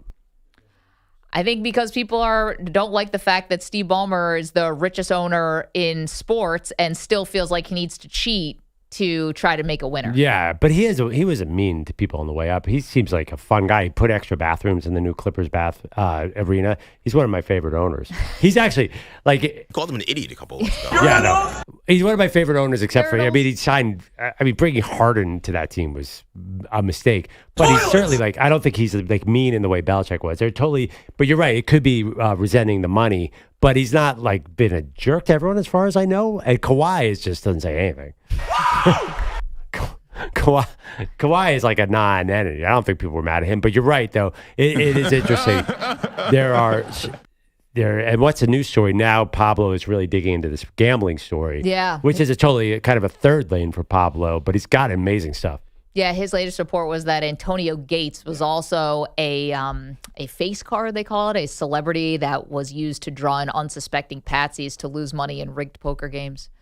I can't wait for this movie. Wait, I'm sorry. One thing. Your mom's expression was, kiss what? I'll use the word butt this time because I don't want to get No, but what were the toes? Was that like a Rex Ryan thing going on? I didn't understand what toes... My mom's life advice was... Let's go to eat a damn snack.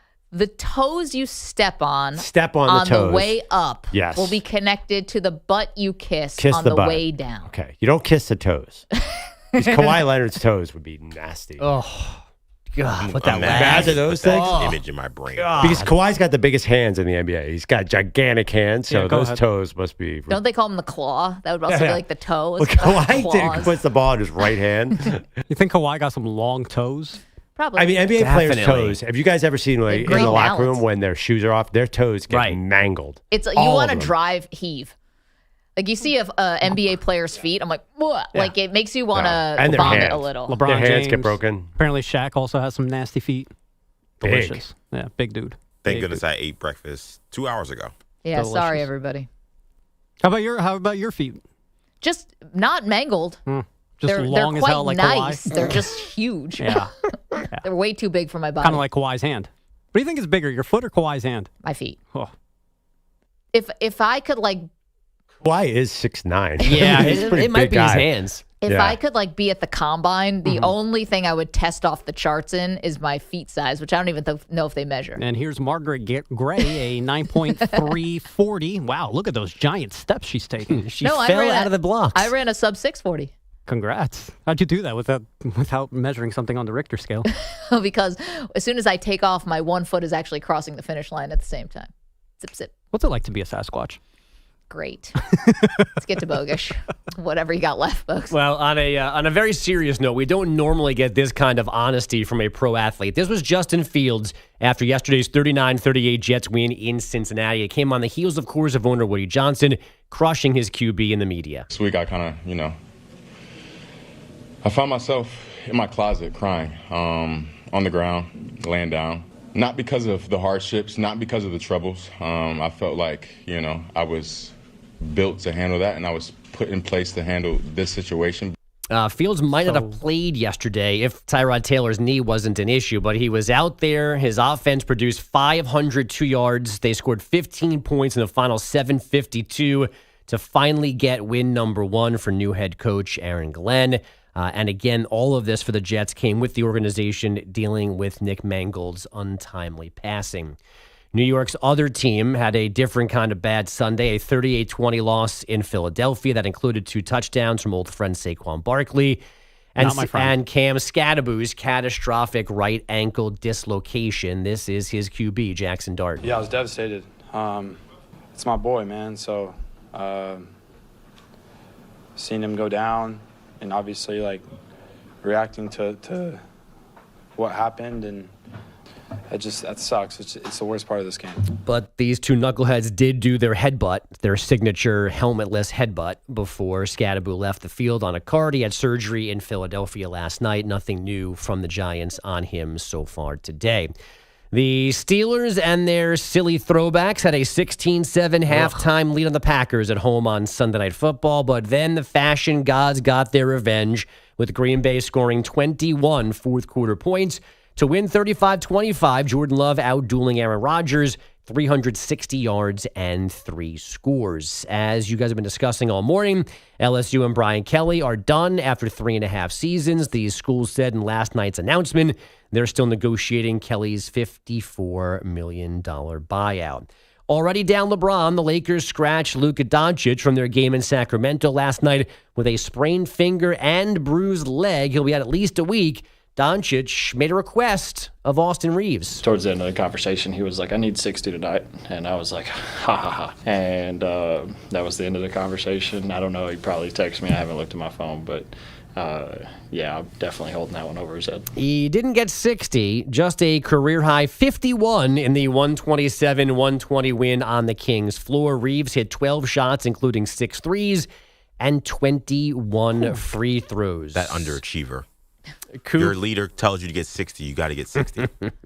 Anthony Edwards left after just 3 minutes with hamstring tightness. The T-Wolves still won their home opener, 114-110 over the Pacers. Old friend Julius Randle scored 31. Not my friend. Also not my friend. Cooper Flagg had 22 in the Mavs' first win of the season, 139-129 over the Raptors. And the Baltimore Orioles are hiring Cleveland associate manager Craig Albernaz as their new skipper. That's a new name that we will not remember when spring training rolls around. No. Albernaz is just 42 years old, had a 9-year minor league catching career. There it is. He apparently almost got the White Sox and Marlin jobs last winter, and now he Those gets 2 great organizations. this one in going to the Baltimore. Orioles. Yes. Wow. Nice. Oh, my wow. God. I mean, Albert Pujols has to be like, how many home runs did I have to hit to get a job? 700. I should say this, but when we were at Dan Patrick's show, one day we did the Danettes, we did a quiz. How many of the MLB managers can you name? And it was a time like 5 years ago where it was all no names, like this guy. It was hard. Well, the other day, opening night, who's the Suns head coach? Oh, is it the foreign guy still? No. Tell me, the room? Does the room know? It's not Brian Gregory. He should be their coach, but he's their general manager. Right. Jeff Hornacek? Guy with their coaches. Yeah. No idea. Do you know? I did that night. Why would you quiz us just now? Because that's my point. His name is Jordan Ott. Oh, yeah. Jordan Ott. Yeah, he got hired is the Suns head coach. Yeah. He got hired He was last from offseason. He was from- BYU. You can say Yeah. where he's from all you want, but we didn't know he existed. He's an NBA No, coach. we talked about him once because I tried to convince Maggie that he was Mel Ott's grandson. Yes, that went a little better when you tried to tell me who is it, Gore Vidal's grandson. Yeah, and the guy in Colorado, too. Yeah. Ryan Staub is Rusty Staub's Oh, that was grandson. it. It wasn't Mel Ott. It was Rusty Staub, who played this weekend, by the way, in the blowout to Utah. Pearl's got one note. Just trying to convince me that these people are all related. Sometimes it really I've already doesn't add forgotten up. the name of the sons. Jordan Ott. Jordan Ott. Jordan Ott, no relation to Ed Ott, who was Mel Ott's son. Yeah. Meanwhile, can you name the Spurs coach? Yes, Mitch Johnson. Oh, that name is so generic. That one I got. Well, how about the Spurs? We're watching him now. They hung a Pop banner and didn't tell anybody. I saw the headline. They showed up yesterday for their home opener. There was a banner that said Pop and 1,300 wins or whatever in the rafters. That was it. That's so Spurs. Yeah. So Pop. Go Spurs. Yeah. Go. No ceremony. No announcements. No big reveal. It was just there. It just showed up one day. I mean, I hate to say it. All those titles, Popovich, none of it. Here we go again. None of it matters anymore. None of it matters anymore. It's all forgotten because the new era has arrived. My guy, I saw it coming all along. Victor Wembanyama. As if Tim Duncan doesn't get disrespected enough. Now Right. he's just not even the guy in his own He used to be just franchise. boring. Now he's invisible. Yeah, I mean, I've heard multiple takes like they should, with that guy, they should be 82-0. I've heard that from multiple people. You said it. No, I think our ex-boss Spike Eskin said it. I just generally think like, how do you lose when it's like you have a ninth grader playing against seventh graders in the NBA right now? He's amazing. When 888-710. 4ISN 888-710. I watched him block 2 shots in the same play and then go down and shoot a 40-footer. Yeah. I saw that play too. Somebody online said it was Bill Russell combined with Steph Curry. I was like, what? You know I when saw you the see, play. I was like, oh, yeah, that's actually perfect. You know when you see those NBA guys go to like Rucker or like go to like a Yeah. open gym? Yeah. That's what Victor Summer Wembanyama camp. looks like Yeah. playing in the NBA. Yes. Summer camp against kids. Just blocking a million shots and shooting 40-footers like it's nothing. I saw a clip of him growing up playing as a kid, and he was like in the 3rd grade, had the size of a 10th grader, and he was just grabbing every rebound, scoring every point. No, that was actually last week's highlight from the season opener against Dallas. That was the Pelicans, Mavericks, Manny. sir. 888-710-4ISN. Bro Thank runs you. the same, like a deer just learning how to walk. Many people had good weekends. Who had the absolute best? We'll tell you next. You're in a 5-minute break.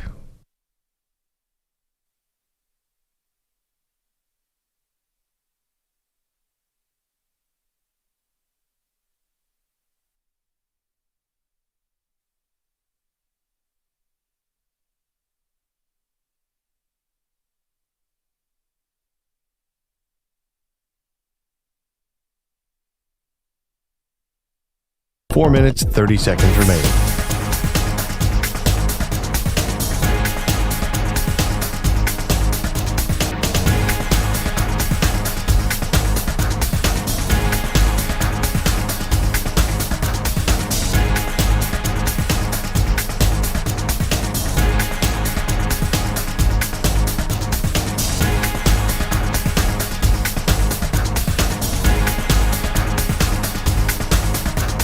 Four minutes remaining.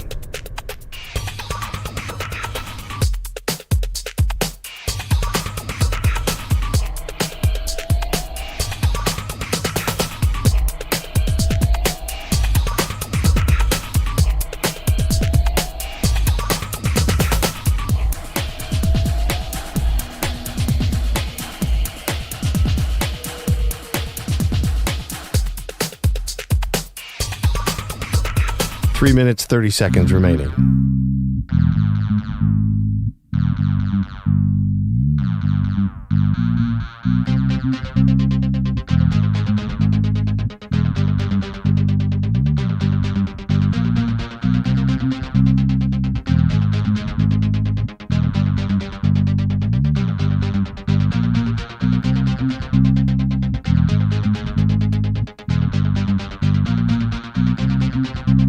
Three minutes remaining.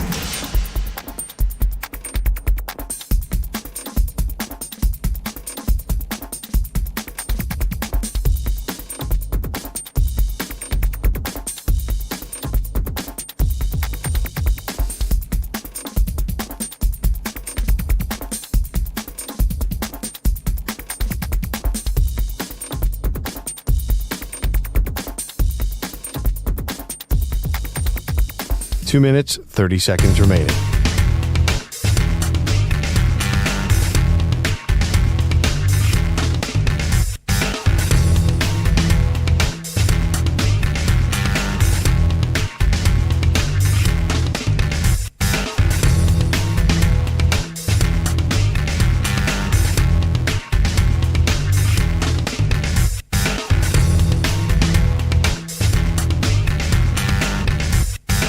Two minutes remaining.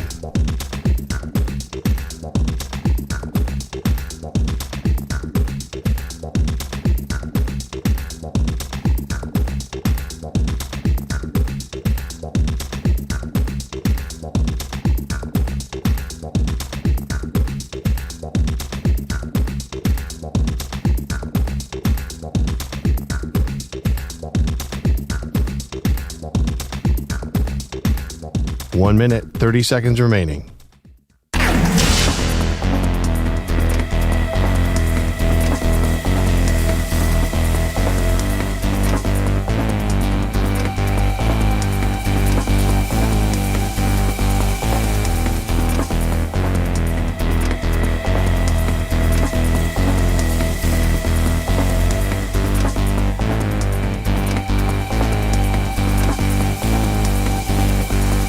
One minute remaining.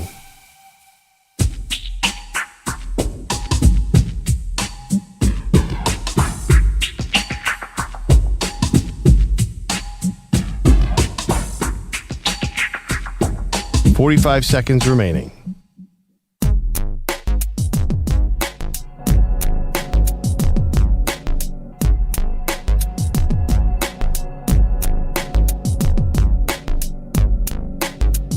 .30 seconds remaining.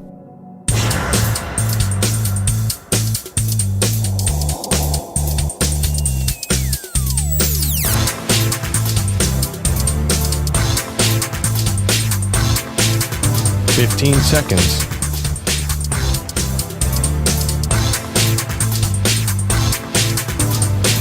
Break ends in 5 seconds.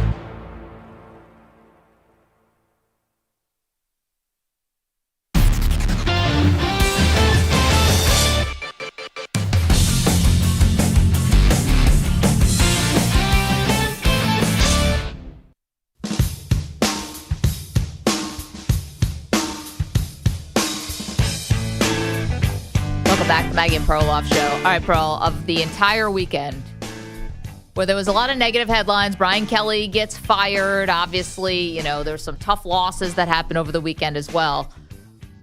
Who do you think had the best weekend? Best weekend of the entire weekend.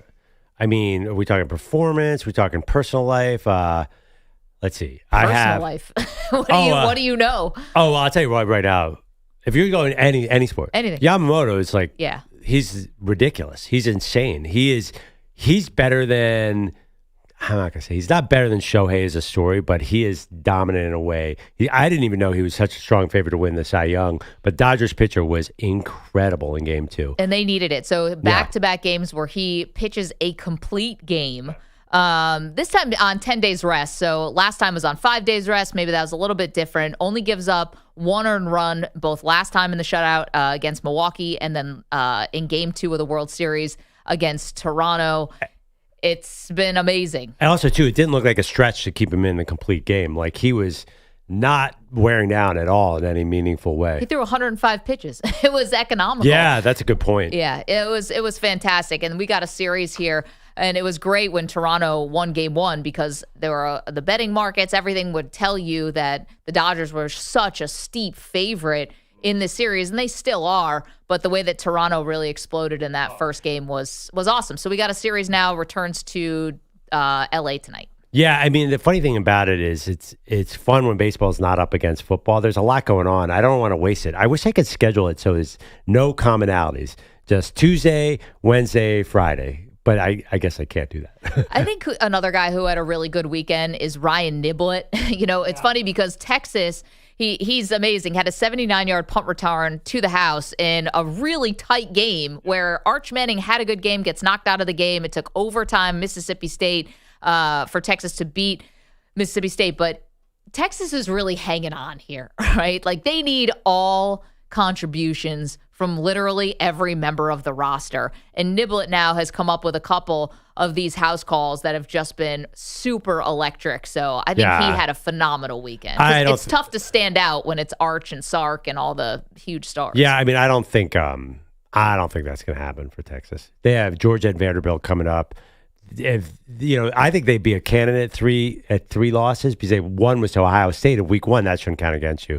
But yeah, I feel bad. But I mean, though A&M though is overshadowing everything Texas does. If you're going to go with punt returns, Casey Concepcion, my guy at Texas A&M, is electric. Yeah, the speed there is unreal. He had 2 touchdowns in the game. Obviously, A&M beat LSU, and that led to the firing of Brian Kelly, kind of the straw that broke the camel's back. Marcel Reed was awesome in that game, and it's funny because they had to overcome from some adversity in the first half. They were actually trailing, A&M was, at halftime. There was a block punt. There was some really good defensive highlights in the first half, and then the second half, A&M just took over. If we're talking about dominant games, by the way, I did some math. So Indiana beat UCLA 56-6. So UCLA beat Penn State 42-37, 5 points. That means Indiana would have beaten Penn State by 60 points, Manny. Is that how that works, Ivy League? That was like that. It looked like they were playing Sam Houston against UCLA, a team that I've been told was better again. That is, I think, we have to argue about that later this week. I know that I was not on that bandwagon before. Indiana's the real deal. I am now seeing it because you didn't see it when they went to Oregon and beat Oregon. That didn't drive it home for you. No, that was because I don't think Oregon's that great either. I think there's a lot of parity. I think basically there are 5 teams who could win it all, and Indiana's in that list. We'll have to argue about that tomorrow. No, you're not going to get an argument from me about Indiana. But okay? A&M, you could go with that argument. I'd go with A&M over Indiana as far as true title contenders. A&M, but that's the SEC. They're all right there. Unfortunately, that's where we got to leave it today. But we'll see you tomorrow. Thank you, EJ Stewart, Manny Rodriguez, Andrew Bogusch, Andrew Kaplan, Guido's Coffee Drinkers. You know who you are. The Maggie Perloff Show.